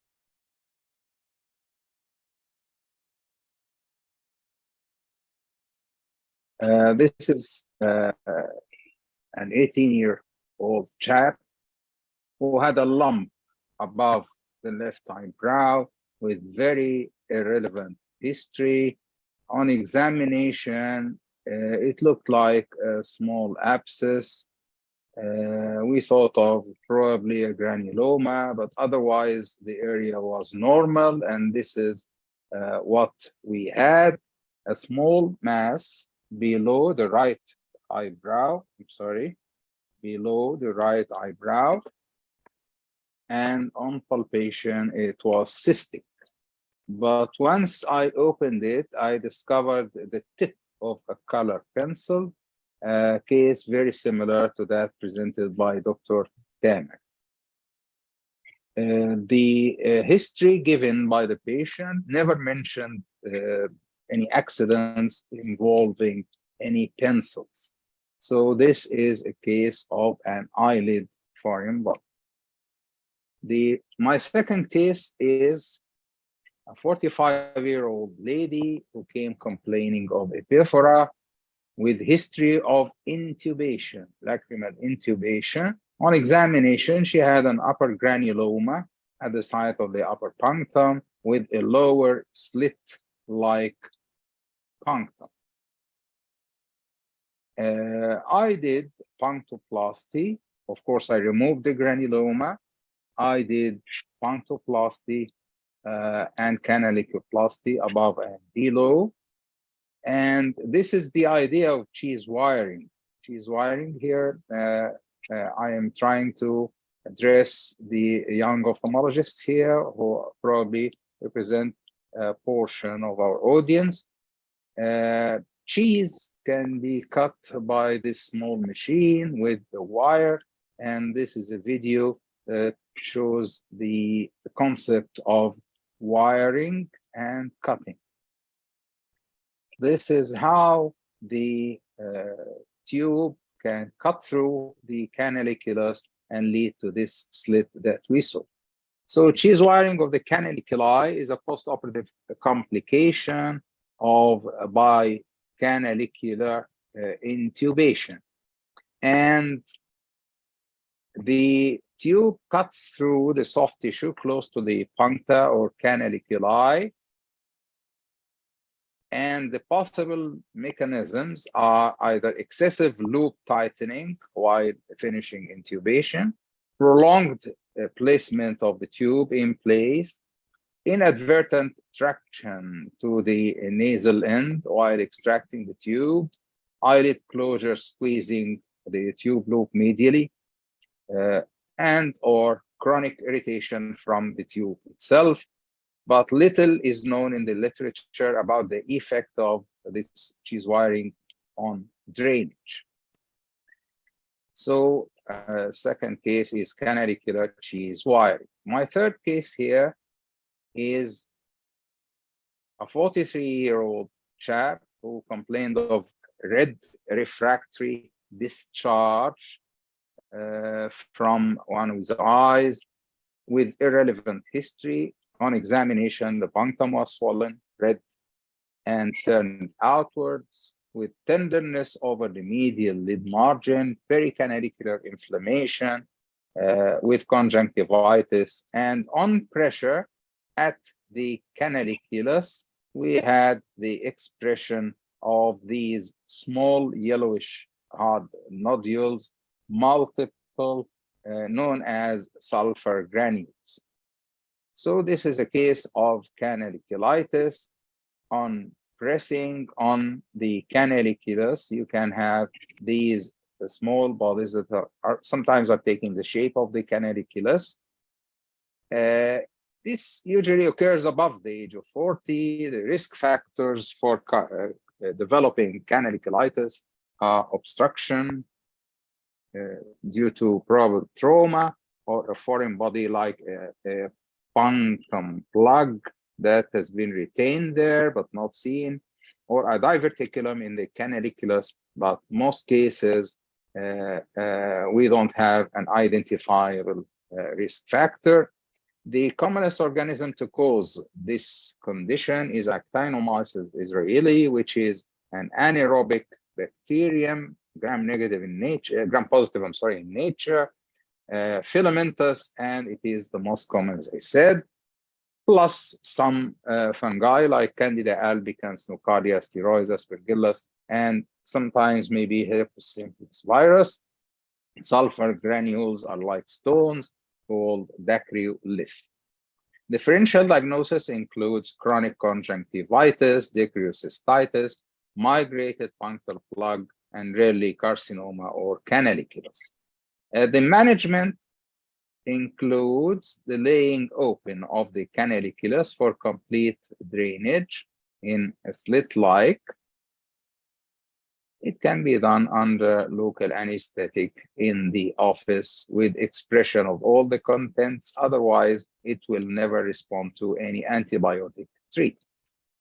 So this is a case of canaliculitis. My last case is a 23-year-old girl who came with upper eyelid masses, referred to me as chalasia for surgery, which is a very common mistake. On examination, I noticed sternal symmetrical firm masses in the upper lateral fornices, which were not tender, readily reducible, with quiet eyes and no other masses. And here are the masses. I think you all now know what I mean.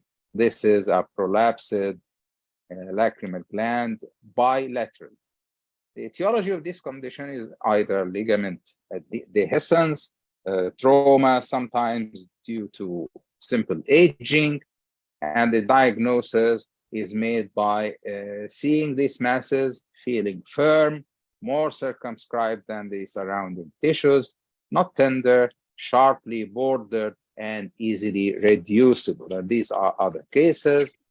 Treatment is by transfixing the palpebral lobe of the lacrimal gland into the upper arcus marginale.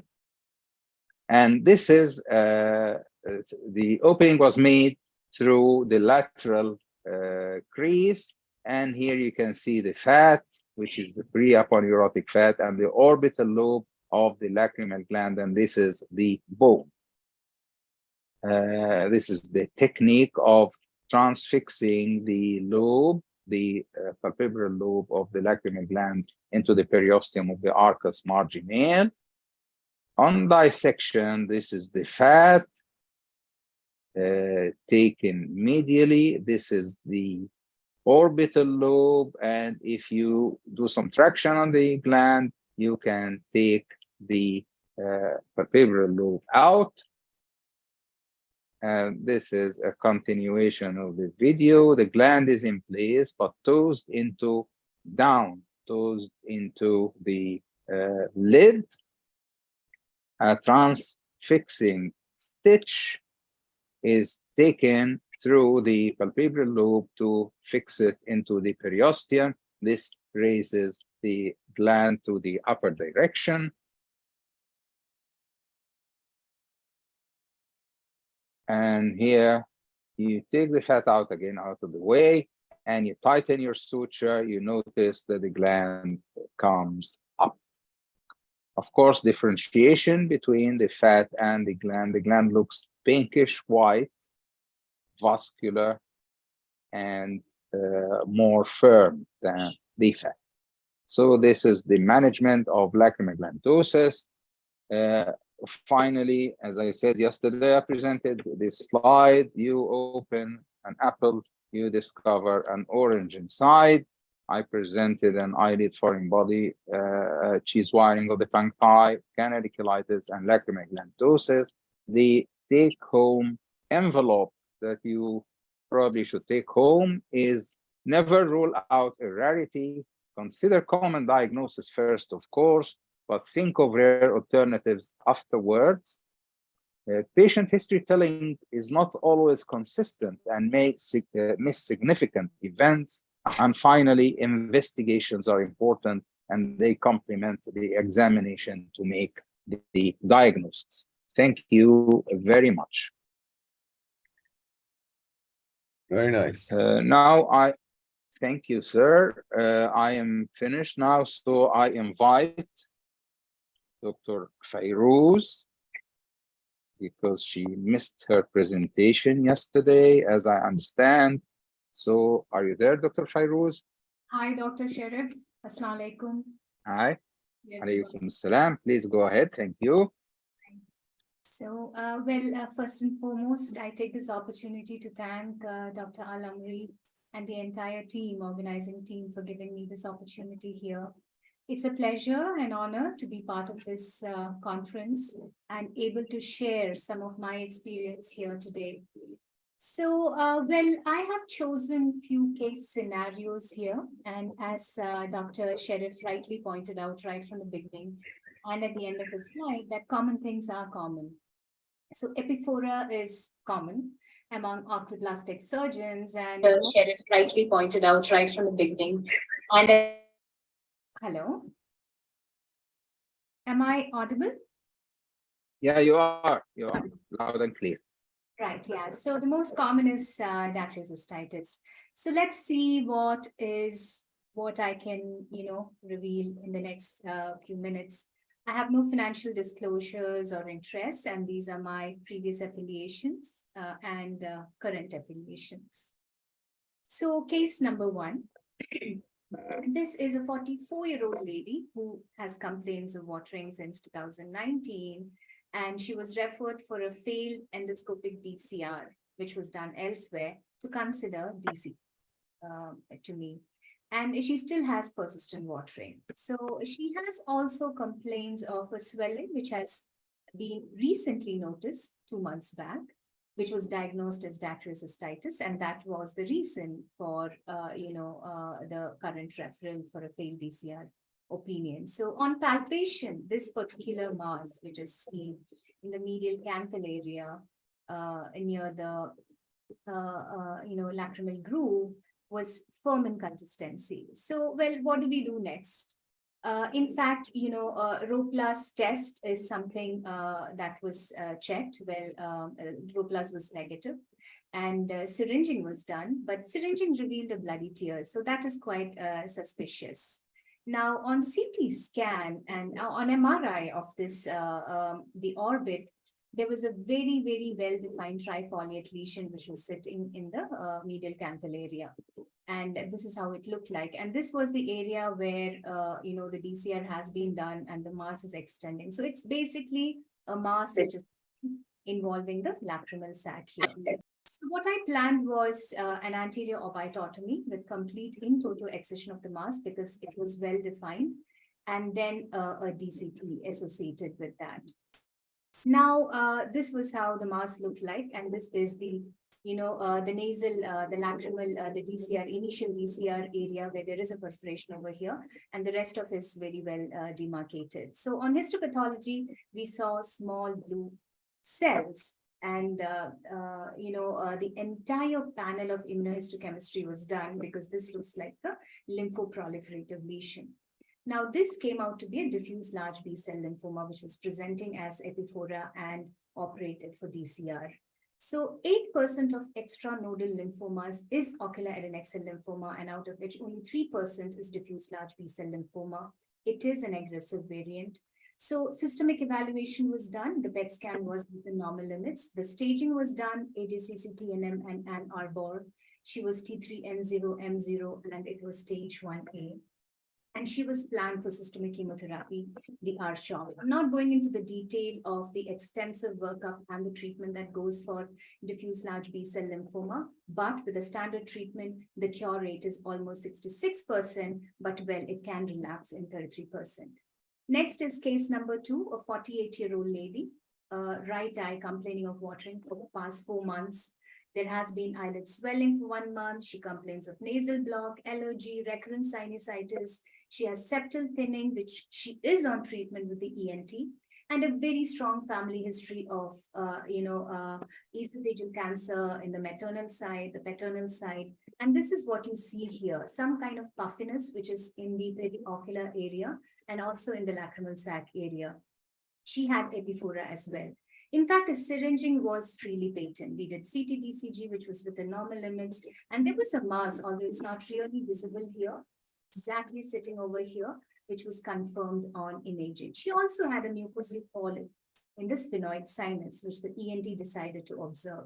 So with this presentation, the working diagnosis with a necrotic septum was probably an inflammation of vaginous granulomatosis, a fungal granuloma, or probably a benign tumor. In fact, I went ahead excising the peri-sac, and the sac was absolutely fine, maintained. The peri-sac lesion was taken out, and again, you can see this small round blue cells over here.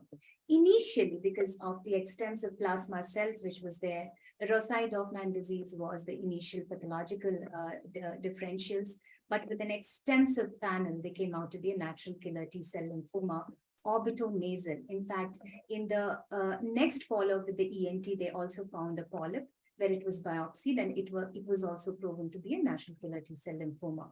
So this is also called a lethal midline granuloma, and it's extremely lethal.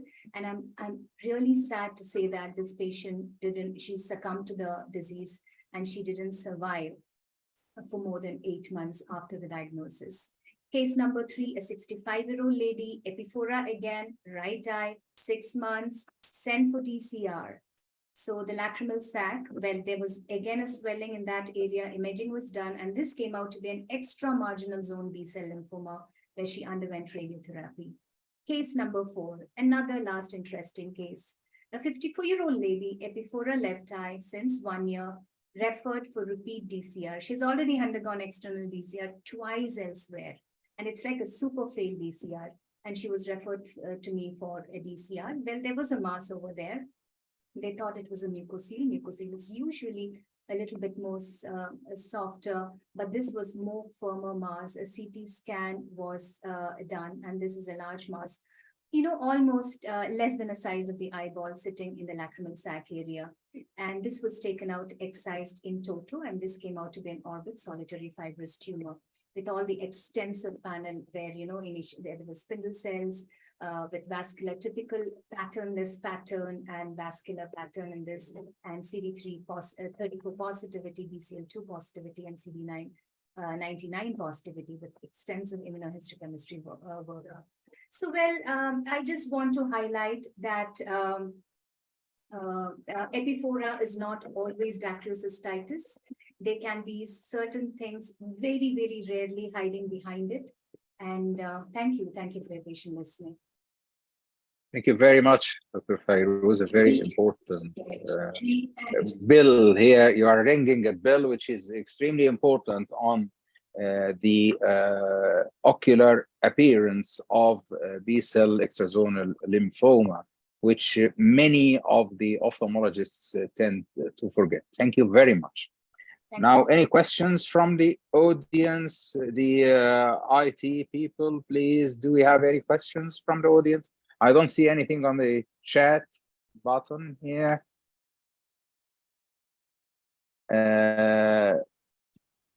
No, we don't. Okay, so I have a couple of questions for the presenters, and I'll start with Dr. Mohammed Moin.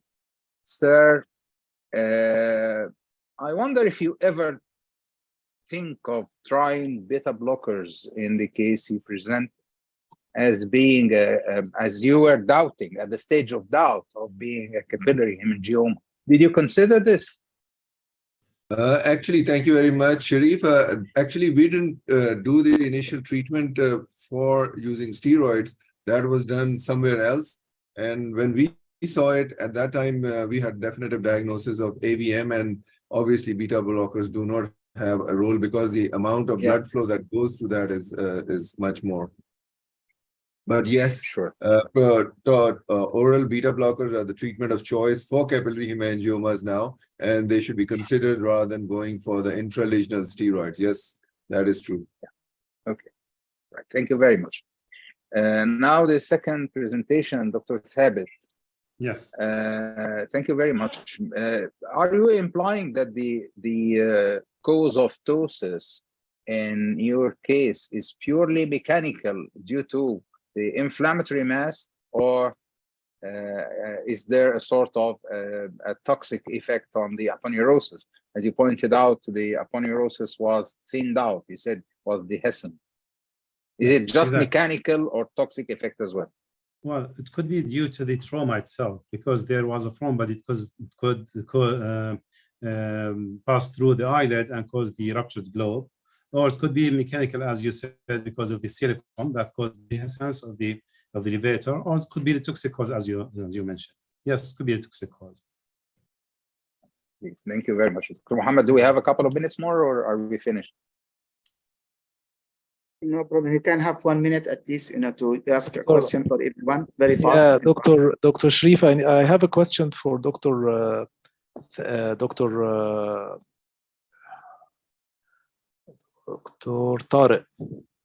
Yes. Dr. Tariq. Go ahead. Yes. Yeah, Dr. Tariq, you showed a patient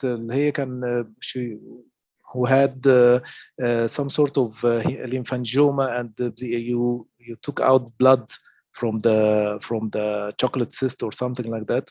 You took 3 syringes out of blood. What did you inject later? Bleomycin? Bleomycin, yes. Bleomycin, and yes. You injected under screen or something like that, or you used ultrasonography while you're injecting, or you just remove the blood and through the same syringe you injected the bleomycin? Unfortunately, there is no scan or ultrasound in OT. We inject sclerotherapy, bleomycin, in the same site of aspirated syringe, in the same the same syringe. We remove blood and we put the sclerotherapy in the same site. Okay, and you, her vision was okay after this injection? In patient without exposure keratopathy, the vision returned to 20/20, 6/6. But there is 2 patients with exposure keratopathy under treatment of cornea.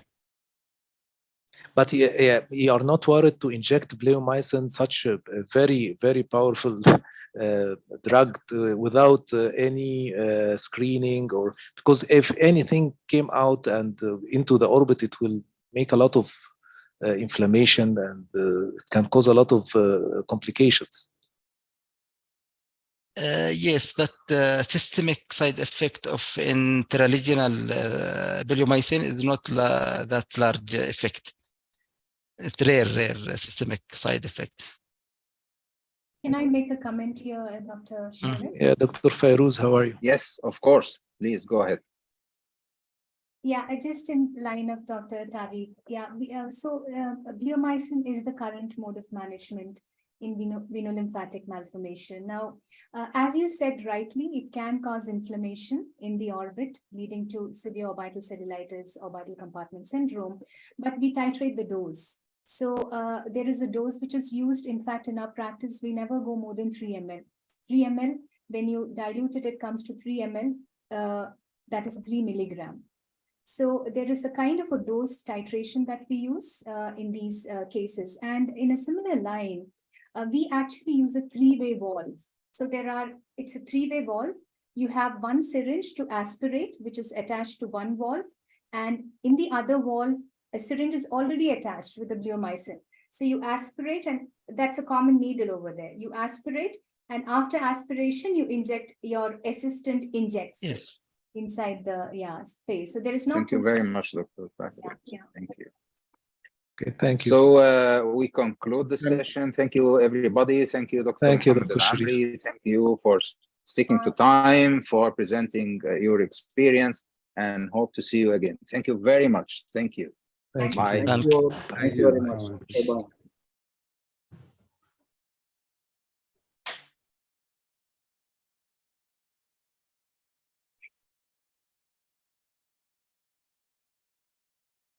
مساء الخير دكتورة، كيف الحال؟ مساء الخير دكتور محمد، أهلا بيكم جميعا. الله يسلمك. The mic with you. I know there is 4 minutes. You can take it from the next. No problem. There is a break after that. That's why I give them little bit time to. There's a break. Okay. But that, yeah. Hi everyone. Hi Dr. Muhammad, Dr. Zainab, Dr. Albert. Everyone's here. Dr. Tariq is about to board. I'm not sure. Every time he disappears from the screen, I get worried that he boarded. Hi, good to see you all. And Dr. Vaini Gupta, everyone's here. And Dr. Farooq. Hello. Hi. Hi, everyone. Hello, how are you? Fine, and you? Fine, how are you? Hi. Nice to see you. Yeah. Hi, Happy Father's Day, by the way. It's Father's Day. Yeah. Happy Father's Hi Day. there. Hi. Can you hear me, everybody? Nobody remember fathers. All the time mother, unfortunately. It's always Mother's Day, right? Yes. Every day is Mother's Day. No, yeah. not really. I'm just kidding. Definitely, yes. So it's okay. You can start the Dr. Yasmin if that's okay with you. Oh, yeah. Let me just, so Dr. Tor is texting that he can't share his video. For some reason, it's blocked. No, he is joining from tutorial. Yeah, but he was actually, his video was on a little bit. Yeah, there. I'm here. I'm back. Okay. Can you hear me? Well, for some reason, you're also called Dr. Albert Khoury for today, which Okay. We have 2 I don't Alberts. mind. Albert is a good friend. Yeah, sorry, can we fix that, please? An Muhammad, Albert squared presentation. Yes. Are you traveling? Are you traveling or something, Tariq? Yes, I'm in the airport actually waiting to board. So So we better start soon. I actually delayed the plane so that I can catch up with you. We wish that we Thank can you. do this. We wish. Thank you. Really appreciate it. Yeah. My pleasure. My pleasure. Okay, Okay, Dr. can Yasmin, you want something? Can I start? Yes, please. Yes, Okay. the mic, the floor So, is yours, please. okay, thank you. So we are starting our second glaucoma session for this meeting. It's titled What I Wish I Had Done Differently. And I'm so happy to be joined by eminent speakers from all around the world who are not just experts in their fields, but are also brave enough to be presenting their regrets today, which is what this session is all about. And my moderator, Dr. Tara Al-Shujani, is also joining us. She's a professor at the Government Medical College of Chandigarh, India. So without further ado, because we have a lot to get down to, we will start by our first speaker, Dr. Tara Sharawi. Dr. Tara is the head of the glaucoma unit at Université de Genève. I hope I'm pronouncing this correctly. Oh, perfectly well pronounced. Working on my French. And the founder and president of the International Society of Glaucoma Surgery. He's also the author of many glaucoma books, one of the main glaucoma books we all refer to. And he happens to spend his weekends now traveling around the world, spreading and sharing knowledge. And today he's joining us from Cairo International Hospital, and he's about to board. So we better Cairo start. International Airport. Oh, sorry, it's Cairo International Airport. Yeah. All right. For So some reason, may I start? Yes, please do. Okay, very good. So thank you very much for having me. It's a true pleasure. And it's a good opportunity actually to share with you one of a big regret. And I think it's applies to many of us. And I think the message should spread.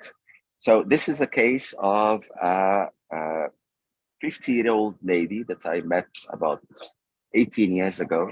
She has a family history of glaucoma in the family. Her father actually was blind in both eyes, but I never had the opportunity to examine him. So I don't know what type of glaucoma he suffered from. But the patient herself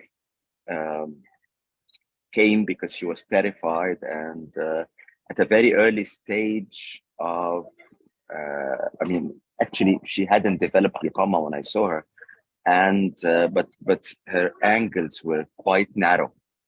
So, taking in consideration that she's a hypermetrope, and despite that the pressure was normal, and because she was absolutely terrified from what happened to her father, and because I saw some synecdoche and some localized pigmentation in the trabeculum, I decided to do a bilateral iridotomy for her. She also had a degree of pupillary block that you could see with the UBM. So we did bilateral iridotomies, and things stabilized for a couple of years. Then she came in for her regular checkup, and mind you, this is maybe 10, 12 years ago. She came for a regular checkup, and we found that the pressure of the eye went up.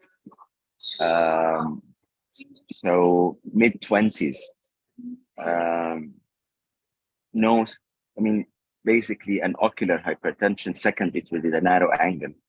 So we decided to put her on medications. And again, she stabilized, pressures are fine, nothing happening.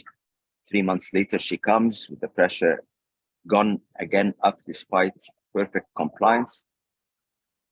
And some degree of damage that you can see in the, at that time, an HRT and GDX, I guess. Yeah, that must have been 15 years ago. So we increased the medications.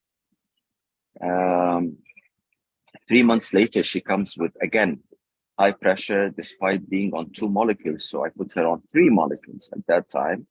And she started to develop a little bit of some field changes, but distinctly glaucomatous. So not a lot of fun.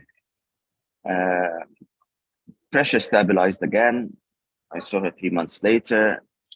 and again, the pressure was out of control. So I took the decision that I regret of operating her for her glaucomas. And as at that time, an express was in fad, absolutely fashionable, we were supposed to put the snail in and reduce the complications after compared to trabeculectomy. So we did one eye and we put an express. On the same day, a couple of hours after the operation, I usually see my patients on the first post-operative day, and the pressure went to 50 with severe shallowness of the anterior chamber, and no brainer, she developed a malignant glaucoma. Malignant glaucoma is very notorious and is usually very difficult to treat. But I must have done something right in my life, because I put her on atropine, and 2-3 hours later, the malignant glaucoma attack broke. Pressure went back to normal. And slowly we weaned her off the atropine. The chamber remained deep, no development of malignant glaucoma again, but she stayed on, I think, one molecule up till then. I mean, started on one molecule to reduce the pressure, and I think down the natural follow-up that she had, she's still on one medication. She is very afraid to have any further surgeries. And I think the lesson is, or lessons are, implants like an express, if you don't have a very, very, very wide experience, that is an international experience, you better be cautious, because later on, after we reported this case of malignant glaucoma, we had a lot of people coming out and speaking about malignant glaucoma after express in narrow angles. Lesson number 2, don't operate the glaucoma if you have a narrow angle. Go for lens extraction, and in some cases, even a clear lens extraction would be warranted. Third lesson, which is basically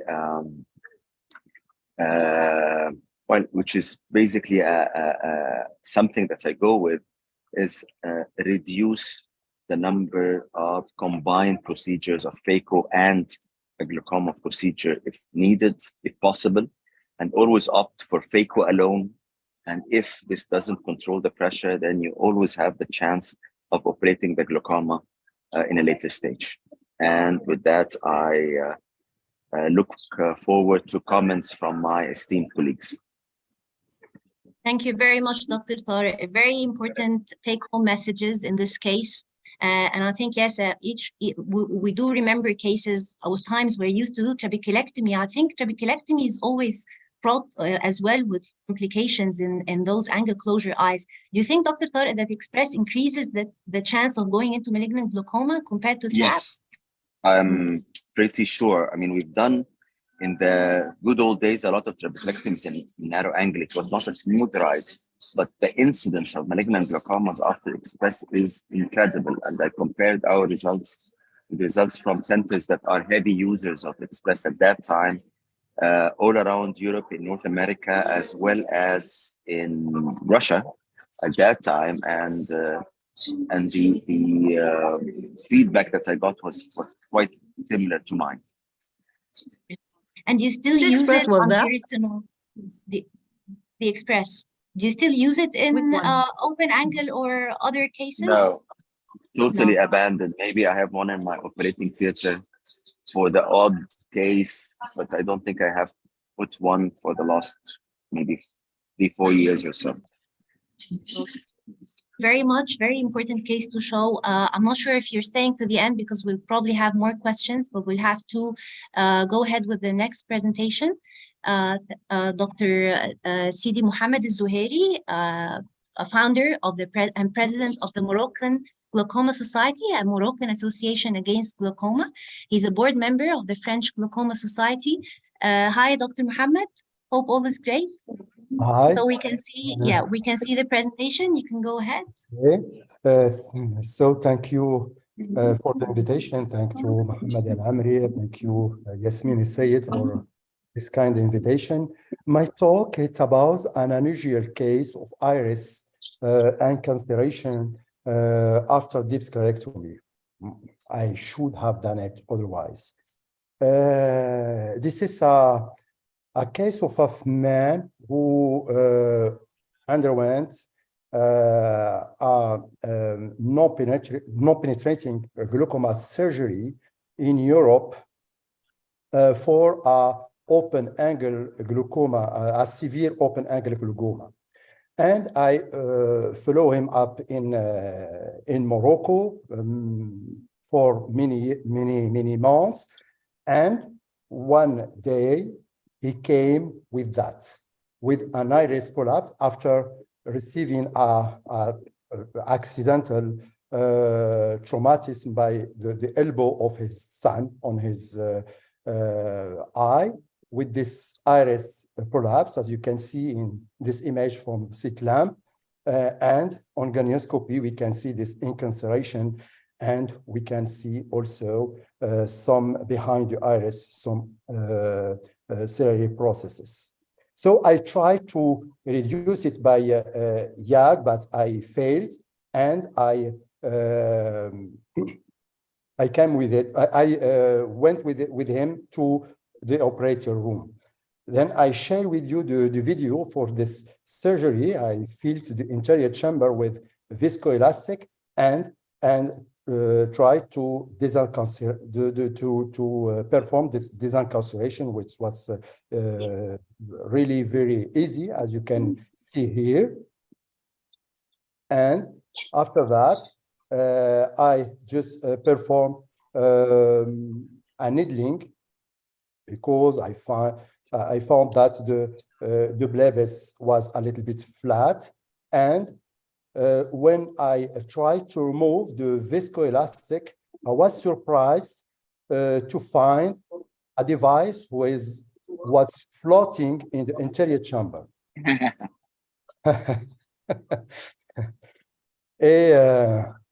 So I refilled the interior chamber with viscoelastic, and I enlarged the incision, the corneal incision, by a knife 2.2, and I tried to grasp it and to remove it out of the interior chamber with these forceps, as you can see here.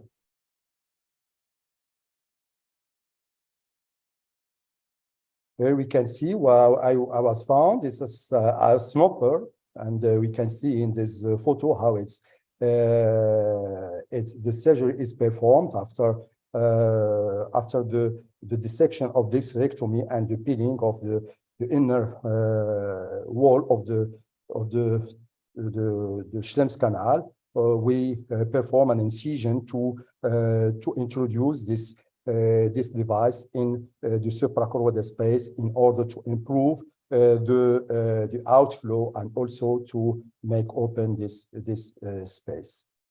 Here I share with you the postoperative images on slit lamp and on gonioscopy, and we can see how it's on gonioscopy, how it's wide open, this trabecular distal membrane window. Unfortunately, with a good pressure, but unfortunately, 1 month later, he came again with that. And I decided to take him to the operator room, and again, I refilled the interior chamber with the viscoelastic. I performed desencarceration, and I added a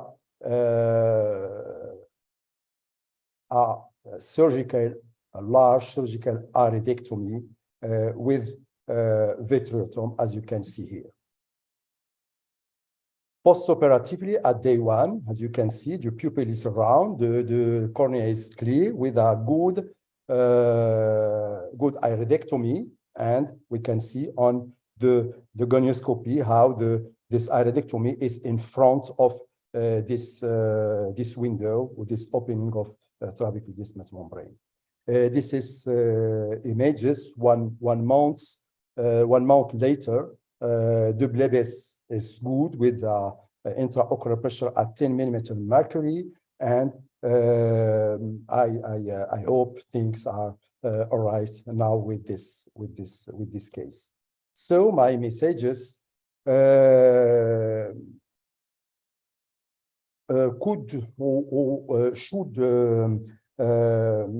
perform this surgical iridectomy systematically in cases of iris prolapse or not. From this case, I think it's definitely we'll have to perform this surgical iridectomy, or in cases of goniopuncture with if the angle is narrow, we can perform also iridoplasty. And the second messages, we have to know the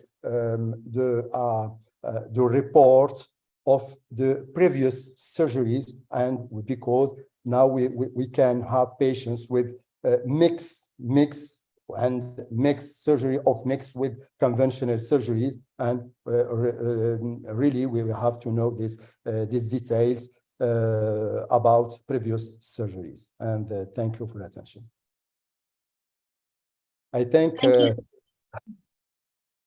Professor Sharawi.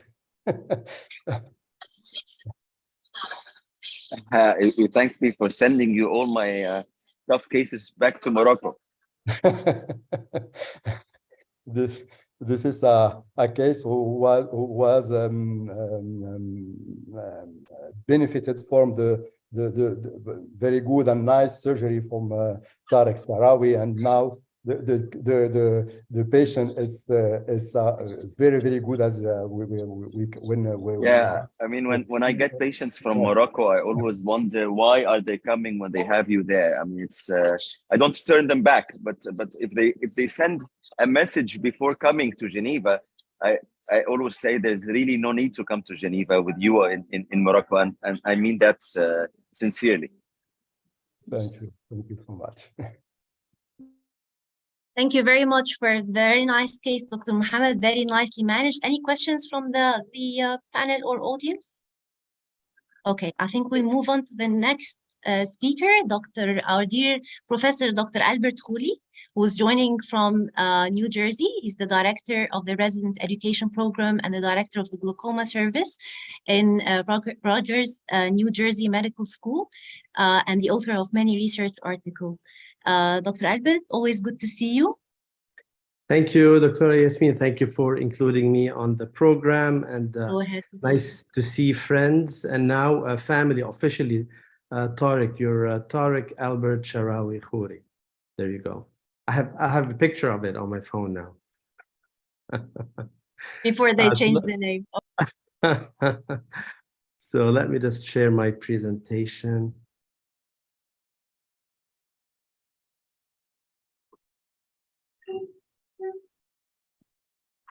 You can see the slides, right? Okay. So for me, I wanted to share not a single case. I thought about sharing a series of complications, things that we don't usually talk about or pay a lot of attention to, but that has caught my attention. So we looked into this about specifically pupil abnormalities after glaucoma tubes. Those are my disclosures. None of them are really relevant here. And the tubes are, as I don't need to tell you, you all know they're very commonly performed now. I mean, they're the go-to or almost primary surgery in a lot of countries. This is data from the US showing a downward trend with trabeculectomy and an increasing trend with tube surgeries. This is data from Australia as well, again showing a decline in trabs and an increase in the number of tubes that are performed annually over the past decade or so. Tubes and trabs have a lot of complications, and my colleagues just shared some of the complications with these surgeries. The trap versus tube study looked into this. You can see here early complications with tubes, mostly related to hypotony, choroidal effusions, and late complications mostly related to corneal pathology, specifically corneal edema, and a bunch of other complications. But you can see we rarely pay attention to the iris or the pupil specifically after these surgeries. And when you examine eyes that have had tube shunts, invariably you see some degree of iris abnormality or pupillary stretching in many patients. So we decided to look at what's going on with these patients, and specifically regarding pupil abnormalities. I had a group of medical students working with me. We collected data on 68 eyes that have had glaucoma drainage devices. We took pictures of the anterior segment with a portable slit lamp, and then we examined these images for pupil abnormalities. While doing that, we also gave patients a questionnaire on dysphotopsia, and we adopted that questionnaire from a paper by Dr. Spaeth at Wills. Then we collected a bunch of other data on these patients, including ocular diagnoses, medication use, other diagnoses in the eye, etc. And this is that questionnaire from for dysphotopsia. It's pretty simple. It asks whether patients have had any of the following symptoms in the past 7 days, and it's either a yes or a no response. Now, for our 68 patients, you can see here, half of them were older, between 60 and 80. The majority had pretty good vision. The majority had primary open-angle glaucoma and have had OMID tube shunts. But they also, as is common with glaucoma tubes, they were on multiple medications, on 2 to 3 meds in about half of the patients, and which led clearly to ocular surface disease and dry eye symptoms in about half of the patients. So of the 68 eyes that we looked into, more than a third had an abnormal iris with a peaked pupil, which varied in severity from very mild peaking towards where the tube goes into the anterior chamber to more significant peaking. And it was not surprising that the majority of the patients had reported dysphotopsia symptoms that ranged from blurring to shadowing, glare, and ghost images. Now, the patients that had the dysphotopsia, we wanted to look specifically at those because it's not just about the iris being peaked or distorted, although some patients do notice that, especially if they have unilateral glaucoma and they're younger. So we wanted to specifically look at that group of patients, and 3/4 of the patients basically with a peaked pupil reported having dysphotopsia. And the majority of those patients had good vision and had dry eye disease. So the combination, it seems, of being on multiple medications, having dry eye, and having a peaked pupil seems to cause the most symptoms. So what did we learn from this project? And it's an ongoing project. We continue to do some more work on this. We learned that about a third of the patients have iris abnormalities and pupil peaking, that the majority of those patients, 3/4, had dysphotopsia. And it was obviously multifactorial, but mostly in patients with multiple medications, a dry eye, distorted pupil, and good acuity. And what I've changed in my practice after learning from this project is when consenting patients for tube shunts, I talk to them that there is this chance, 1 in 3, that their pupil could be abnormal afterwards, and that could contribute to some dysphotopsia symptoms post-operatively. So I think having that discussion, we talk to patients about many complications of tube shunts, you know, the big ones, low pressure, high pressure, infection, bleeding, repeat surgery, exposure, but we do not really touch on the pupil abnormality, and I think it's important that we do. So thank you for having me with you this morning. Thank you. Thank you very much, Dr. Albert. I will definitely include that in the counseling of patients from now on. Remember you in every case of tube surgery. And do you think it's very important point to look at, really very novel, and it's quite common. So do you think there are steps that can help avoid that now that you recognize that it happens, this distortion? Are you trying extra steps to try to minimize the risk of pupil distortion? Yeah, so what we haven't, I don't think the chances of this complication is equal among all patients. I think like uveitic, neovascular eyes are more prone than POAG eyes. But I think as glaucoma doctors, we all struggle with this single step where if you're too anterior, you're close to the endothelium and you're worried about the cornea. If you're too posterior, you're like chafing the iris root. And I think that's what causes partly this problem. And I think until we figure out a more precise way of entering the anterior chamber with that needle, these things are going to continue to happen. I think that's where the money is with this, avoiding this complication. Yeah. Thank you very much. And now we will move on to our next speaker, dear friend, Dr. Zainab Aktas, Professor of Ophthalmology, who's joining us from Ankara. And Zainab had her glaucoma fellowship at the University of Wisconsin in the US and is currently working at Attilum University School of Medicine. Zainab? Hello. Hello. Sorry. So Zainab's laptop crashed yesterday, and so this is her new. Can you see my? Yeah, but they're tiny icons.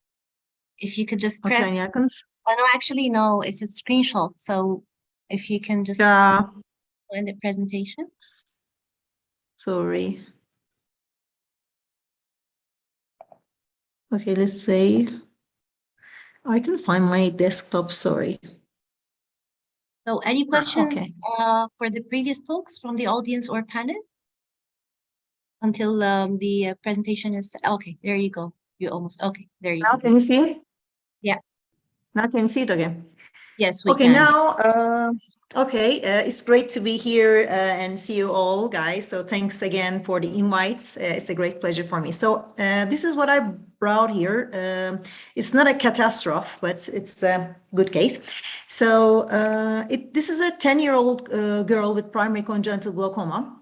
She had a history of bilateral trabeculotomy, and then a couple of years after that, a tube surgery, Ahmed glaucoma valve surgery by me, and a visual acuity. Visual acuities were 0.2 on the right and 0.4, and there were myopia and astigmatism, and due to HAP stress and of course the ophthalmos. And IOP was 33 in the right and normal in the left eye, despite maximum medical treatment.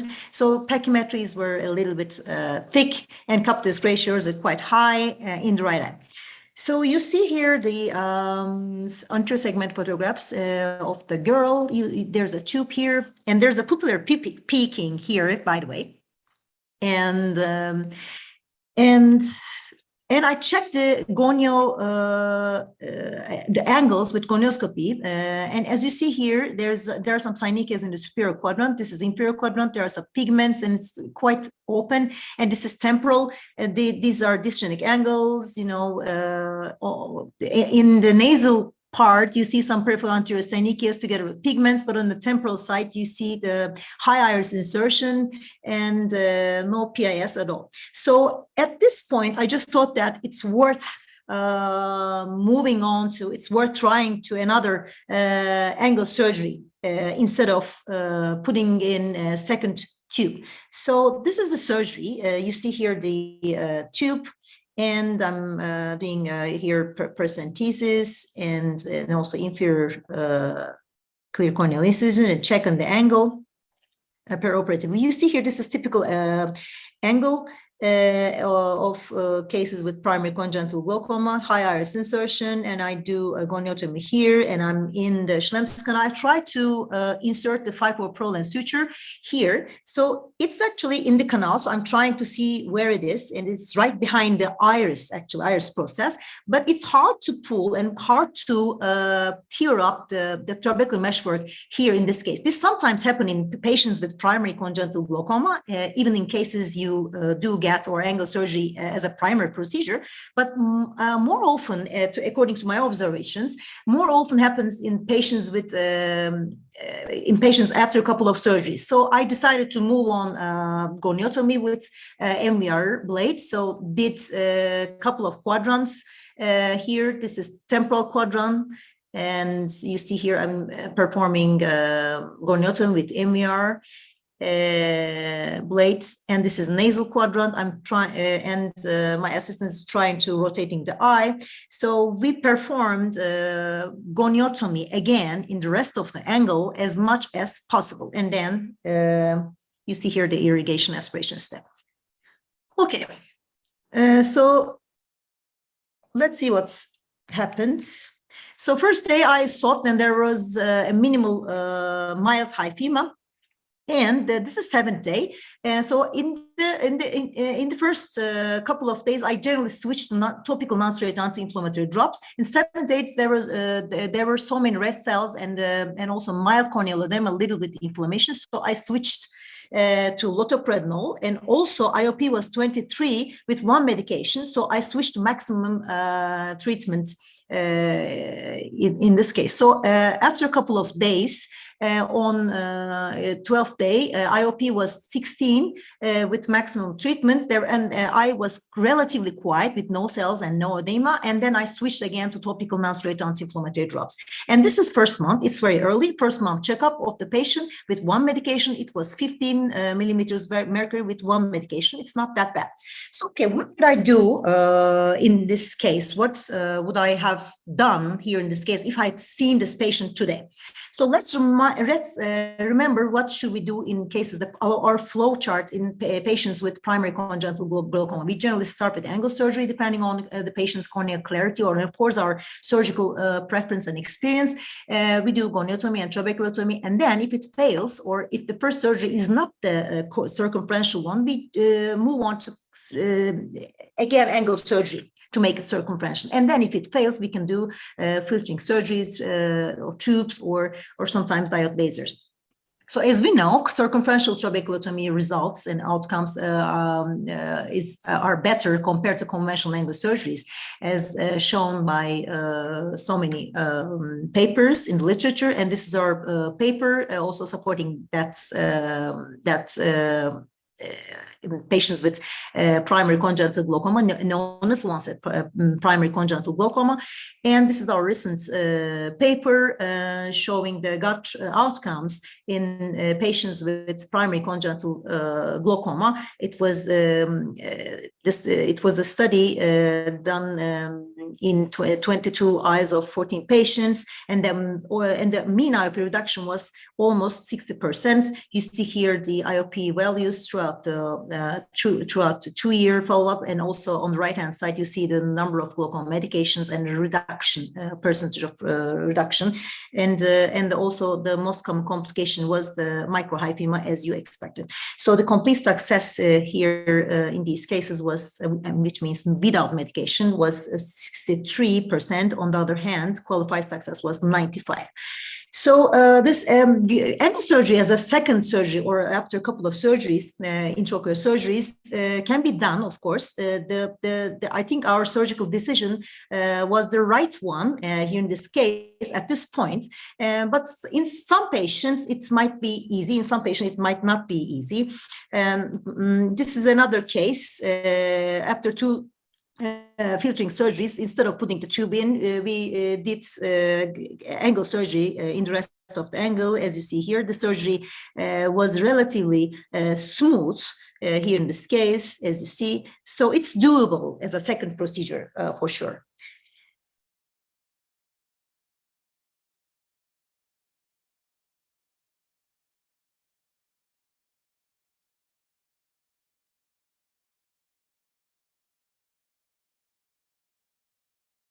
Zainab, we can't hear you for some reason. Can you hear us? There's no voice.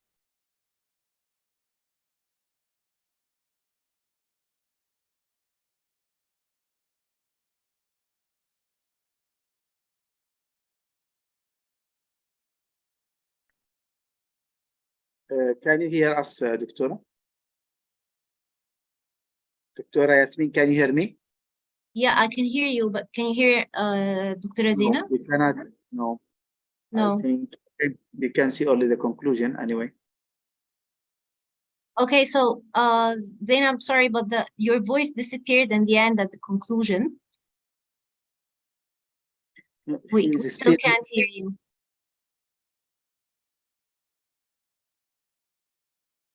You're unmuted and we can't Yes. hear the Okay, now there's something happened. I have no idea. Sorry. Okay, yeah, it's fine. Yeah, but we got it because the conclusion was written down. Very nice case to present, and you know how much of an avid gatter I am. So you didn't hear? So you didn't hear? I didn't hear the conclusion, just the conclusion part. Okay. So, but we saw it written. So yeah, you conveyed. I would have done angle surgery as first place in this case. Okay. Great, very nice, very nice. And I have a question for you. So what the patient she had or he had a trabeculotomy, you said, was it the circumferential one, the primary one? No. Or No. a regular superior? It was just a conventional with metal harms trabeculotomy, because in these days I wasn't experienced that much to do circumferential surgery, so it was conventional. Yeah, I think at some point everyone was doing conventional, and that's a few years back, and then more and more people are switching to circumferential incisions. This is what I do. And when you are incising an angle that was incised previously, ab internal, what are the signs that this is working or that you're in the correct plane? Because usually it's a bit shaggy, the angle, when it's been incised properly before. So are you talking about this patient? Yeah, about operating on the angle from an ab internal approach when it's been incised before, because it's quite difficult. Yes. You know, you showed it very nice. It's quite difficult. In some patients, in some patients it's easy, as I showed you, but in some patients there might be some synechia, maybe in the postoperative period after tube surgery, maybe the AC was shallow. I don't remember. There are some PIS. And in some patients also, there maybe you experience that there might be some tissue resistance, and you cannot overcome it with only with suture. So this is what I felt in this case. So that's why I switched to goniotomy, classical goniotomy with the MER blade. Yeah, very often it needs to be completed. Actually, we had a study, a case series, a small case series published a couple of months ago on GAT in failed surgeries, glaucoma surgeries in children, and the results are really great. So it's worth attempting, giving the chance for the angle one last time before resorting to more invasive surgeries. I totally support that. Anyone has a question? Dr. Vani Gupta, I see you're unmuted. Yeah, I have a question, Zainab. I mean, it was a very interesting case that you presented, but the results that you showed of a success of absolute success rates of 65%, I mean, are they for primary GAT or are these results for a secondary GAT that you're doing? No, it's primary GAT procedure, of course. Yeah. Yeah. I mean, I'm only skeptical because I mean, if the patients have to take medicines, you know, with these kids, it becomes very difficult on a long term, you know, the rest of their lives, they're on medication. So, I mean, I would like to have a higher success rates. I don't know. I mean, what does Yasmin think about the fact that, you know, you need 95% success rates with the surgery you do in a child as a primary procedure? 95% with medication or without medication? Without medication. Without medication, I don't know. It's interesting. There are so many different results from different areas, as you know. There are so many factors. It's multifactorial, maybe genetics, maybe geography. I always wonder that. Yeah, so we always do a combined trabeculectomy with trabeculotomy, you know, and that doesn't really work so well in eyes which are very large corneal diameters. Children who present late, you know, for some reason it just doesn't work in these cases. And that subgroup apart, then there is another subgroup of children with other congenital malformations where again the GAT doesn't work at all. So it actually works in a very small subset of children who have a non-severe kind of congenital glaucoma. So when you're talking of congenital glaucomas in general, I mean, GAT actually works in a very small subset, and you cannot use it for every child, actually. I mean, we see a gamut. I totally agree.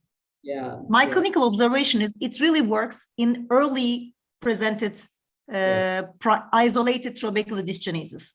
True. Yeah, you can have single digit IOPs without medication in these cases. I totally agree with you. Yeah. Okay, Dr. Baini, I think we move on to your talk. Dr. Baini is a professor of ophthalmology joining us from New Delhi. He's the head of glaucoma service at Rajendra Prasad Center. And he's also the president of the Indian Pediatric Glaucoma Society. Yeah, thanks, Zainab. I'm very happy to be joining this meeting. And what I'm going to present here is something extremely rare, something which is heartrending, something which actually shook me to the core. And so I'm going to tell you the story of this young girl who came to us. She was a 12-year-old girl with Marfan syndrome, and she presented with very poor vision in both the eyes. And when she was first seen by our retina colleagues, she had already lost her right eye to a total closed funnel retinal detachment. And even in the left eye, she had a total retinal detachment and a posteriorly dislocated lens. So our retinal colleagues went ahead, they did an encirclage with lensectomy and a vitreoretinal surgery for her only seeing eye, which was her left eye. And unfortunately, she again developed an inferior retinal detachment, and they had to again redo the surgery, and they put a lot of silicone oil in the eye. Unfortunately, the child after a few months developed a secondary glaucoma, which was just intractable. So we asked our retinal colleagues if they wanted to remove the silicone oil, but they refused. They said that the risk of redetachment is very high, and they just didn't want to remove the silicone oil. So when the child was referred to us, she had no light perception in the right eye, and the left eye, she had a good vision of 624, but her intraocular pressure was really high. Despite maximum tolerable medical therapy at that time, her cup-disc ratio was about only 0.7. Given the fact that she's had a vitreoretinal surgery, she's aphakic, I don't think we could have done a filtering surgery, and doing cyclodiode or cyclophotocoagulation again was not a very good option in a child. And so we took her up for an Emmett glaucoma valve implantation, which we did. Unfortunately, after a month or so, she had a very severe encapsulation of her bleb. Her intraocular pressure rose again to 34 millimeters of mercury, and she started showing a progression of her cup-disc ratio. So at that time, I decided, I mean, now that the bleb of the AGV is undergoing encapsulation, why shouldn't I try doing a needling to remove that encapsulation? And I went ahead with a needle. You can see that there is some amount of emulsified oil still in the anterior chamber. You can see the anterior, there's a tube in the anterior chamber. And as we proceeded with the needling, you can see that the bleb was extremely high. It was quite a posterior bleb, very difficult to reach, but we still managed to go ahead and get the needling done. I finished the needling, and as soon as I looked at the anterior chamber, I found that there was no tube in the anterior chamber any longer. And to my surprise, I couldn't find the tube. And what happened, I really couldn't understand. So the next day when I saw the child again, I mean, there was no tube in the anterior chamber. So was it that during the needling procedure, I had accidentally, cut off that tube from its insertion into the plate, and, it had fallen somewhere in the anterior chamber, either in the angle. We did an ASOCT for the child to look for that tube in the angle, but we couldn't see the tube there. We did an ultrasound biomicroscopy. Maybe it was lying somewhere in the posterior chamber, somewhere behind the iris. We couldn't find the tube there also. We did an ultrasound. Maybe the tube had just fallen off, cut and fallen off into the posterior chamber, but there was no tube there. And the intraocular pressure again rose because there was no filtration happening, and the IOP again rose. So this was a case of a missing tube. I don't know if anyone else has ever experienced this case, such a case where after the needling of an AGV bleb, the tube just kind of disappears. And at that point, I wish I had just not performed this needling, but then I didn't have any other options. So ultimately, we had to take the child again under anesthesia. We had to explore what had happened. And so I'm going to show you what had happened. So I had to cut open the entire area because, of course, there was a bleb. So there must have been a plate lying there, but obviously the tube was not there. So I needed to find where the tube was. And this is what we had to do. We had to open up the whole conjunctiva. We could find some ends of the plate. So obviously the plate was there. It was embellished in a very thick capsule, and we could see the end of the plate. So this was the plate which was there. But look what had happened. I mean, as I started pulling out the plate, I found that the whole plate with the tube had rotated posteriorly. You know, the tube which was lying in the anterior part had completely rotated posteriorly and was now kind of had to be reimplanted back to its position. So this is what I did. And what I interestingly found that the entire plate and the tube was totally filled with silicone oil.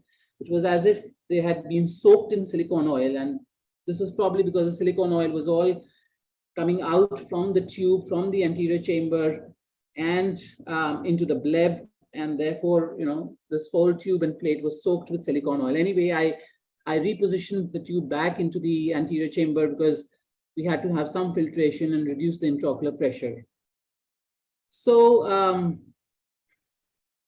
so I don't know if any of you have ever noticed this kind of rotation of the whole plate and the tube that happens after needling of a bleb, but of an AGV bleb. But to my surprise, I mean, I have never ever in my entire career seen such a rare complication.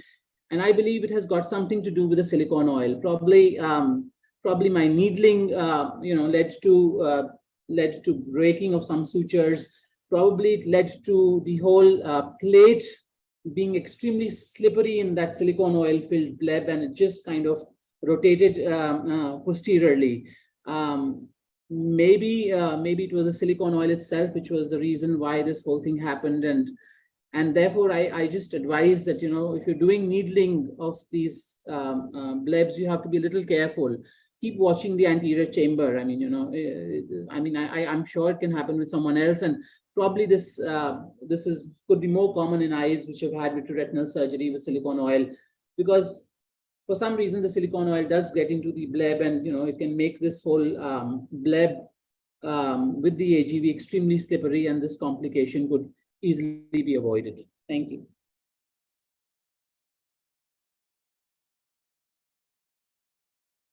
Thank you very much, Dr. Vani. What an interesting case. Now, I myself have seen a lot of bad coincidence with accidents with tubes, but never this one. Full rotation, 180 degrees. Yeah, that's something to report. Any questions or comments from the panel? I had one case, Dr. Vinay. It was not similar to yours. It wasn't a Marfan. It was a highly myopic eye in a child that had an Ahmed, and I did the Ahmed surgery. You know, the sclera is so thin, your bites, you know, are as thick as you can safely feel you can put them. And then that child came back. The mom noticed a huge bleb. And what had happened was the backside of the Ahmed literally like did a 180 degree and was now laying to the front. So it was still attached at the two scleral bites, but it had flipped upside down. And I've never seen anything like this. I took the patient to the OR and I you know, dissected and I placed it back and I placed a posterior suture to prevent it from coming forward. But I can see how in a myopic eye where the front sutures can be flimsy, with the oil on top, how if the needle had engaged the reservoir at some point, it could have like dislocated it entirely. Very interesting case. It will stick with us. Yeah, thanks. Okay, so now let me share my final talk for this session.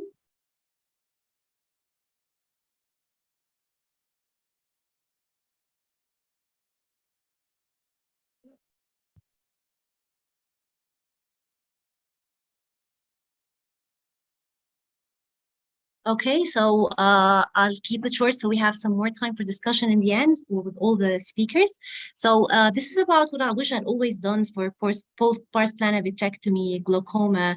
The incidence of ocular hypertension plus minus glaucoma following a vitrectomy is around 2% in 6 months and jumps up to more than half the cases by the 8th month.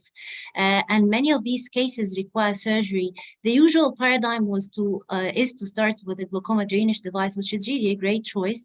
And cyclodestructive procedures are an option when a tube is not possible or the visual prognosis is bad. Non-penetrating glaucoma surgery is also a good option because it doesn't really rely on the conjunctival health.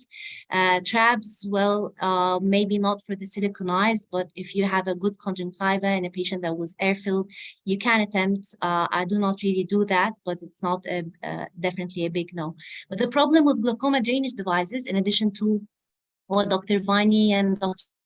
today, is that they're fraught with so many complications and risks, and the success rate is not even very high after vitrectomy because of all the scarring that lies there from the buccal or band or even the sclerotomies themselves. So this is, for instance, a patient that I was doing a tube for, and he never mentioned anything about having a band, just a vitrectomy, and then you're faced with a situation where you either have to shorten your Beervold or replace the tube elsewhere.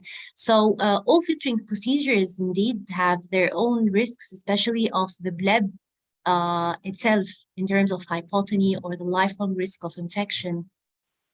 And with the introduction of the GAT, which I've been shifting to for most of my cases, to be honest, in the last 3 years, GAT is a procedure that allows us to incise the whole inner wall of the Schlemm's canal to reduce the resistance to outflow. And at this point in 2020, I was experimenting with GAT in different types of glaucomas, and 2 studies came out, one on GAT in post-vitrectomy eyes by Kwan and co-workers, and the other by Zainab Actis and co-workers, again in vitrectomy after silicone oil removal. So the first study was a retrospective one that looked at 8 eyes, of which 5 were actually silicone eyes, which is a scenario we all find difficult when the VR surgeon is just deferring the decision to remove the silicone. The pressure is high, and you know that if you tackle the pressure at this point and then they remove the silicone, the pressure may come down to hypotony. So they've done GAT in those eyes, and the pressure dropped from 52 down to 13 on significantly number of medications. In the second study, it was a retrospective case series again on 15 eyes, where the pressure dropped from 31, almost halved at 15. The qualified success, that is a pressure of 21 or less on medications, was 93%, and amazingly around a quarter of the patients were off medications at the final follow-up. So in light of these and my enthusiasm for GAT, which is still there, I decided to do GAT for a child that was 13 years old back then. He had congenital cataract surgery when he was a baby, then developed a detachment, had pars plana vitrectomy, then silicone oil removal. And I was following him up, but he had compliance issues. His pressure was 21 on 2 meds. He had a cuffing of 0.6. And actually, when I went in, I wasn't aiming to control the pressure as much as to just patch. There's an area down here in the figure that is thinned out from the sclerostomy. So my main intention was to cover this with a patch. But I thought, if we're operating anyway, why not just discuss with him having GAT and minimally invasive glaucoma surgery as well. I didn't feel like doing a tube at this point because I could have just added more meds although again, compliance was an issue. So I decided to go for a GAT in addition to the scleral patch for the thinned out area. And as you can see here, although he had silicone oil removal, there are always these remnants that no one can completely empty. And it is known that silicone does cause scarring at the level of the Schlemm's canal and sometimes PAS. Luckily, this boy did not have synechiae in the angle, but I went ahead with the gap procedure, and luckily I managed to do it circumferentially. There was no scarring at the level of the Schlemm's canal that stopped me. At some point, the proline suture stopped and I had to retrieve it with a cut down, but eventually I managed to do a 360-degree incision. And then I examined the angle, and surprisingly, it was so full. I'm not sure if it shows here with the resolution, full of tiny silicone bubbles that was including the whole human. And when I cleared it with the bimanual, it was completely clear in the end. Very gratifying to see that. And eventually, I've been seeing this boy for 3 years now. His pressure has come down to less than 15 at all post-operative follow-ups with no medications. So this is not the usual, of course, success rate. I was lucky with this boy, and he was lucky. I've done since then around 10 cases of post-pars planavitrectomy eyes, and where I did GAT for them. This is another case with high pressure, again, now controlled on medications. But I would say that the success rate is around the range of 50% of getting away from doing a more invasive procedure. Of course, I counsel my patients now whenever I get a patient that is suitable for a GAT, post-pars planavitrectomy. They have minimal PAS, open angles.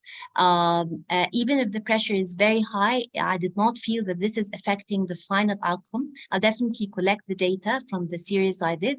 But for the time being, I offer angle surgery as a minimally invasive option for patients with post-pars planavitrectomy. Of course, it's important to counsel these patients. The success rate is not amazing, but then again, you're saving those eyes from all the risks inherent to filtering procedures or cytodestructive procedures. Thank you.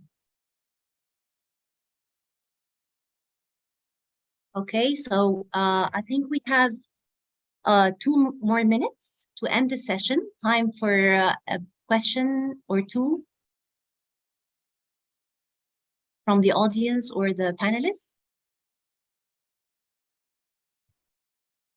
Have you tried limited diode laser cyclophotocoagulation in such patients which are nearly refractory despite several procedures for glaucoma surgery? Yes, I do, for sure. But especially cases that are not suitable for GAT, I would go for the subthreshold diodes, which I really like, and it's quite safe. And I use it as a backup even before going to more invasive tubes now, if the angle surgery doesn't work. So yes, absolutely. Thank you. So in these cases you performed, Yasmin, post-PPD eyes, were you able to quit medications in most of the patients? So how do you feel? Well, in most patients, the case I'm presenting is the best, of course, Yeah. but all the rest are probably on patients too. Yeah, I have to go back and review the cases, but but the thing is, you're starting out with a pressure of say 32 on full topical. If you bring it down to 15 on combination therapy, this for me is a success, because this is what I see when I do an Ahmed glaucoma implant or a Verval. In these eyes, eventually they end up using medications for life again. So if you get away with more invasive procedures again, and the patient is accepting that they're likely to go back to meds, I would still choose to do that. Yeah, exactly. We should discuss definitely this with the patients. Yeah. Great case. Okay. Thank you very much. Thank you, everyone. It's been a pleasure to have all these great speakers today. Thank you for the great discussions and the great cases. And thank you, Dr. Mohammed Al-Amri, for arranging all this. And I hope to see you all in the World Glaucoma Congress soon, this month. And have a lovely evening, everyone. Thanks. Thank you. Bye. Thank you. Bye. See you soon. Bye. See you.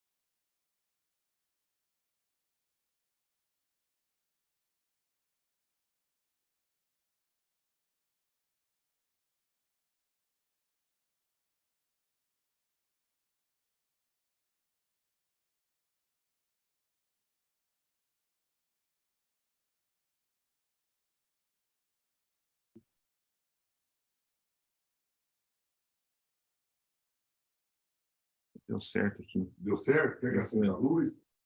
É. Tem como acender a luz, né?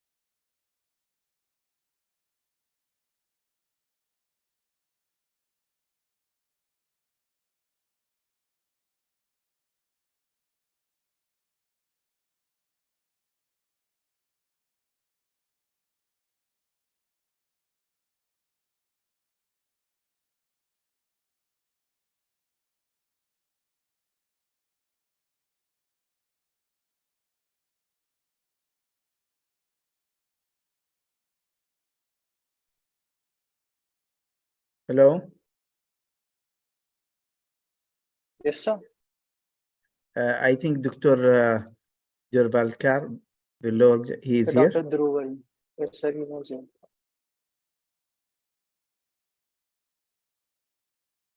Okay. Dr. Yahya is connecting. Can you call for me in hall A, Dr. Majdi Musa? Communicate with him. Who's with me? Prasan, I think Fahad. So Dr. Fahad, Dr. Ahmed Rosdi, and you. And also 4 of us. And Prasan Rao, right? So Prasan Rao has joined. Prasan where? He's not? Sir, he has joined, sir. He is joining where? Okay. All A. Great. Prasan is here. Okay. Can we see? Okay. I will call Fahad. Please call the others. Sir, he's Majdi. also joining. Dr. Fahad is also joining. He sent me okay. Okay. محمد اهلا مساء الخير دكتور يحيى. مساء ازيك؟ الفل يا باشا. بقول لك احنا هو انا نمره كام؟ انت المودريتور يا باشا. لا ما انا مودريتور. انا دلوقتي لسه يعني بخلص العياده، فانت لو عايزني تمودريت احنا ما اتفقناش على المودريتور دي. لا انا قلت لك يوم الاحد ده اوحش يوم عندي، يعني يوم الاحد ده من الصبح لغايه بالليل يعني شغال. السبت مين امبارح معاك في ممكن مين معاك في ابقى السيشن؟ صفوت اسمه صفوان. Okay, so you can alternate between you and Safwan, no problem. Any one of you. كويس ماشي. So you can just start, then tell Dr. Safwan to take over or Dr. Osama. So, you know, the aim is just to have a correct timing. For you, you select whatever that you need because you are the moderator. You can manipulate whatever you want.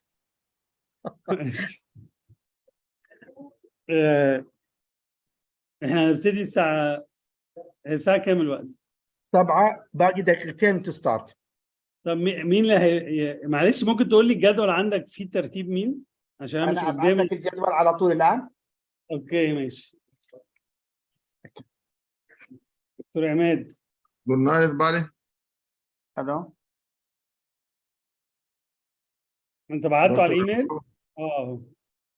Dr. Durval from Brazil. اوكي انت كده دكتور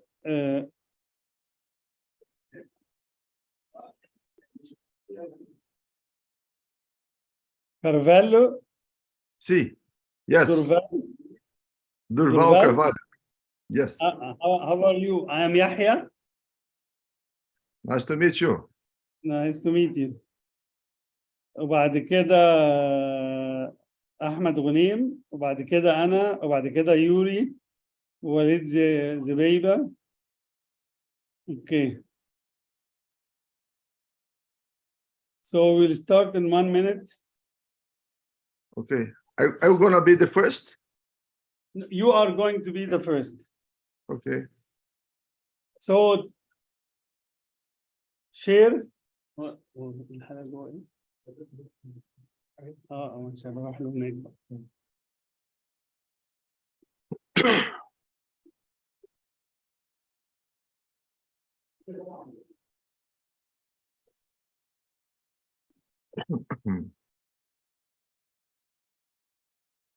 Dr. Yahya, I am in the other session moderating medical retina, and so I will leave you. You can take over whatever.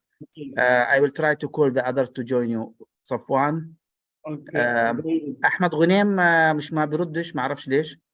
إذا عندك رقمه وتقدر تواصل من مصر معاه يكون حلو. Okay. Even if you are late for 1 minute, no problem.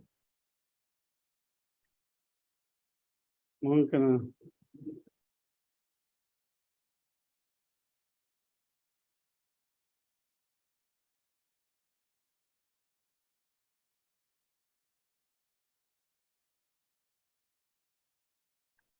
We will try to be on time.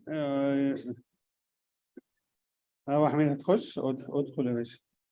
أيوة يا باشا، ادخل يا باشا.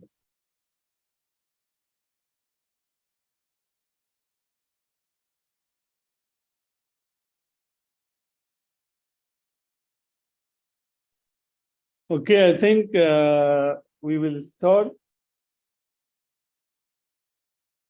We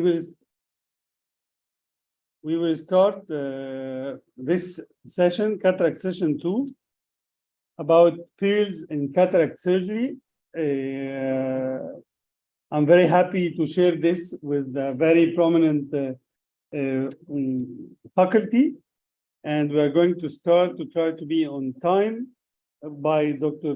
Durval Carvalho, Jr., talking about 5 fields in small pupils. For me, it's a great pleasure to join you this meeting. I'm president of the Brazilian Association of Cataract and Refractive Surgery. It's a very proud for us. Today we are talking about the small pupil. 5 pupils in a small pupil.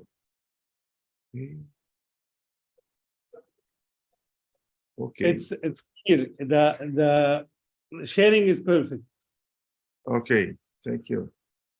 Let's start. Well, first of all, I usually use the non-steroidal anti-inflammatory drugs, eye drops, before surgery. We start to use 2 days before surgery, 3 times a day. In cases that we have diabetes, uveitis, I usually like to start before, maybe 1 week before, and it's very helpful to avoid a meiosis intraoperative. So especially in cases when I use the femtosecond laser. So I use in all my cases, I use the non-steroidal eye drops before surgery. This is the most used in Brazil. We have the ketorolac trometamine, 0.5%. The second, we have to avoid enclosing the pupil during the surgery. So this is very important, mainly in the beginning surgeons. So I changed my surgery to avoid this. So I used to refill the viscoelastic substance during the surgery, mainly for capsulorhexis and capsulotomy. I use sometimes I dilate the pupil with viscoelastic. The other parameter that I changed, that you have to lowering the intraocular pressure to avoid the flow in the anterior chamber with the decreased bottle in some cataracts in a phaco system, or with system with positive irrigation. I set up the IOP for less than 40. So I working with the IOP about the 32. It's work very well, and you avoid the iris prolapse. So it's very important. You have not to use a wide decisions. You have to avoid the wide decisions. You have to it's very important to tight incisions. So you have to pay attention with the blade incisions to your phaco tip. Yeah, you have to avoid to touch the iris during the surgery. Aspirate with the phaco tip. It's very damaged to the iris, and start to close the pupil. And in high myopic patients and vitrectomized patients also, you have the iridocapsular diaphragmatic block. So you have to avoid this maneuver, this phenomenon, and irrigation behind the iris. Before to start the irrigation, you position the phaco tip, the irrigation tip, under the iris. So this distributes the flow during anterior and posterior chamber, and you don't have this iridocapsular diaphragmatic block. And you have to improve the intraoperative with a small pupil. You sometimes the small pupil is not so much, and you can use you can continue the phaco surgery with a small pupil. What the tips that you have? You need center the phaco tip on the iris plane or posterior.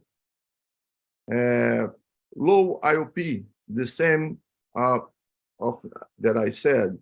Low parameters, low flow, low vacuum.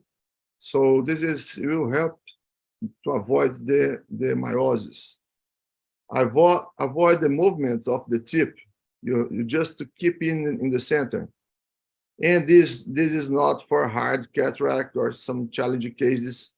This is for soft nucleus. And sometimes you can use with a small pupil. But if not, this is not success with all these tips and the pupil close. You must have to use the adrenaline drug intraoperative. It will be helpful to open the pupil most of the time. It's very helpful. But if you're not of this working, you have to use the expanders of the pupil. we have today many of that. But starting with the iris hook, I think it's the most popular. You have to do 4 micro side ports to expand the pupil. But it's not, you have to spend more time to implant this 4 iris hook. So, and the pupil is like a square, like a TV screen. So not is so physiological appearance. So they developed the so we also have the Malugin ring that it's you have to the same expand of the pupil, but you don't need to use the side ports. So that's very advantage. So you inject this ring and help you a lot. So you avoid the side port incision. But the problem is that in these expanders, you make a square design, like a TV screen. So to becomes better with they developed this new expanders, but a circular expander. So it's more physiological for the surgeon. Expand all the system.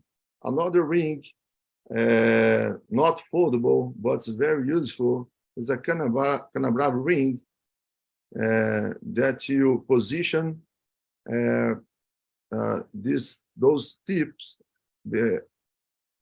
sticking the pupil edge between these stitches.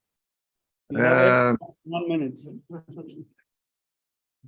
So it's a very useful and works very well, this Canabrava ring. But now you have the injectors in flexible rings like this sold by diamond manufacturer. So this is a flexible expander ring. He manufactured it. This is an injector. So this is a metal material and flexible, and you can use several times. It's like a speculum. No? This is when you inject, you are positioned this expander, and you adjust this expander with the pupil, and it works very very well. So now you have the one larger pupil, circular, and it's very helpful to do all your cataract surgery with safe. And the same way you can take out the expander. It's easy, not difficult.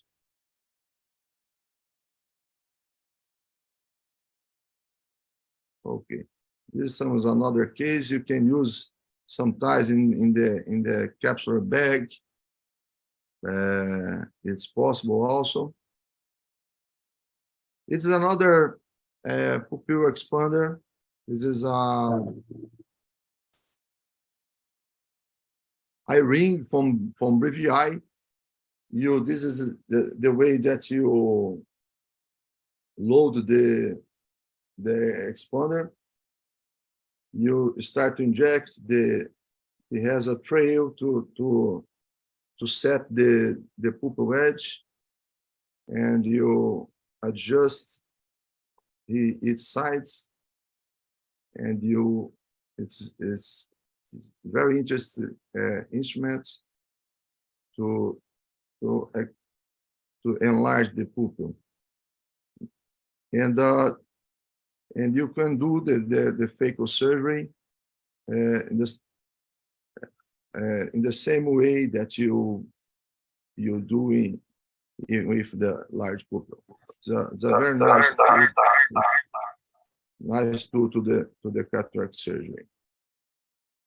I'm finished. And the same way you implant the intraocular lens at the end of surgery. With the injector, you can remove the eye ring pupil expander. Sometimes after the surgery, the patient, the pupil was dystopic, is decentered, and we do the iridoplasty laser iridoplasty. It expands the pupil if you need. This is a case with the opacity in the upper third of the cornea, and we did the iridoplasty, laser iridoplasty, and enlarge the pupil. Sometimes the small pupil is good. The patient with photophobia. I think you have to wrap up, Dr. Canvaro. We are exceeding the time. Yes, So yes, please- I've just finished. I just finished. Okay. That's Mhm. okay. Okay, this is my. I thank you very much to participate, and I hope we can discuss that. Thank you very much. Thank you very much for excellent presentation. We are sorry that we have to interrupt just because we are limited to the live transmission. So thank you very much. Excellent. And I think we can have a lot of questions once we move on. And we will have now Professor Ahmed Ghunaim, who's a great surgeon and Dean of Faculty of Medicine, Tanta University. And he's talking about 5 peels in capsulorhexis. Dr. Ahmed, please. Thank you, Dr. Salah. Welcome, everybody. Can you hear me well? Yes, perfect. Thank you.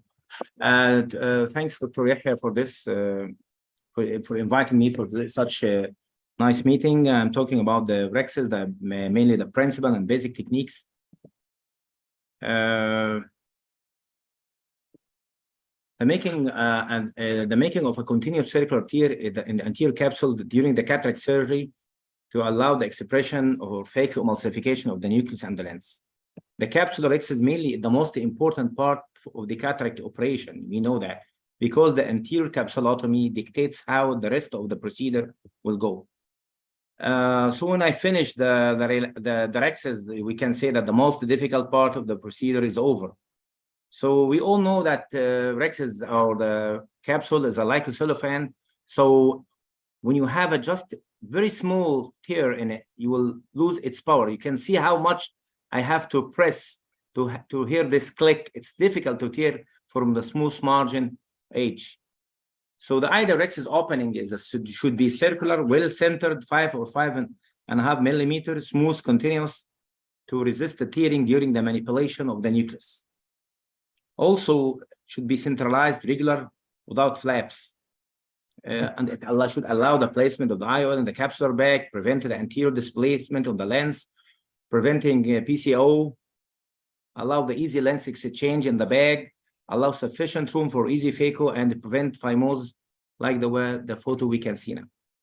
So by using corneal diameter mark, we sometimes use it. Optical zone marker on the cornea helps to judge the side of the capsulotomy and its position. 5.5 millimeter capsulotomy use a 6 millimeter optic zone marker. So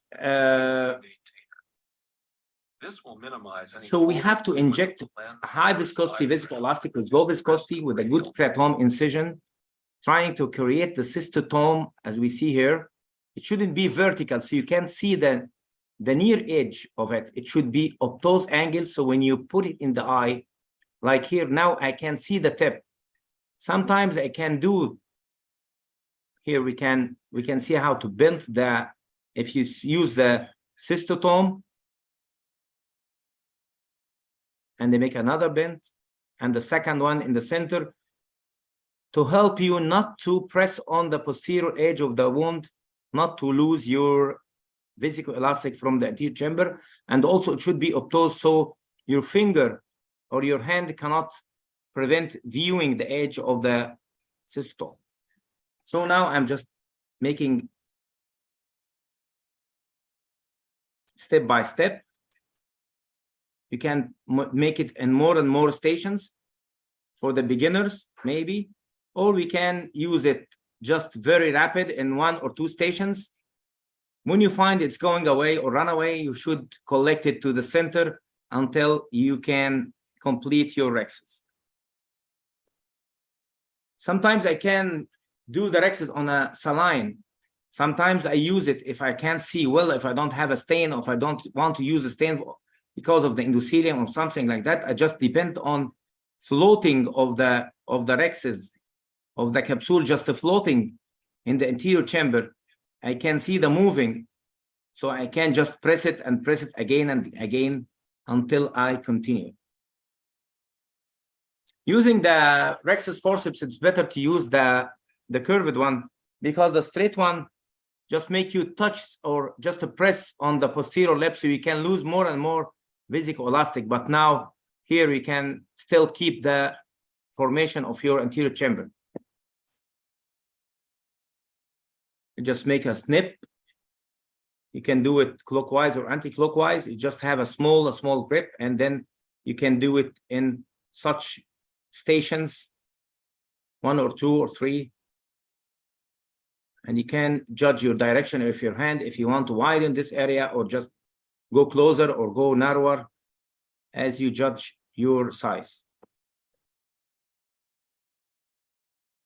If the tears begin to radiate upward, stop, go outside and just inject more and more viscoelastic. Then just direct your hand against the direction of extension. Like this case, we can see you just push in this direction against the extension, you will find the arteriorexis is completed.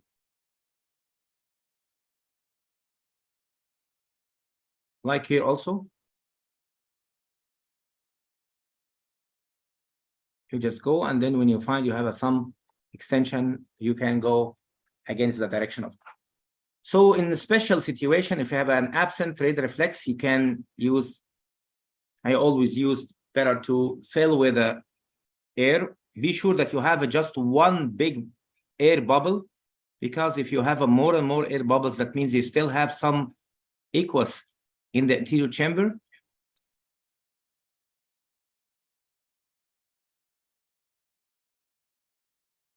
I use the stainer as a cystotome stainer. I don't like to wash to the stain. I just inject viscoelastic. It helps to stain more and more to the anterior capsule, and just have a small snip. You can continue with your cystotome, or you can use your rexes, and you can use such spiral rexes in 2 steps or 3 steps in white cataracts. You can do it spiral, so you can judge the size, and when you find that the rexes is running away, like in this case, you can see here. So to avoid this, or to avoid the Argentine flag sign, you can do your rexes in such a way, carefully, like an orange. Take your time, because maybe the most important step in this case is doing the good rexes. Sometimes the rexes, you can need to cut the rexes and do it in 2 steps, because it might just rotate upon your rexus forceps, so you can direct it. You can by your hand direct it in an opposite way, so you will lose the continuity of the rexes. So it helps you to just free some of the free lens matter or to just evacuate what's inside. Sometimes we have a calcified capsule, like in this case. You just make a stain and know that the elasticity of the capsule in the area between the fibrosed area and the normal capsule, you can find that you have to make more and more stretch on the zonule, so be careful. It depends on the age of the patient, so you have to be very patient until you can work in the normal area. And sometimes you can find what we call the late Argentine flag sign. So you can continue the case like this case. And we have some area of capsular fibrosis or calcification. So you try to use the other hand or the other direction until you complete it. But be careful that, as we said before, that you're not sure about the same elasticity. So if you just try to rotate this case, you will find that you have here you have a late Argentine flag sign even while trying to rotate the lens. Again, slow motion here, wide rotation. You can find that I have a opening of the area between the calcified and the normal capsule. So conclusion, no matter what is a new instrumentation or surgical techniques become popular, the anterior rexus will continue to be an important part of cataract and the lens-based refractive procedure. Thank you very much. Thank you very much, Dr. Ahmed. Sticking to the time, so maybe you have a question from the panel, if there is any, or I can ask you, when do you need to resort to a micro rexus forceps? Maybe if I need to change the direction of my hand, so it's better if I have any sub-incisional extension.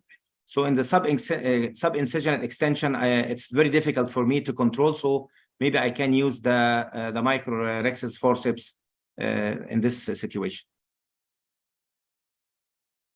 Or even in the case with calcified, it may be well controlled rexus. Perfect. Do we have any questions from the panel to Dr. Ahmed? Because he finished a little bit ahead of time, so we still have, okay, we are almost done. So it's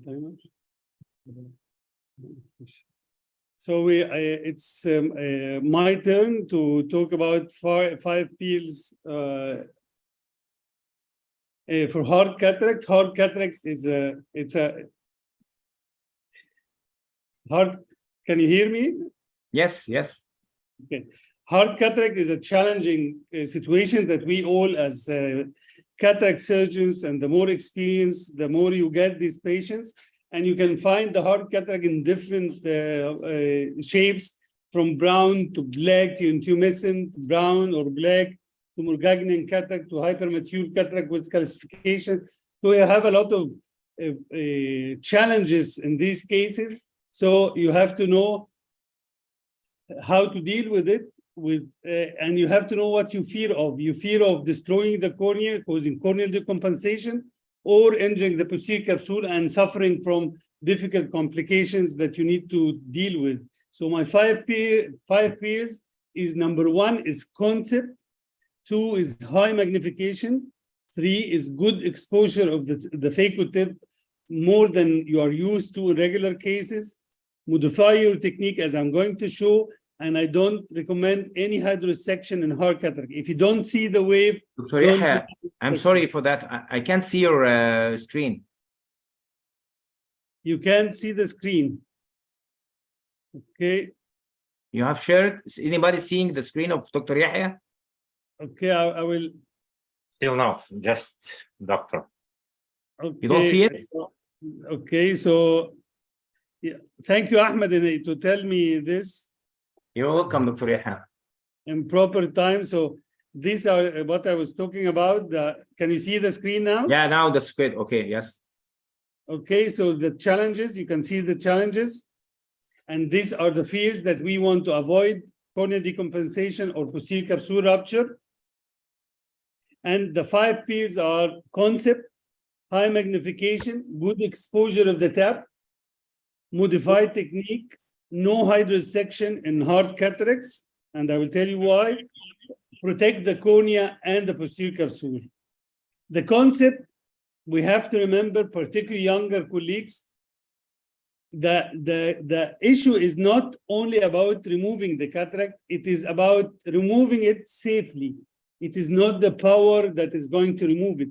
And we have to always remember where we do the phaco. And the strategy should be that we should convert a difficult case, a challenging case, into a regular case that we are used to do. So we analyze the problems and then we deal with it.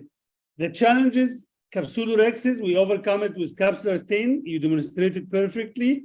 The main thing is it's a thick nucleus and a hard nucleus, and that's why I do what I call 2 nuclei concept to save the cornea and use the least energy and be reproducible. The idea of 2 nuclei concept, if you have, it's like you overcome the problem of thick nucleus by shaving the upper part of the nucleus, so you are making it thinner, and then you deal with the rest of it as if it is a regular nucleus.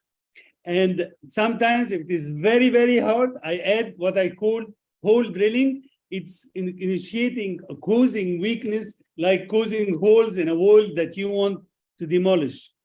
This shows the steps of the technique. You do with the bevel down, decreasing the energy propagated to the cornea, shaving the upper part of the nucleus, and creating a wide crater. The secret is to create a wide crater. And with the bevel up, once you reach this 1/3, you turn the bevel up and continue as normal. It's very important to have a wide crater. Always the problem is that if you make a narrow groove, you are always afraid to go deep. And here comes the myth of gummy nucleus. There is nothing called gummy nucleus. It is not, it's only that you are not deep enough. So this, I'm going to explain it here. This is a deceiving red reflex. So you need to do a bit wider capsulorhexis, always in hard nucleus. Once you do your capsulorhexis, you see the bevel is down, exposure is large. I use the Neuhan chopper, which is used for vertical chopping, and you'll see why it is important. You shave the upper part of the nucleus in the posterior capsule, in the bag, so the propagation to the cornea is minimal. You can see the wide crater allows you to go as deep as you want, as deep as you need, to go very deep, so as you can crack when you need to crack. And then I will start to do the hole drilling, like creating holes, and you can see that the nucleus rotates without hydrodissection, because it is with the fluid, it is hydrodissected automatically. And at the beginning, I don't want the nucleus to rotate actually when I'm doing the groove. You can see it's rotating perfectly without hydrodissection. And then this is the hole drilling. Don't worry, you're not going to pass through the nucleus because it is very thick, and the good exposure allows you to drill into it, weakening the nucleus. You can see the wide groove allows you to see the floor and see exactly which fibers are preventing you from cracking the nucleus. So in this way, with the high magnification, you can tell which fiber is preventing you from cracking. So you can go along the fiber. You can see here, you can go along the fiber, the last piece, to make sure it cracks. If it doesn't crack, it means there is fibers. And because you can see, because of the wide pupil, you can see well until you decrease. And you can see I'm working inside the capsular bag. And here I'm using little ultrasound and high vacuum, like 30, 40, and this stage 40% ultrasound, vacuum 450. And you can see the tip is always protected with the nucleus, and the chopper, vertical chopping, allows you to deal with any type of the nucleus under vision, even if the pupil gets down. You can see you're cracking, splitting the fibers under vision. And you can see the magnification helps you to exactly see what you are doing. It's a very reproducible thing to do. Once you crack and analyze the problem in such cases and deal with it in each case in the same concept, and improve and modifying the technique as you go along. Again, there is no ultrasound, only cracking, splitting. You can see it's almost black cataract, but I'm using minimal ultrasound, minimal effect on the cornea, and you can see the cornea is clear until the end, and you can judge the effect on the cornea on the corneal wound as well. You have to avoid corneal burn by interrupting your ultrasound. Everything is done under vision in this technique. Nothing is left for surprise, so you can decrease the amount of energy needed even in such a hard nucleus, because you divide it into smaller and smaller pieces in a very controlled way, and you can see there is no epinucleus, and exactly the posterior capsule is just behind you. So you have to be extremely careful. It is not the amount of ultrasound, it is how you tackle the nucleus, maximizing the benefit of ultrasound.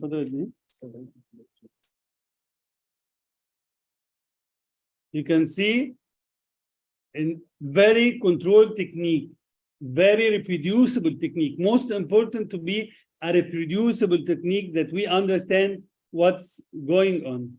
So in conclusion, I wanted to say that hard cataracts with all its different forms carries a challenge. Of course, you can choose to do an extracapsular or small incision extracapsular surgery, but you can definitely do phacoemulsification even in the hardest of cataract by analyzing the problem, knowing what you fear from, and then working from there on. So thank you for your attention, and I still have 1 minute because I'm a good moderator. Hello, Yuri. How are you? Good afternoon. How are you? Thank you very much. I'm fine. I'm ready to start. Yes. Dr. Yahya, can I ask you some question? Yes, sure, Dr. Thanks for this nice cases and nice presentation.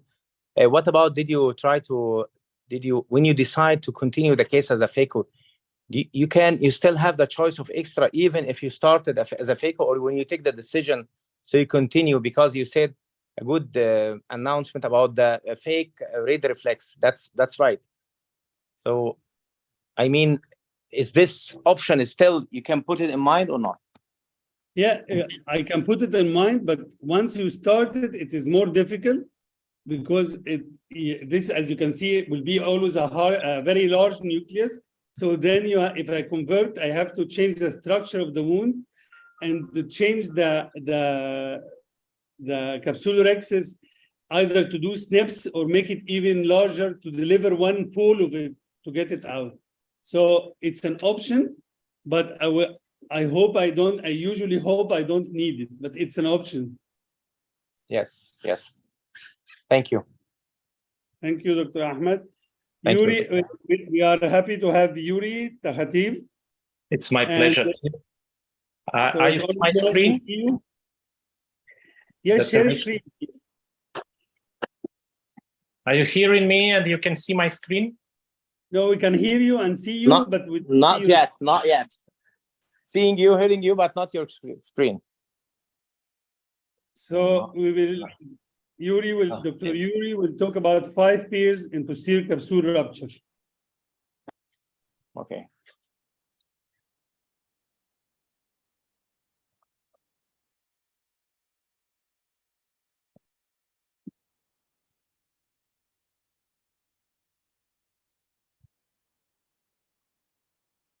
So, we can see the screen. Yes, now. Yeah, very good. So posterior capsule rupture is a complication that you don't expect, but if it's ruptures, the capsule occurs in the initial step of the surgery, then you must change the plan of entire procedure. So this is the video, just a routine case. We create the rexis. We start with, chopping the pieces. So we remove the piece by the normal way. And you can see suddenly the lens moved to the vitreous. So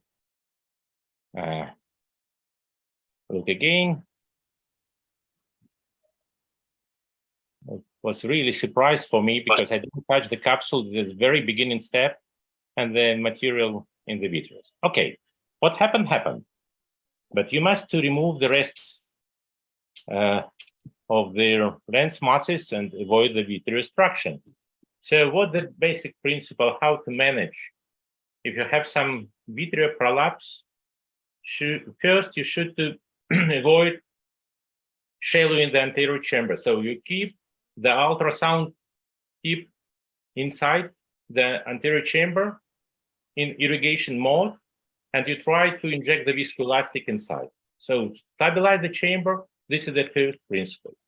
Don't pull back taker tip, lower the bottle, not irrigate too much, avoid to push the lens material back, and you should plan it out. Better if you have not only one, better if you have some 2 or 3 different plans. So the dispersive viscoelastic is very helpful to support the residual material of the lens material and protect the capsular defect to enlarge and tearing and increasing the size of the defect. And also with the viscoelastic, you're going to remove the vitreous from the phaco tip, and after that you can remove the phaco tip easily. Don't chase the lens material in the vitreous cavity with ultrasound because it's traction. Peripheral retina are very, very thin, and vitreous traction caused by the probliths, and this is very, very risky. So never try to jet-like irrigate the material from the vitreous cavity and elevate the lens material. Never use the lens loop. Also, it's very risky for retinal tears.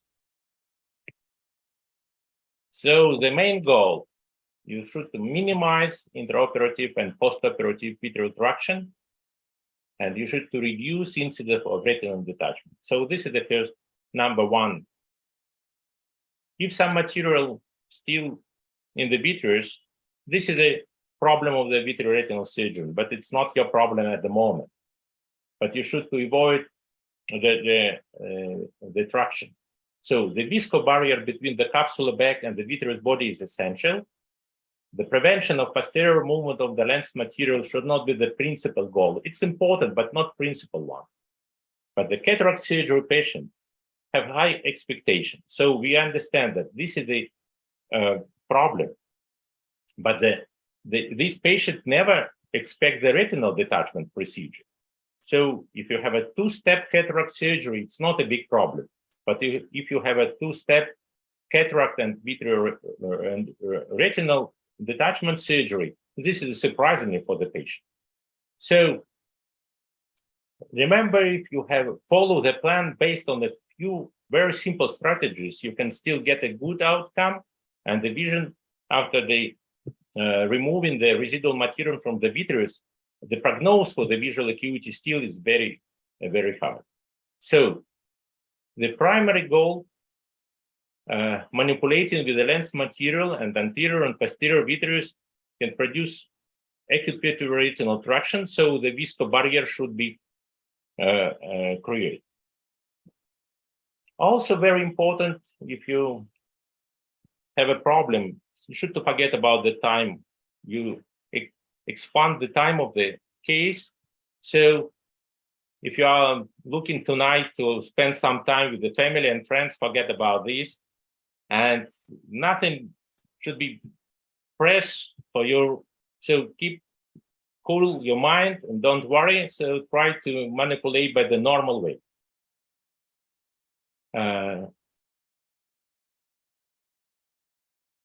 Problem with the emergency surgical issues. Oh, you should make a decision. It will be one-step surgery or two-step surgery. If you want to have a one-step surgery on the same time, remove the material from the vitreous cavity, you should have a vitreoretinal surgeon available. Optimal equipment also should be available, and the staff should be trained with this equipment. Also, if you have a topical anesthesia, so you should ask the anesthesiologist to support. So many things you should summarize if you want to have a one-step surgery. That is why this two-step surgery is more helpful to solve the problem. So first, you should raise the nuclear fragment above the iris plane and control the vitreous. Put the irrigation bottle low, so low flow, moderate vacuum, and all dislocated lens material needs surgery, but you should also remove the cortex. Try to avoid the cornea damage. The next step for the vitreal surgery, for a vitreoretinal surgeon, cornea should be transparent. It will be much easier to manipulate for the vitreoretinal surgeon. Also, never use microsponge to remove the vitreous. It's also called the traction. It's very important. Many doctors try to check the vitreous, which is going outside the main incision of the side port with the microsponge. So try to avoid this. Very helpful if you try to use the triamcinolone for better visualization of the residual vitreous in the anterior chamber. Also, you can use the anterior vitrectomy probe with the special parameters. So usually I start from the very high cut rates with a low vacuum, just cut the vitreous in the anterior chamber. And vitreoretinal, when they are going down with the foot pedal, so I increase the vacuum, and at the moment the cut rates is going down. So we are playing with the cuts only and aspiration, and cuts and aspiration, and this is the very helpful how to solve the problem. So the fast cutting rate is better in all cases. Never use the aspiration before the cutting of the vitreous, because you increase the vitreous traction. But fast cutting doesn't cut vitreous better, so it's not more efficient. That is why fast cutting is better, because they're decreasing the vitreoretinal traction. And anterior vitrectomy infusion option, you can use the vitrectomy without infusion, like a dry vitrectomy. But if you activate the aspiration at the moment, you cause the hypotony, and it's leading to suprachoroidal hemorrhage. So it's a risky, and meiosis and keratoplaty, keratopathy also can occur during the hypotony surgery. So infusion fluid through the side port is a very good option. Mostly we never use the main incision for anterior vitrectomy, so we create two side ports, one for infusion fluid, the second for vitrectomy probe, and also use the low bottle because the infusion pressure increases cataport and increases the cataport pressure gradient. Also, two port iris and limbal side ports is better if you use one port. In the past, we have a vitrectomy probe with the irrigation, and we used the main incision, but it was a big problem because the vitreous and leakage stimulate the vitreous prolapse through the main incision. That is why it's very important avoid the hydration of the vitreous. So at the end, you should to remove the residual material. You can put the lens inside, even if there's some material in the vitreous cavity. And for the next stage, next step on the next day or next day, so you have time to organize everything very well with the vitreoretinal surgeon and remove the material, and still the prognosis for the patient, for the visual outcome is very good. So if you... Yuri, I think we need to wrap up. I'm sorry, but this is the last slide. This is the last slide. Excellent, excellent. This is the last slide. So at the conclusion, if the posterior capsular rupture occurs, try to keep the control under the situation. Don't panic, and remove the residual material. Don't touch the iris and the cornea, and the two-step surgery is the preferred. So thank you very much. Thank you, Yuri, for taking the burden to talk about the worst part of the procedure. And I know it needs 2 hours to talk about everything, but you have given us very important rules about rate of cutting, how to deal with the nucleus not fishing into the vitreous. So it really was a lot of excellent pearls. Thank you very much. And we need 1 hour to hear from you about managing this complication. But unfortunately, we have to move to the last but not least, Dr. Walid Zibeiba. Ahlan bik, how are you? And he's going to give us 5 pearls in subluxated lens. Thank you for the kind invitation. So I has just sent my presentation with the recorded voice because we have a problem with the connection.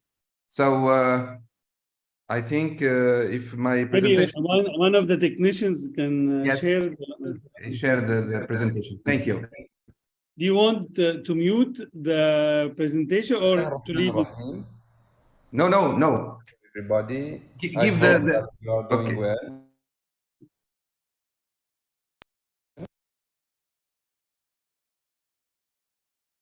You can play the presentation. Ahmed, you can play. My topic today is about the 5 pearls in subluxated lens.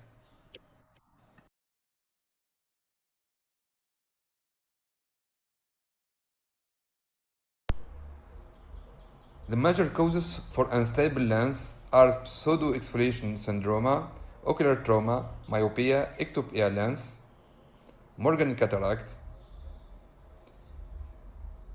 The management of these cases are challenging. It's one of the more challenging situations in anterior segment surgery. To build the surgical strategy and the planning of the surgery steps, we must answer 5 questions. First, we have to look after the patient's age and the severity of the nuclear opacity, the extent of the subluxation lens, and finally an important consideration including whether the disease is static or progressive and the presence of the other ocular comorbidities.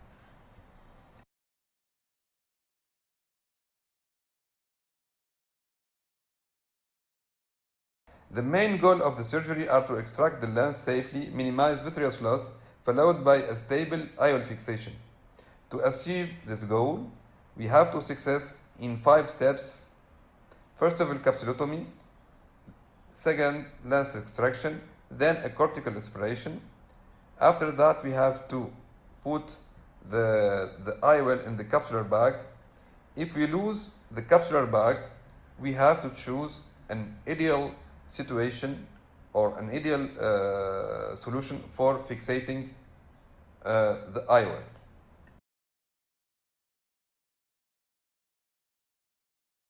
Capsulotomy is one of the most important and challenging steps. Other intraoperative clues for zonular instability include pseudoelasticity, tendency for the capsulorhexis to run out. The capsule can be penetrated with cystitum, and we can find star fold in the anterior capsule. The capsulorhexis size should take into consideration the need for at least 2 millimeters margin between the capsulorhexis edge and the equator.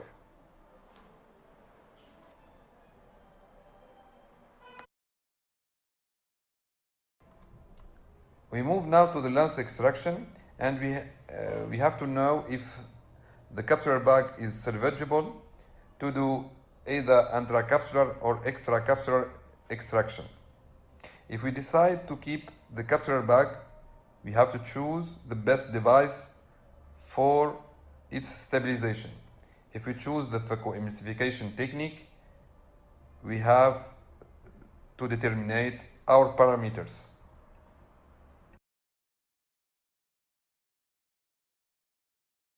In this step, hydrodissection is a critical tool. It should be done carefully. We should make sure that our lens can rotate. In the phacoemulsification, we have to minimize sculpting and use fracturing techniques, use low vacuum and flow, and work in the center. Dispersive OVD, it's very useful in this case, and the key to the success is the control of the intraocular environment.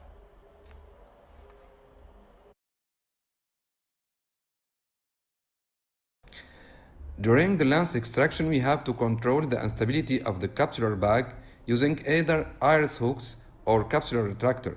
But we have to know that iris hooks are not designed for the capsula, and they can tear the capsule because they don't support the lens equator as the ends are short.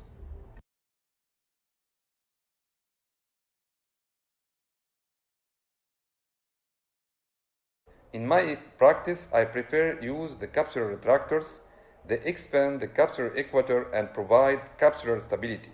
The hook end is blunt and atraumatic to the capsular bag. It prevents vitreous from prolapsing forward and prevents misdirected irrigation fluid of the anterior chamber to the vitreous cavity. The number of the capsular retractor depends on the extent of zonular loss.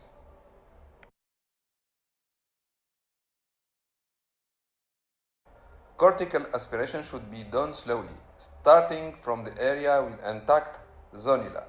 On the area of weak zonula fibers, we have to avoid polishing radially, and we have to remove the cortex tangentially. There is much less forces on the zonula, as we shown in this video. After lens extraction, we have to implant the patient, and the choice of the implantation method depends on whether the capsular bag can be preserved or not. The decision to choose to fix the bag or to fix the IOL may be based on the operating surgeon's skill, experience, and preference. When we are planning for an IOL implantation in the bag, we should use appropriate devices. CTR can expand and maintain the contour of the capsular equator. Seoneering distributes the stress centripetally across the lens equator area, stabilizing the capsular bag and centering the IOL. CTS is placed into the bag in the side or in front of the greatest zonular dehiscence, and then sutured to the sclera 1.75 millimeters to the limbus. And finally, we should avoid CTR in the presence of the incomplete capsulorhexis and also on posterior capsular rupture. The nature of the disease help us to determine the appropriate devices. It means progressive or no progressive disease of the capsula.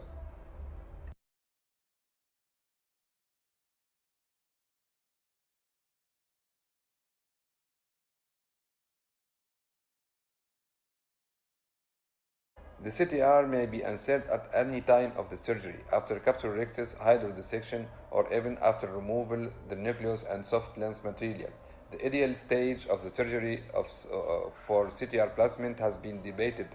It's recommended to place the CTR as late as you can, but as soon as you must.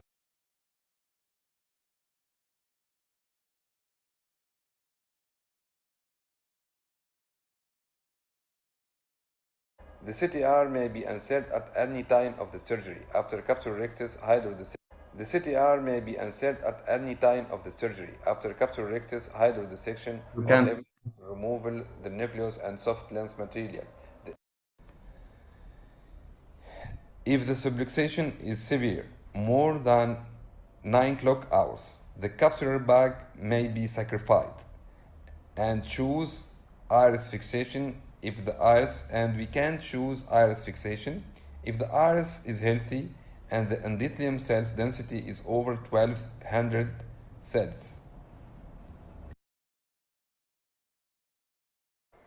The IOL may then be secured via iris fixation with iris clip IOLs, which may be placed either on the iris or behind it, like this case. And I introduced the implant via scleral tunnel to avoid corneal astigmatism in outcome. We can also choose another techniques like sutured scleral fixation technique or sutureless scleral fixation technique. For the sutured scleral fixation technique, we use acrylic IOL, foldable one, and we attached this IOL and sclera with no absorbable sutured. In the sutureless scleral fixation technique, the haptics are secured to the sclera directly by fixating the haptics with intrascleral flaps, tunnel, or grooves. We can use 3 pieces IOL for Yaman techniques, or we can use Carloval lenses. In my opinion, I prefer Carloval lens because it's the first implant dedicated to the scleral fixation, and it has a special design that gives high stability and centration.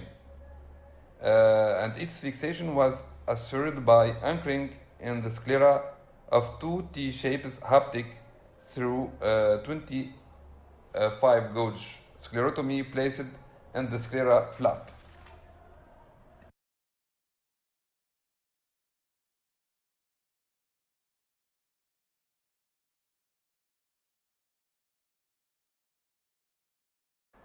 This is a case of Carloval implantation. The IOL has a special design. Here we are placing the first anchor using the endarterocular forceps. We placed the first one, and then we placed the second one using endarterocular forceps.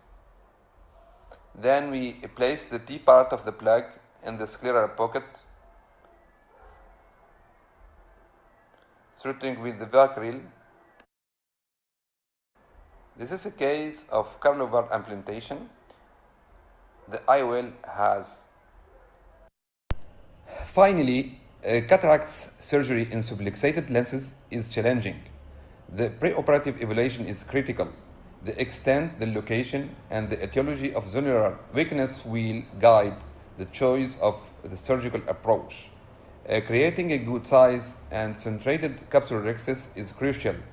Nucleus sculpting and heavy rotation should be minimized in these cases. The decision of the IOL implantation technique is based on the operating surgeon skills and experience and preference. Thank you. Thank you, Dr. Walid. Very interesting, very difficult cases. Have any one of the panel used the Carlovari lens? Yuri, have you? Never. I never. Walid, Look like very. Have you used it? Dr. Durval, did you use it? Wait, unmute, please unmute. We cannot hear you. Sorry. I have my own technique for single piece IOL. I call it piercing technique. And I developed a micro punch that I make a hole in the middle of the haptic. And I do the 4-flange with Prolene 5.0 from Canabrava technique. So I have using in multifocal IOL and toric. Recently, I had one case that of keratoconus eye with subluxated toric IOL. I have fixated with these techniques. It's worked very well.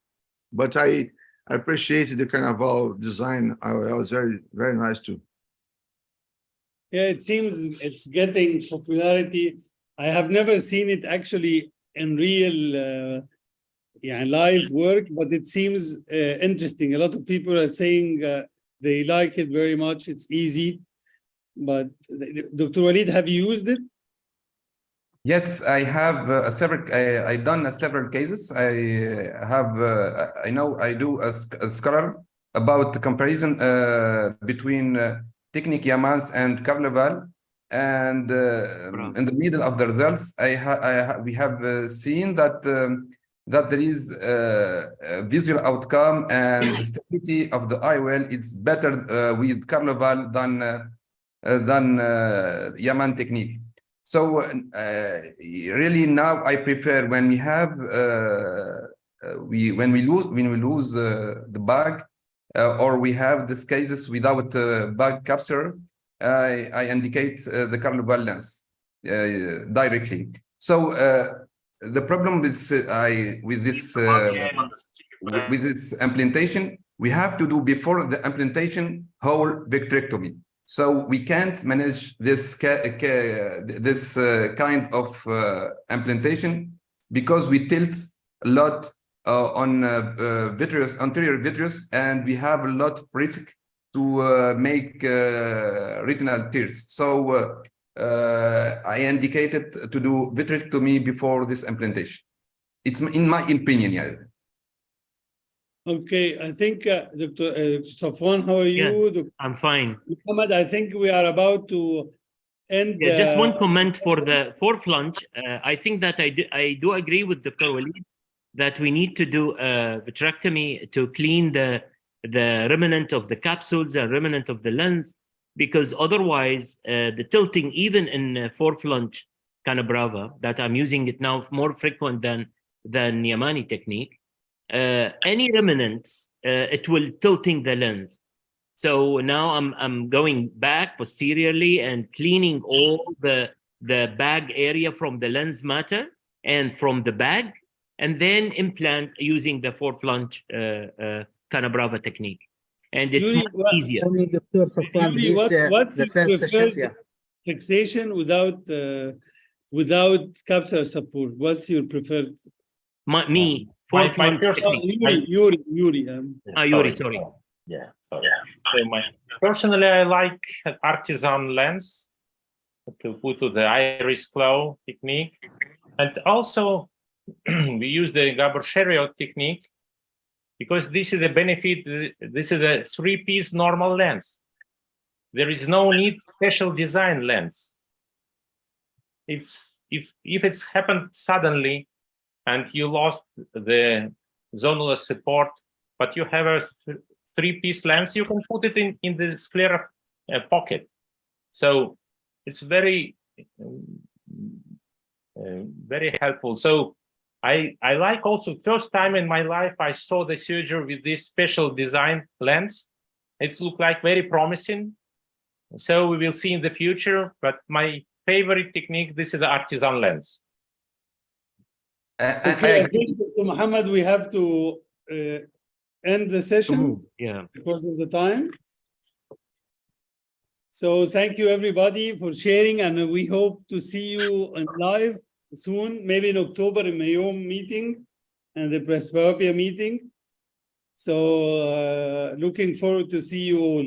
Thank you, Dr. Thank you, Osama. Dr. Salah, Thank Dr. Yahya. Thanks for everybody. Thank you. Thank you. Bye-bye. Thank you very much, everyone. Thanks a lot. Thank you, Appreciate. Dr. Ahmed. Thank you for the nice contribution. Thank you. Welcome, Dr. Thank you, Dr. Muhammad Al Amri. Thank Bye-bye. you, Ahmed Basha. Thank you very much. Thank you. Thank you very much. دكتور يحيى شكرا جزيلا. دكتور Yuri, thanks a lot. Thank Dr. you. Walid, thank you very much. See you all Thank you, personally. Dr. Thank you very Duran. much. Thank you. Bye-bye. It's great to have you with us. Okay, Dr. Safa, the mic with you so you can start the. Alaikum. Hi all. I just want to thank those who are still present. Last day, last session.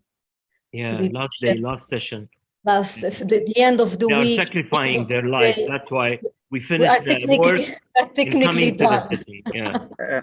Before the last session, Doctora, if you allow me, if there is one more session. There is a guest of honors after this one for half an hour.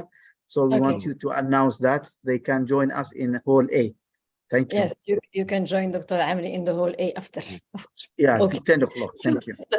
So let's be the dessert, okay? Okay, thank you. I am honored really to moderate this session among all those eminent friends and dear and eminent speakers and dear friends. We will try to once again define this dry eye disease. This is what I call personally a sahl al-mumtani' because we all face it daily in our practice. We try somehow to deal with this pathology, and it works sometimes, fortunately, and sometimes it doesn't. So let's make it just like a brainstorming today around this table to share our experiences. Maybe it can make things easier for us and for our patients. So we'll start with the overview of غني عن التعريف الدكتور صفوان بياتي. خذ راحتك ولا حسكتك ولا انت بقى انطلق. شكرا دكتور صفاء. It's my great pleasure to meet you here and as a moderator for 12 minutes. عمري هنا. ايوه يعني 12 minutes please, not more. I have the sensitivity with Dr. Muhammad, and here I will present two presentations together. So it's 12 by 12, 24, and Sorry, it's only 18 minutes maximum. Thank you. Most welcome. So Dr. Muhammad was very generous today with us. So I think that I can keep continue. And as an importance for this subject, I changed to overview of OSD. I think that when we are talking about OSD, it will be wide, and we can summarize a few important points in classification, in overview through the diagnosis and management. Now I will go through a main definition as an ocular surface disease. I just have a problem with these, that I need to minimize them, and then in a way that I can see my words. So OSD indicate damage to the surface layer of the eye, namely mainly cornea and conjunctiva. There are many causes of ocular surface disease, but what we need to concentrate here, two most common cause, a dry eye syndrome and blepharitis. And causes in general, we have a blepharitis, dry eye syndrome, eye allergy, decreased tear quality or production with age, chemical or thermal burns, side effect of medical treatment or prescriptions, medications, keratitis, Sjogren disease, and again, I have meibomian gland, MGD. If we will go to the inflammatory vicious circle, I think that my colleague, Dr. Osama, my brother, he will show you the details and the influence of the inflammation in as a key role for the OSD. So I will leave this subject to my colleague, Dr. Osama. The symptoms of OSD, the most common symptoms of dry eye syndrome and are a dry, gritty, sandy sensation in the eyes, redness, mucus discharge, fluctuation of vision, contact lens intolerance. Many of these symptoms can also be caused by other ocular conditions such as blepharitis, inflammation of the eyelid, and ocular allergy. Dry eye syndrome are often made worse by activities where patients tend to not to blink frequently, such as reading, working on a computer, and watching television. Dry eye symptoms are also generally worse toward the end of the day, and that's the mainly issues when I'm asking the patient, this symptoms you have it early morning or end of the day, because it differ with the causes. Blepharitis symptoms are very similar to the dry eye symptoms. Blepharitis tend to cause more redness and the crusting of the eyelids, and the symptoms are often worse in the morning, as I said. So questioning the patients when the worsening of the symptoms, an important issues to have from the history as a main cause of this symptoms, from where is a MGD or a dry eye syndrome or dry eye disease, and improve throughout the day. That's in blepharitis. Now, if we will go to the causes, dry eye syndrome is primarily caused by poor quality and quantity and stability of the tears. Blepharitis, main inflammation of the eyelid. Blepharitis is often divided, as we know, anterior, involving the front aspect of the eyelid, including the lashes, and posterior, involving the eyelid margin, including the meibomian gland. In reality, many eyes have both forms of the same at the same time. Risk factor for dry eye syndrome: advanced age, female, dry environment, smoking exposure, connective tissue disorders, Sjogren's syndrome, rheumatoid arthritis, conjunctival scarring from prior injury, chemical or mechanical injury wide, certain medication, antihistamine, beta blocker, vitamin A deficiency, prior eye surgery, especially corneal refractive surgery, and more especially and more precisely the LASIK, because we are cutting the nerve in the anterior third of the cornea where their passage, and even in the trans-PRK, we are damaging the end of the nerves were responsible for sensation of or giving the afferent reflex of the afferent innervation for the dry spot. So damaging these nerves 100%, we will end up with a dry eye for a while of time until the regeneration of these nerves. While in SMILE, we are not facing that because we are extracting the lenticule under the level of these nerves. So refractive surgery, now we need to specify it, which one, and LASIK and LASIK is the first, and then PRK second, and SMILE is the least. Now, the risk factors of the blepharitis, the development of the dysfunction MGD can occur as either low delivery or high delivery of meibomian gland lipid onto the ocular surface. High delivery, also termed hypersecretory MGD, result in a large volume of MG lipid accumulating at the lid margin, forming a foam-like tear. Hypersecretory MGD is usually secondary to systemic conditions such as seborrheic dermatitis, atopic dermatitis, and acne rosacea. Low delivery stage of MG secretion can be further classified into hyposecretion or MG obstructions.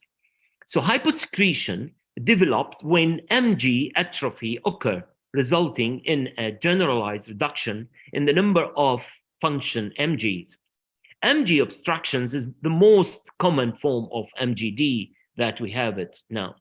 With obstructive MG, hyperkeratinization of the epithelium lining the MG duct occurs, the exact causes for the development of hyperkeratinization is unknown, but inflammatory mediators are suspected. And now, with the research of Professor Rohit, they found that a lot of mediators in not only MMP9 and controlling of these inflammatory, as Dr. Osama will mention in his presentation, will improve the function of the MG. Now, complication, definitely all these symptoms that will, if it will keep continuing and it start to be chronic, it will lead to corneal dry spots, corneal abrasion, corneal infection, corneal scarring, corneal thinning, corneal perforation. Now, what's the test that we can do it frequently in our clinic to identify and find out the problems, whether it's MGD or it's a dry eye disease syndrome? Most dry eye test methods, such as, and I will start with the simplest one that we are all have it in our clinic, is the breakup time, Schirmer test, corneal staining using simply fluorescein test, and I think that fluorescein is available in all our clinic.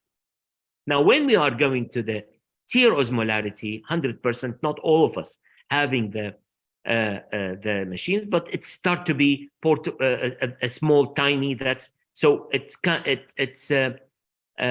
start to be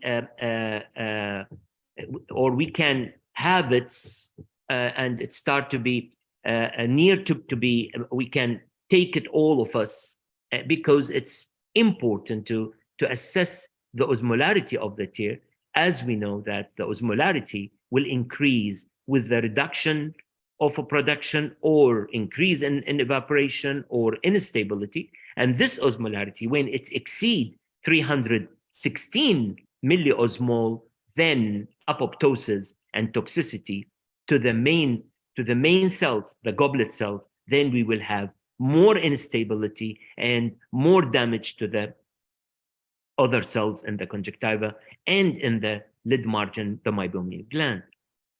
Diagnostic imaging methods such as interferometry and meibomiography now started to be there and installed in most of the tomography. So most of the tomography that we have, they have the meibomiography. So we can use it to analyze the numbers of the functioning meibomian gland. And that image provide valuable information to help characterize patients as evaporative or aqueous deficiency, but cannot predict which patient have clinically significant ocular surface disease. But osmolarity, for sure, when it's above 316 milliosmol, it indicates that there is an indicator of inflammation and directly correlate to the level of the inflammation, especially if we assess it with the MMP9. Now, with this osmolarity, if it's increased, definitely correlate with the moderate to severe dry eye. Now, if we will go to an inflammatory mediator or markers, patient with the dry eye disease display an array of inflammatory markers such as IL-1, IL-6, and IL-8, interferon gamma, and tumor necrosis factor, alpha, MMP9. The most available factor or marker that we can detect it is MMP9, but unfortunately, MMP9 is a non-specific marker that it can help us saying that there is an inflammation, but which kind of inflammation in which part of the conjunctiva or in the lid margin, it's not specific, but it can also guide us to the improvement, because reduction of the MMP9, it means that the inflammatory condition, it improved. Measuring inflammatory marker in the tear help assess the level of inflammation. MMP9 is an ideal biomarker for inflammation since it elevation in MMP9 was shown to place the development of the corneal staining, but still it's not specifically related to the dry eye disease. And as shown that this is the way how to see the marker, and this is the tools, the simple tools, and it's one used, and we can use it for one patient and throw it, so it can be available. The MMP9, an inflammatory marker produced by stressed epithelial cells that is consistently elevated in the tear of patients with a dry eye disease. Rapid in-office tests that detect MMP9 in tear, but does not quantify inflammation yet. Now, if we will go to the management, I will base my management now here on MGD, and the simply I will summarize the going to the dry eye. The MGD workshop recommended a severity-based approach for the treatment.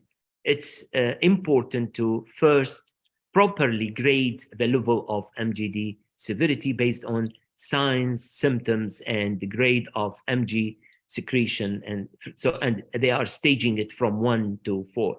So from 0, all gland patent, clear fluid is expressed, 1 or 2 gland partially obstructed, that's in grade 1. So if it start 1 or 2 gland partially obstructed, we are starting grade 1. And in grade 1, clear to cloudy fluid is expelled on a mild digital pressure. If we will go to grade 2, 3 or more partial obstructed glands, cloudy or opaque fluid is expelled on digital pressure. If we will go to grade 3, 1 or 2 blocked glands with many partially obstructed glands, tear film foaming, as I said, is noted along the lid margin. So when we will reach to a foam tear film, this is a grade 3. Inspication notes tooth paste-like expression with a tooth paste. It's just like a worm with a moderate to hard digital pressure. If we will go to stage 4, 3 or more blocked gland with the remaining gland partially obstructed, meibomian meibom difficult to express even with the hard digital pressure. Now, if we will go to left, please. Sorry, 2 minutes left. Yeah, because it's two a presentation, Dr. Safa. It's not one presentation. Yes. I will have 2 presentation here. It's the first overview and then the diagnosis of the dry eye.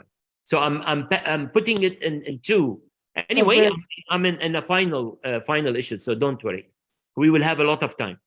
Thank you. Because my name is in 2 presentations. Stage 1, lid warming and expression, and that warm compress, which include increasing the temperature of the lid with the compress to allow the altered meibom to be melted by heat and released by compression from the MG. This can be done manually in this stage. In stage 2, we need, addition to stage 1 treatment, we need hygiene, commonly referred to as lid scrubs. In stage 3, all what's mentioned in the first 2 stage and in the first stage, and adding to it the use of omega-3. Well, there is a lot of controversy here around the use of omega-3s. That's why I will all mention, because there's a big study shows that there is no any difference between the use of omega-3 and non-use of omega-3. But personally, I will use omega-3. There is no any harmful from it, and I'm feeling that my patient more comfortable on it. Now, we are still in stage 2, the use of artificial tear here. We need to use artificial tear that compatible with this stage, and it should contain the oil emulsion tear, not the tear that contain only hyaluronic acid. Because if we will use in the MGD hyaluronic acid only, then we will end up with the same evaporation and we will not improve the condition. Topically, or the topical and oral antibiotic here, in the past we were used only doxycycline, but now topical azithromycin 1% of phthalmic solution is broad spectrum macrolides topical antibiotic with presumed anti-inflammatory property, also showed a significant improvement in both clinical sign and symptoms of MGD, twice daily for 2 days, and then once a day for 14 to 30 days. The study examined the use of oral azithromycin 500 milligram per day for 3 days per week over a period of 3 weeks, was performed with a follow-up of 1 month. Statistically significant improvement were noted in breakup time. Sorry, just I need to remove that side from my site. We need to conclude, Dr. Doctor, I have another presentation in the same. So this is a 2 presentation. It's not 10 minutes. It's 20 minutes. Yeah, the boat should take 20. We are at 19 minutes now. So means that you have still 1 minute to finish the both. The 20 minutes, both. But yes, time is ticking away, Ustaz Al-Aziz. So okay. So I will skip to stage 3 and 4. All treatment that's mentioned above with the use here. We need to use the topical anti-inflammatory medication. Should also be considered Xiidra, Liftigrast, and cyclosporine. Now, I will skip the new technology because I don't think so that we have, but I will say something to the tear. When we are treating the dry eye that have breakup time that affected with MGD, we cannot use only the hyaluronic acid. We need to use all the component of the tear. So the tear should contain, the artificial tear should contain hyaluronic acid, carbomere or methylcellulose, glycerol, and the other kind of lipid that can protect. So there is one application in the Apple. I think that also it's in Android. It's called Eye Protector, and this application reminds the patient to blink. And this is a very important and very cheap. It's a free application and can be used by. I'm advising all my patients to use this application to remind them to blink. And great thanks for all. Thank you very much, Dr. Safwan Bayati. It was really a great overview and a great overview of the mean of treatment also, a mean of diagnosis. Well, we understood now that we cannot claim to overcome with dry eye without breaking the inflammation. And that will be the topic of our friend, Dr. Usama Jlaidi. The stage is yours. Come on. Thank you very much. Thank you, Dr. Safwan, for the nice talk.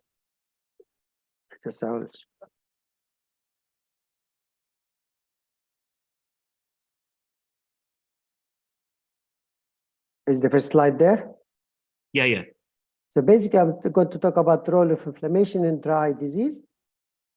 From definition from 2007, Deuce and 2017, part of the definition of dry eye is ocular surface inflammation. So technically, you shouldn't have dry eye in the definition without some sort of ocular inflammation. So inflammation is very important and very important role in the etiology of the dry eye and very important to treat it.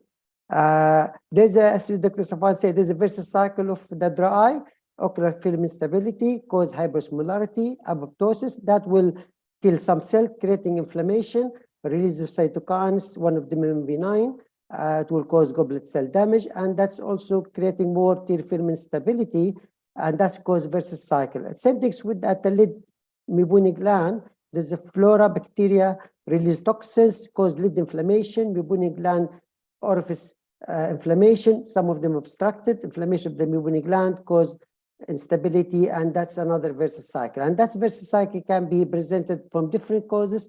One of the commonest one, MGD, but there's too many factors can cause the versus cycle to go to these dry eye circles. And one of them is really the autoimmune disease, inflammatory. We know that's inflammation, but all other factors, it can cause dry eye and play part in inflammation role. Basically, there's two efferent and efferent pathway for inflammation. So any stress in the ocular surface, conjunctiva, releasing inflammatory, that taken by antigen presenting cell, go to the lymphocytes, which the lymphocytes producing interleukin, toxic neutrofiltrating factors, and that's migrated by T lymphocytes to the ocular surface and cause inflammation. And in the dry disease itself, there's a lot of arrays of inflammatory markers, and one of them is cytokine, chemotaxis, interleukin 1, 6, 8, gamma interferon, tissue necrotizing factor, and MMP9. So a lot of markers increase it with the dry disease. When we have a patient with dry eye, usually we don't see a classic sign of inflammation like what we see in other parts of the body. So we don't see much redness or swelling or pain, because the inflammation is at a lower level. Sign when examine the patient with the dry eye, always we're looking for traditional way, tear breakup time, Sherman test, tissue osmolarity, and imaging like mammography. All this will help us to diagnose dry eye, help us to differentiate, is it evaporative, is it aqueous deficiency, but doesn't detect it, is it clinical significant ocular surface inflammation or not? Although, as you know, most of our patients have evaporative and the aqueous deficiency mixed together, almost 75% of our dry patients have both, but we cannot assess the significance of inflammation. But usually the presence of corneal staining and conjunctival staining, that's a very good indicator. There's a level of inflammation which is clinically significant, and they have very good correlation with raised MMP9. The other one is tear osmolarity. Higher tear osmolarity, more than 316, is usually rated to moderate to severe dry. Inflammatory marker is, if we measure the inflammation, one of the commonest one we're using in our lab, MMP9, because it's very easy to do and really correlated well with the corneal staining. It's produced by any inflammatory stress epithelium cell, but it's very simple, it can be done in our clinic, its office. But the problem with this, it's either positive or negative. So it doesn't quantitative how much the inflammation, and also doesn't cause the cause of the inflammation. But it's really very easy to do, and it detected there's inflammation and very have strong correlation with the dry eye survey score, fluorescein stain, and tear breakup time. So it's a very common tool. We could use it in our clinic to help us to assess, is it a clinical significant inflammation, because that can help us in the management. Any patient who had inflammation in dry eye, there's different modality now we're using to control the inflammation other than the artificial tear supplement. Corticosteroids, cyclosporine, topical tacrolimus, laphitagraph, tetracycline, and doxycycline, azithromycin. As we know, corticosteroid it works against all type of inflammation cascade. It's very potent anti-inflammatory. It's very effective. It have very fast effect, but you have to use it for a very short time, because a week, 2 weeks or 3 weeks, that's what I usually use. I usually use FML or Lotamax to reduce the risk side effects such as cataract and glaucoma. Very important to explain to the patient, steroid will help, but you need to use it with shorter period just to reduce the inflammation at initial stage. And then we have to use another things to control the inflammation. One of them is cyclosporine. Cyclosporine, as we know, we're using for a long time, more than 20 years now. It's anti-inflammatory, immune modulator effect, and had anti-apoptotic. It worked by inhibiting T-cell mediated inflammation, by inhibited interleukin-2 activity of lymphocyte. It's well-known cyclosporine known to increase expression of transforming growth factor, and usually topical use reduces the number of activated lymphocytes in the conjunctiva. So by the cyclosporine, basically what it do is a block activation of lymphocytes. That's why the effect of cyclosporine take a long time, because any active T lymphocyte is still will cause inflammation, but will stop activating lymphocytes. So expected to the work start like 2 weeks. Usually the effect started a month to 3 months to have effect. So if you give cyclosporine, always explain to the patient we need to use for 3 months before considering its effectiveness. Is the concentration of cyclosporine we're using Restasis, which is Allergan 0.05. It's approved by FDA, and it works, as we said, till T lymphocyte activation and stop the production of certain cytokines. Topical tacrolimus is another have the same mechanism cyclosporine, but it's really much stronger, almost 10 times more stronger. But the problem with tacrolimus, it tends to cause more irritation ocular surface. The other one available is Lafitagraph, which we had it in Emirates now for 2 years. It's FDA approval also. It's the mechanism of action slightly different than cyclosporine. It's work in the binding between LFA and ICAM. So block interaction of the ICAM on the tissue level, vascular level, and endothelium cell level. So it's at different level. It reduces the migration of inflammatory cell, which is already active to the tissue, so prevent inflammation, as well as prevent activation of the T cells by prevented antigen interaction. So Zidra show in the study that it reduces overall inflammation response, and it works in both active and active. So by that means any active T cells, it can block it, and that's have make it has faster effect. Like 2 weeks, you should expect some effect with Zidra.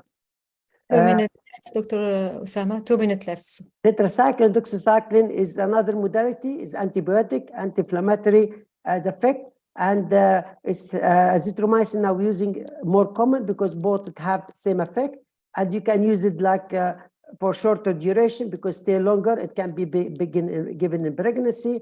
Usually we give it 500 for 3 days, or you can have a longer, or you could use it topical. So all anti-inflammatory can overacting each other, steroid, cyclosporine, tacrolimus, and Lafitagraph. In the management of dry eye, from stage 2, we use anti-inflammatory, DUCE, and also Zidra is also recommended anti-inflammatory in the treatment of patient with the dry eye. When should we using cyclosporine, Lafitagraph? Anyone with stage 2 and above, we're using it. Any patient who uses artificial tear more than 4 times, I always consider using it. In moderate conjunctival and corneal stain, if someone had very high osmolarity, more than 316. If you did benign and positive, really this patient need to consider some anti-inflammatory. And in the patient with moderate meibomian glands function, which is not controlled by simple lid hygiene. Conclusion, inflammation play an important role in dry eye disease. It's important to treat the inflammation of dry eye disease to stop the vicious cycle. So, and prevent worsening of the disease, because if you start leave the anti-inflammatory treatment for later stage, any damage at the goblet cell or meibomian gland, all damage may not come back. So it's very important to start it early before permanent damage. Steroid is very important anti-inflammatory. It's useful to use it for short period, but cannot be used for a long time. Cyclosporine, Zidra drops is very safe, effective anti-inflammatory to treat dry eye disease. And remember that different anti-inflammatory mediating can work different mechanism and could be combined together if it's possible. And thank you very much. I still have 1 minute. Yes, thank you very much, Dr. Osama. It was great. It was very interesting inputs, and you could put it in the right time. So thank you. It was great. Now we'll move on to the management of the dry eye, and we'll try to benefit from the great experience of Dr. Samer Hamada, who is, I think, with us.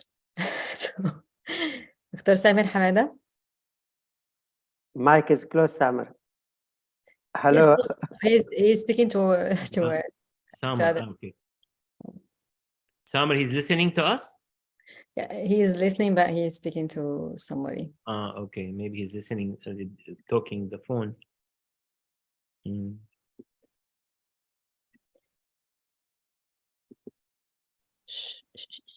We lost the 2 minutes we won with you. Samer, maybe he's not. He mutes yeah.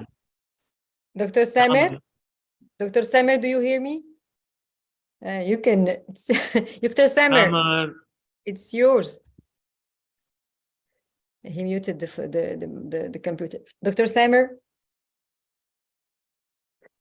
he sees us. I finished early than expected. That's why. Yeah, that's it. It wasn't. It wasn't supposed to be so. You have So to, maybe, you have to tell him. maybe I can do my No. presentation. Can I start with can- my we I think switch? you start use and then we communicate with him maybe. Yeah, he will. I will start maybe my presentation. Okay. Okay. Let's go.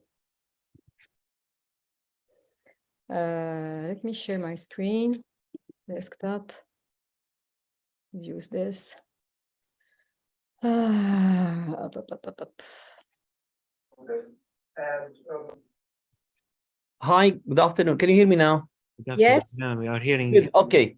Sorry about that. Can I share my presentation with you now? Yes, of course. Welcome. Thank you very much for your kind invitation. Really appreciate it. I hope you can see my presentation now. It's okay. Yes, you can see it. Perfect. Good. So I'll try to be straight, brief, to the point, because you asked me to talk about management of dry eye disease.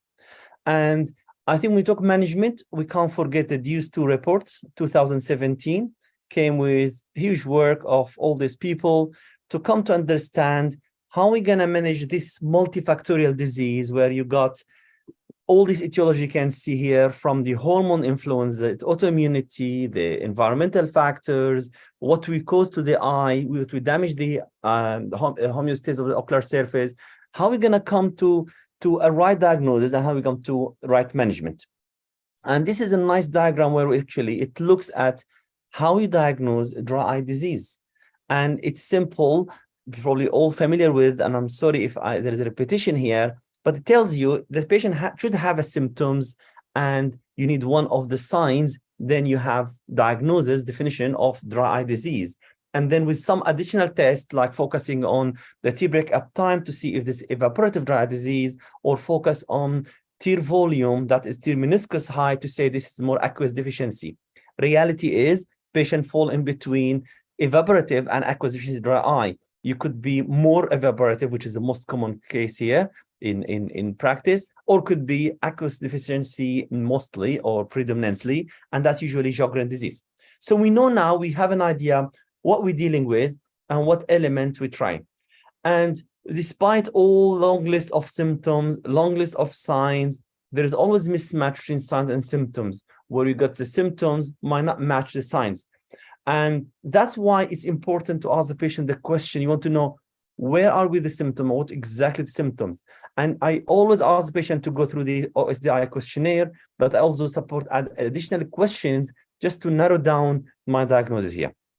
I'm not going to go to the diagnosis itself because it's not the core of my talk here, but just say that you need the tools. And I'm glad to hear Dr. Jaledi talking about the inflammatory markers and how to address, because measuring osmolarity, for example, or similar, or what's going to come in the future, are the key to say this is a toxic tear film that needs to be addressed. Now, so when it comes to this is another very important diagram, and put it here from the DUCE2 report. And this is a group of patients we talked about earlier in the previous talks on this platform. We talked about those patients come to you has no symptoms, but they have some signs. Those patients coming for routine eye test, refractive surgery, for cataract operation, and then you pick up some signs. Those are the borderline on the left. You can see they're asymptomatic. There is some signs. Once you have the surgery, they become symptomatic. They turn into dry eye category. So they are preclinical dry eye disease. And we talked about symptoms that we don't match. So this is my practice, and I always go through proper assessment slit lamp, and I always go for mammography and then some treatment if required. And why I do that? Because that guides my management. We're talking about management. If you look at those meibomian glands here, I mean, these are example of patients come to you and they've been told to keep massaging the eyelids and warm compress, etc. Despite, look at bottom right, severe loss of the glands. What the patient doing at home? There's no point of expressing the glands. They don't exist. There's nothing to express. So that's why mammography play a role in guiding your management. And we know that majority of a dry eye disease actually is meibomian gland dysfunction. So it's 86%. So it's there. So you have to focus then. If you treat my MGD, you're treating 86% of your patients, which is great. And don't forget, rosacea is so much underestimated. It is very common. It is on the eyelids, lid margin, on the eyelids itself, the skin, the ocular surface. You see a lot of signs, and sometimes we miss them or we don't want to see them, but actually it does exist. And that explains to you why treatment like intense pulse light IPL does help in these cases. So when it comes to management, Dew's report told you it's nice to go step 1, 2, 3, 4, but you don't have to, because sometimes the disease is so severe that actually what you want to go to jump to step 4, for example, because this is a severe disease, you don't have to go through the step 1, which is more conservative. And it throws so many tools for us. However, as I mentioned earlier, manage the MGD is the key. And if that you put that in mind, then you ask yourself, what works? And I've been asked to present for Royal College of Ophthalmologists what the evidence about what works for MGD. And it was shocking, because looking through pages of literature on PubMed and going through some of the key findings, you'd be surprised that there's not enough evidence to support many of the treatment we offer to the patients. Certainly, artificial tear drops are masking symptoms. They're not really treating those patients. What works? Yes, the heating the gland and expressing them at the same time with a manual or various devices. Oral tetracycline does help. The anti-inflammatory non-steroidal immunosuppression treatment, which is Dr. Giledi just talked about, cyclosporin, tacrolimus, definitely make a difference to the management. And obviously, you've got the IPL, which is I'm going to talk about a little bit in a minute. So when it comes to the reality now, well, we are very good telling patients, I give them leaflet, I send them online to look at my website and read about omega-3 supplement, do hot mask, and massage the glands. Sometimes they don't know how to massage, so they really need to follow the right technique. But only a small percentage of patients will be compliant. Patient can't do that. They don't listen to you. I don't listen. If someone told me to do that, it's really time consuming, and it's something you tend to forget easy about it. So it doesn't work so much. Only small group of patients, very good, and can follow that. The majority of patients, they need either specific treatment that you don't have to use so often, like some anti-inflammatories, cyclosporins, once, twice a day, ongoing, keep the inflammation down, keep the symptoms less. Because remember, when you reduce the inflammation, you reduce the symptoms patient talk about, even though the tear film might not improve unless you improve the function of the glands. And intense pulse light is, so these are in office where you do Plafex for treating like Demodex or lid margin disease. Intense pulse light, yes, it makes a difference to patients. And we found that IPL, and I've been doing IPL for at least since started, to be honest, since 2016, 17. We brought the first machine to London, and since then, I have not changed the way I practice dry eye disease. Not because only address the function of glands, bearing in mind this could be a rosacea thing, but actually the evidence showed that it reduced inflammatory markers in the tear film when you measure that. And this treatment you do in the office, but at the same time you do some manual expression for the glands at each incision. And you can see here the difference between IPL and other modalities of treatment. All other modalities of treatment, nothing give you long-term, nothing specific, and it's no real impact on MGD. We've seen the glands coming back, shown up on mammography after the 4 sessions. And well, it's nice to talk about management. And before I move that, actually, I just want to go back to these tetracycline. 2 minutes to conclude, please, Dr. Sarah. That's fine. Tetracycline, please, please, please. Oral tetracycline has a good evidence, but it damages the gut and stop patient from really using it. And we can chat about it after the talk if you have any more questions about it. So prevention is better. And that's why the new Dew's report 2023 is about prevention. You have so many factors. I'm not going to play the video for you. This is by the TIFOS, you can see online. But what it addresses is say there are triggers to dry eye disease, to ocular surface inflammation. Sometimes we cause this, refractive surgery, Demodex causing it, or rosacea there, or our lifestyle.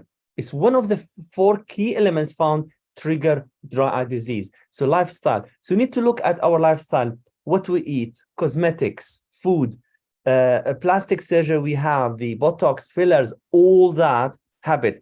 Modification of all that will have a great impact on dry eye management. So I'm not going to go through this, but there's so many coming, and I hope I'd have a chance at some stage to go through some of the key findings of the new DUCE report about lifestyle. There's so many interesting facts. It's our duty as a specialist to pass the knowledge to our patients. Treatment conception also highlighted. It's not about just drink water. It's not about just putting artificial teardrops. It's not about if they have no symptoms, you have no dry eyes.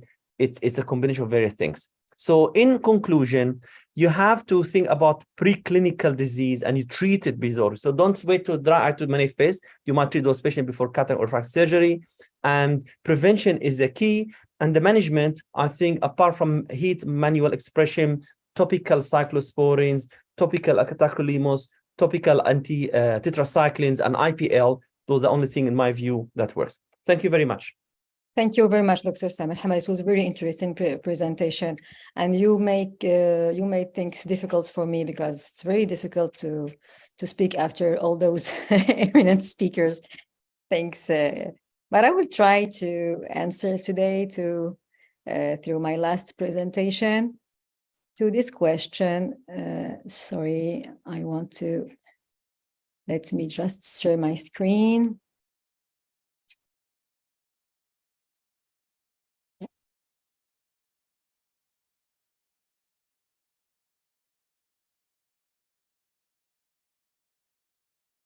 Well, here we are. Do you see my screen now? So do you hear me? Do you see my screen? Hello? Yes, Dr. Safa, you can go ahead, please. Okay. So does dry eye impact our surgeries and how? So my answer is obviously yes, and on many stages. Number one, on our decision making. Number two, on our measurement. Number three, on our surgical technique choice. Number four, on our IOL choice. Number five, on our results. And last but not least, on our quality of life of our patient that can make them unhappy and with worsening of symptoms. So knowing all those impacts, the ASCRS Corneal Committee built in 2019 this algorithm trying to aid surgeons to efficiently diagnose and treat visually significant ocular surface disease before any form of refractive surgery. And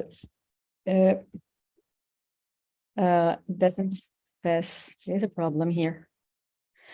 Through classifying candidates into non-visually significant ocular surface disease, which can be directly operated, and into visually significant ocular surface disease that should be assessed, treated, reevaluated before deciding whether or not they can be operated. Let's see the first impact on our decision making through this first example. Mrs. M, 27 years old, seeking for refractive surgery, stable refraction, -3 in both eyes. The topography of the left eye showed these hot spots, the high order aberration, and some irregularities in the epithelial mapping. We examine her obviously, and we see a bad tear film with irregular Myers. The ocular surface analyzer shows a bad low tear meniscus with non-invasive breakup time very low at 4 and no lipid layer at all, 0 lipid layer. So we treated her, we warned her, and we evaluated her before deciding for surgery. And if we go back to this curvature map, we can see that ectatic corneal disease and dry eye can have the same anterior curvature abnormalities. So let's be careful. Through years and through many studies, we come to the sad conclusion that cataract and refractive surgery candidates have the same frail ocular surface, because 75% are underdiagnosed and more than half of our refractive candidates have meibomian dysfunction. And when a traumatic event like surgery occurs on this frail surface, it automatically will lead to the dry eye. So here is our routine assessments before refractive or cataract surgery. We go slit lamp examination, visual acuity, refraction, care reading, biometry, aberrometry, and tomography. And you will be okay with me when I say that paths of cataract and refractive surgery and ocular surface disease crossroad at all those points.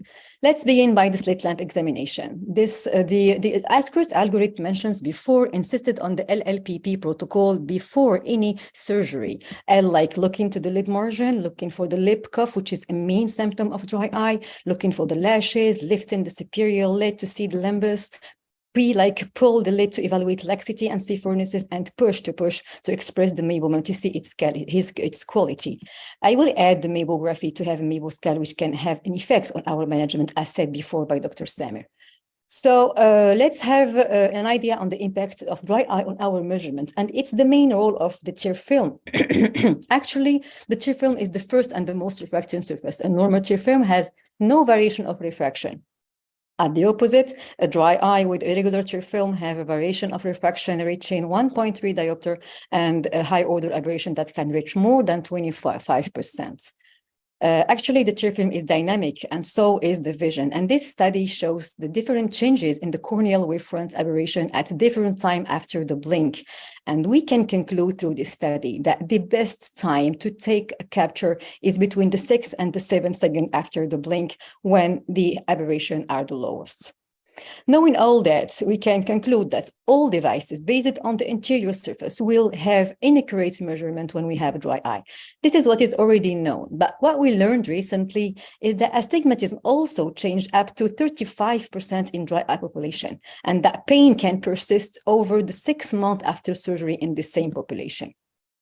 Epitropoulos mentioned a very interesting notion in 2015, published in the Journal of Cataract and Refractive Surgery, showing the link between hyperosmolarity and the variability of the K reading and the measurement of astigmatism. And he concluded that in hyperosmolar group, those variation can reach up to 5 diopter astigmatism error. So objective measurement of tear osmolarity can identify patient at higher risk of refractive surprises. Now, what about the impact on the choice of our technique? So let's be fair with ourselves, and let's say that whatever the technique used, cataract corneal refractive surgery leads to a loss of corneal nerve density, but it's less pronounced with SMILE and PRK than with LASIK. What about the impact on the intraoperative or postoperative results? Apart from the debris enter the flap, the delay of healing, or those debris in the pocket of the SMILE pockets, we can face really big problem with those black islands related to the meibomian gland secretion, this pathologic meibom that can make our dissection traumatic and rough. And that can lead to corneal opacities and irregular astigmatism. Some authors can suggest to produce an active sectional loss and to interrupt surgery, treat the patient, and reevaluate him after. What about the long-term results? The impact of dry eye, it's already known. Chronic dry eye leads to a regression of any treatment, any myopic LASIK treatment, which can lead us to enhancements, which enhancements can worsen this condition. Speaking about the impact on the quality of life, and here you will certainly all recognize Mrs. S that come to your office after a cataract surgery. She did what she called just a cataract with a monofocal implant. The surgery was okay, good rhexis, good refraction, while the patient reports all the symptoms of dry eye, and she insists that she had no complaints before surgery apart from decrease of vision. We examine her and we find that she has dry eye and the meibomian gland dysfunction. The ocular surface analyzer confirmed what we have seen with bad tear film, the low breakup time, and no lipid layer. The topography and the epithelial mapping shows the irregularities, and we treated her. We use all the armamentum, but despite this slight improvement, we passed from 4 in breakup time to 9 in the breakup time, and from 0 to A, she still complained, and I still see her every 2 or 3 months with the same complaints. Doctor, a nerve has been cut under my eyelid here, and I feel it. We all know the heterogeneity of cataract surgery that starts from the lid speculum and finish by the toxicity of the preservative in our drop, passing by all the steps of surgery.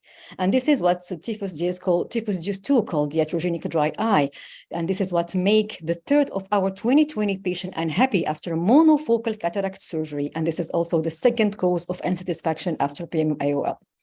Well, in my part, I think that the contract was not fulfilled with Mrs. S, because to understand her suffering, we should understand what is quality of vision and supervision mean. That means not seeing more than 20/20, but for me, it means seeing 20/20 in all conditions of life. And this is definitely related to the tear film, which is one of the main actors.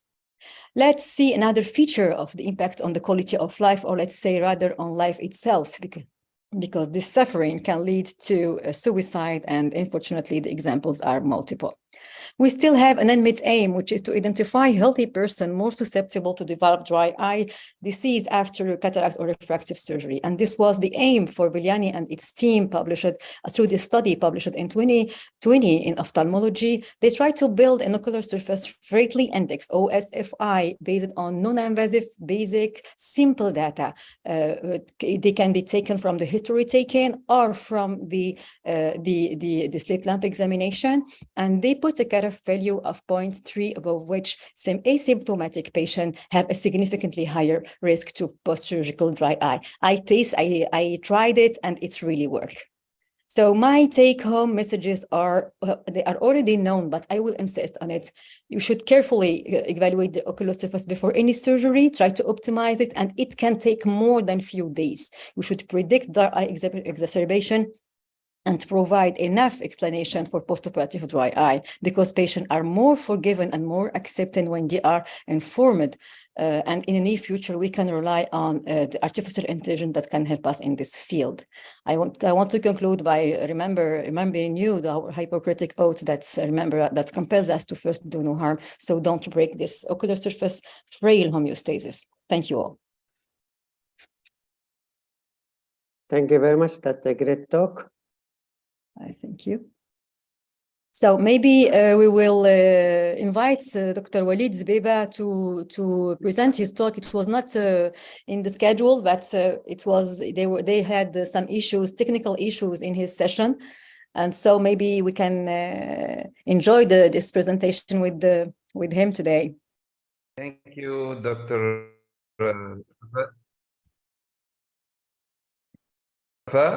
As we had some issue yesterday with the connection, so we have the ability to let me present this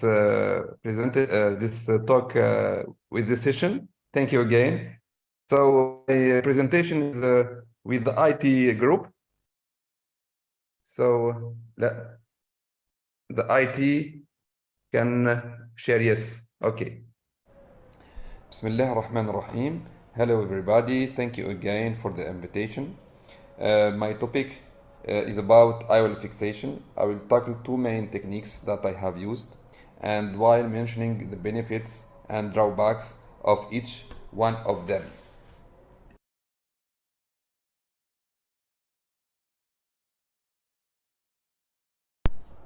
As you all know, the loss of the capsular bag is a challenging issue that could limit the ability of the surgeon to decide the type of IOL he should use. The situation could be found in aphakia situation, complicated cataract surgery, IOL exchange, or subluxated IOL. Several techniques and types of IOL are proposed to correct this condition in order to settle a stable IOL, maintaining the normal eye anatomy. Those innovation techniques will guarantee a good functional outcome and decrease complication rates. We do have three options for IOL implantation: anterior chamber IOL, iris fixation, or the non-scleral fixation. And today we're going to focus only on the commonly used option, which is the scleral fixation, since it seems closer to physiological state, because first, the IOL is near positioning to the eye nodal point. Second, it gives a minimal endothelium cells loss. And third, it decreases the rates of the ocular hypertension and outcome. The rapid rise in technology and with the great surgeon's ability, many techniques in scleral fixation have been proved. but will shed light on worldwide used Yaman technique and the recent one Carnival technique, which I personally used. The Yaman technique was introduced in 2014 and modified in 2017 with the different varieties. We use 3 pieces intraocular lens. The one with polyvinylidene or PVDF haptics gives the finest stability in the sclera. This kind of IOL called Lucia Zeiss IOL. Now let's take a look to a video of this technique.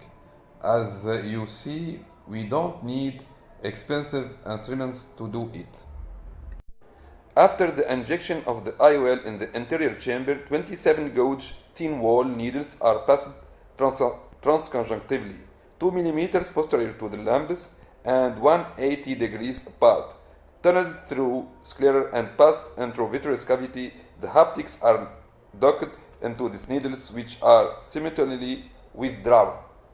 Externalized haptic ends are melted with cautery, creating bulb-shaped phalange, which are pushed back under the conjunctiva and then into the scleral tunnel. According to my experience, introducing the IOL via a scleral incision facilitates the maneuvering of both haptics and needles. Disadvantages are various, like the absence of the medical contraindication, codified surgical techniques with standard IOL, no complication related to the suture and the glue, minimal ovular contacts. Let's move on the Carloval IOL, which is the last test method for the correction of lost capsular bag.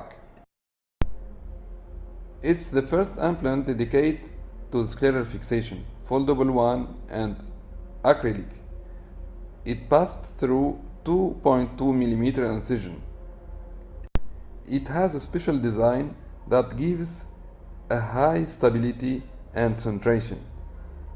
Its fixation was assured by anchoring in the sclera of 2 T-shaped haptic, passed through 20 gauge or 23 gauge sclerotomy, placed in the sclera flap.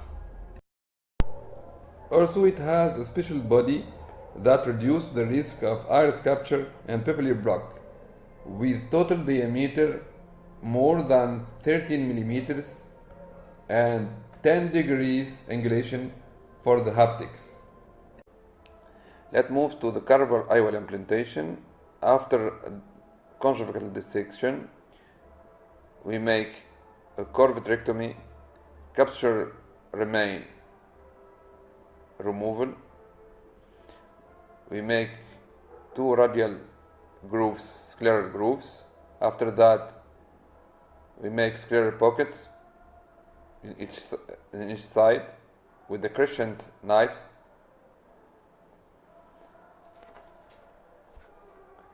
And we introduce 25 needles at 2 millimeters of the lambus.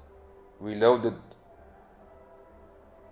the IOL in the midi-cell injector, and then we introduce the IOL through 2.2 millimeters corneal incision.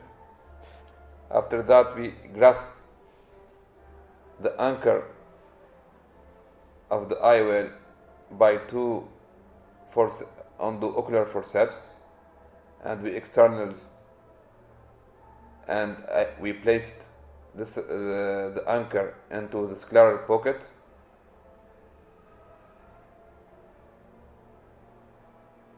And we placed the plug in the pocket, scleral pocket, and then we sutured the sclera and the conjunctiva.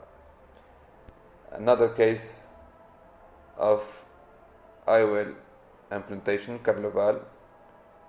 In this case, we use transscleral trocar 25, and then we extend the plugs and we put them in the scleral pocket.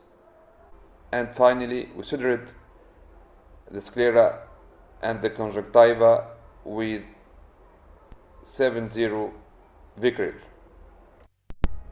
A lot of advantage no contradiction, no suture or no glue required, an excellent centration of the IOL without tilt, no uveal contact, and the situation of the iris into the eye is independent of the iris change. With this technique, we have an impressive result. Like you see on this photo, first day post-operative, clear cornea, well-centrated IOL without tilt. With the UBM investigation, we can objective there is no contact with the uveal structure, and we can find out the anchors into the scleral layers. With this type of IOL, we have more than 70% of visual acuity improvement. For this, we use Haverku, Holiday, or SRKT formula to calculate the power of the lenses. According to several studies, Carnival IOL demonstrated a superiority in terms of refractive outcome and induced astigmatism compared to Iris Glow and Yaman technique with MA60 IOL of Alcon manufacture, with low risk of decentration and iris capture. And finally, it's a promising solution in the loss of capsular bag with a few complications, well adapted designed, but long-term results are needed.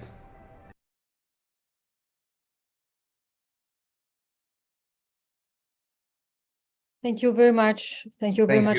It was a great presentation.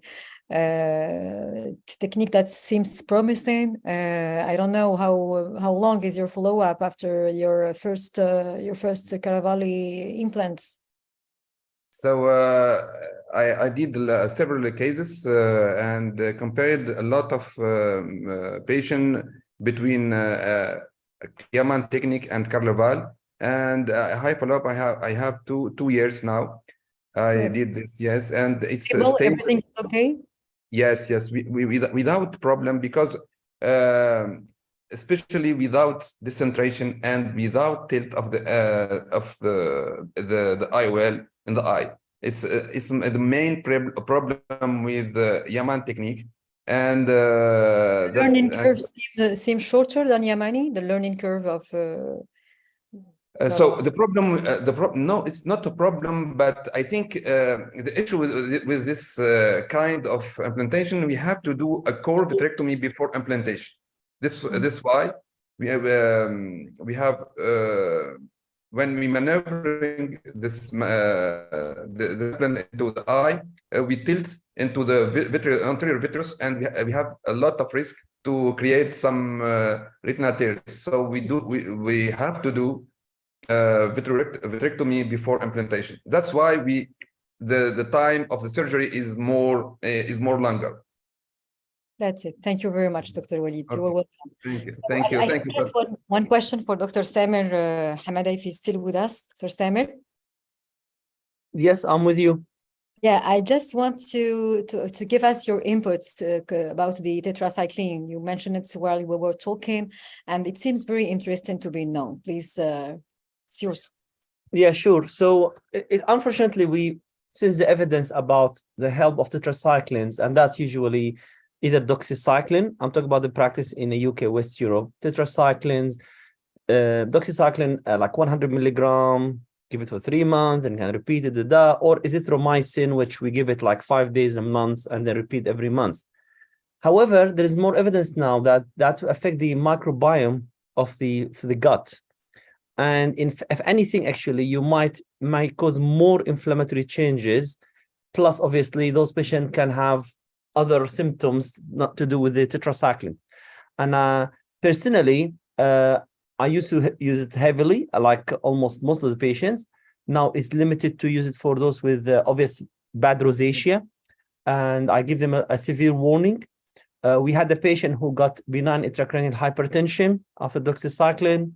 I've seen all the varieties. I've seen the patient who went for functional medicine, and she had a candida infestation in her gut, and tetracycline actually did not help. So there's a lot of things we have really to think before we Yes. give the patient Yes. tetracycline, and usually the patient will resist. Those who read a lot about it, they Safe resist. as we think. It's not as safe as we think. So we should think before. Thank Exactly. you very much. Dr. Usama, I don't see Dr. Safwan. Maybe he left. I just want to ask you about your what is your experience with the Xidra now, 2 years after the launching of the product in the Emirates? And second question, how long you keep the anti-inflammatory treatment in your patients? And you tell yourself, okay, it's enough, I can stop now and keep it just under artificial tears. Thank you very much. Lafitograph Xidra, we're using it more than 2 years. Yeah, it's effective, same like cyclosporine almost, but the start effect is faster. 2 weeks to 3 weeks, people feel effect. Although the stinging same, maybe some people report maybe slightly stinging a little bit more than Restasis, but it's effective. Regarding the duration, really, I always I use it for long periods. So minimum 6 months. And then, but some people, the patients 2-3 years, some of them. So it depends how much the level of dryness and how much is the symptom and how much lubricant still he needs. So there's no time frame. You don't go for taparine. You don't go for taparine. You stop it right. No. Just twice a day anyway. We use weaker steroid, weaker cyclosporine is twice a day, for example, or Xidra. So twice a day. There's no point to tapering either to control or not. So twice a day is. I think if the dry is much better, inflammation is much better, and patient using the surface look very good, I just ask him to use just lubricant only, and we stop it. Well, we are lucky really here also. The insurance cover most of our patients, so that's another bonus.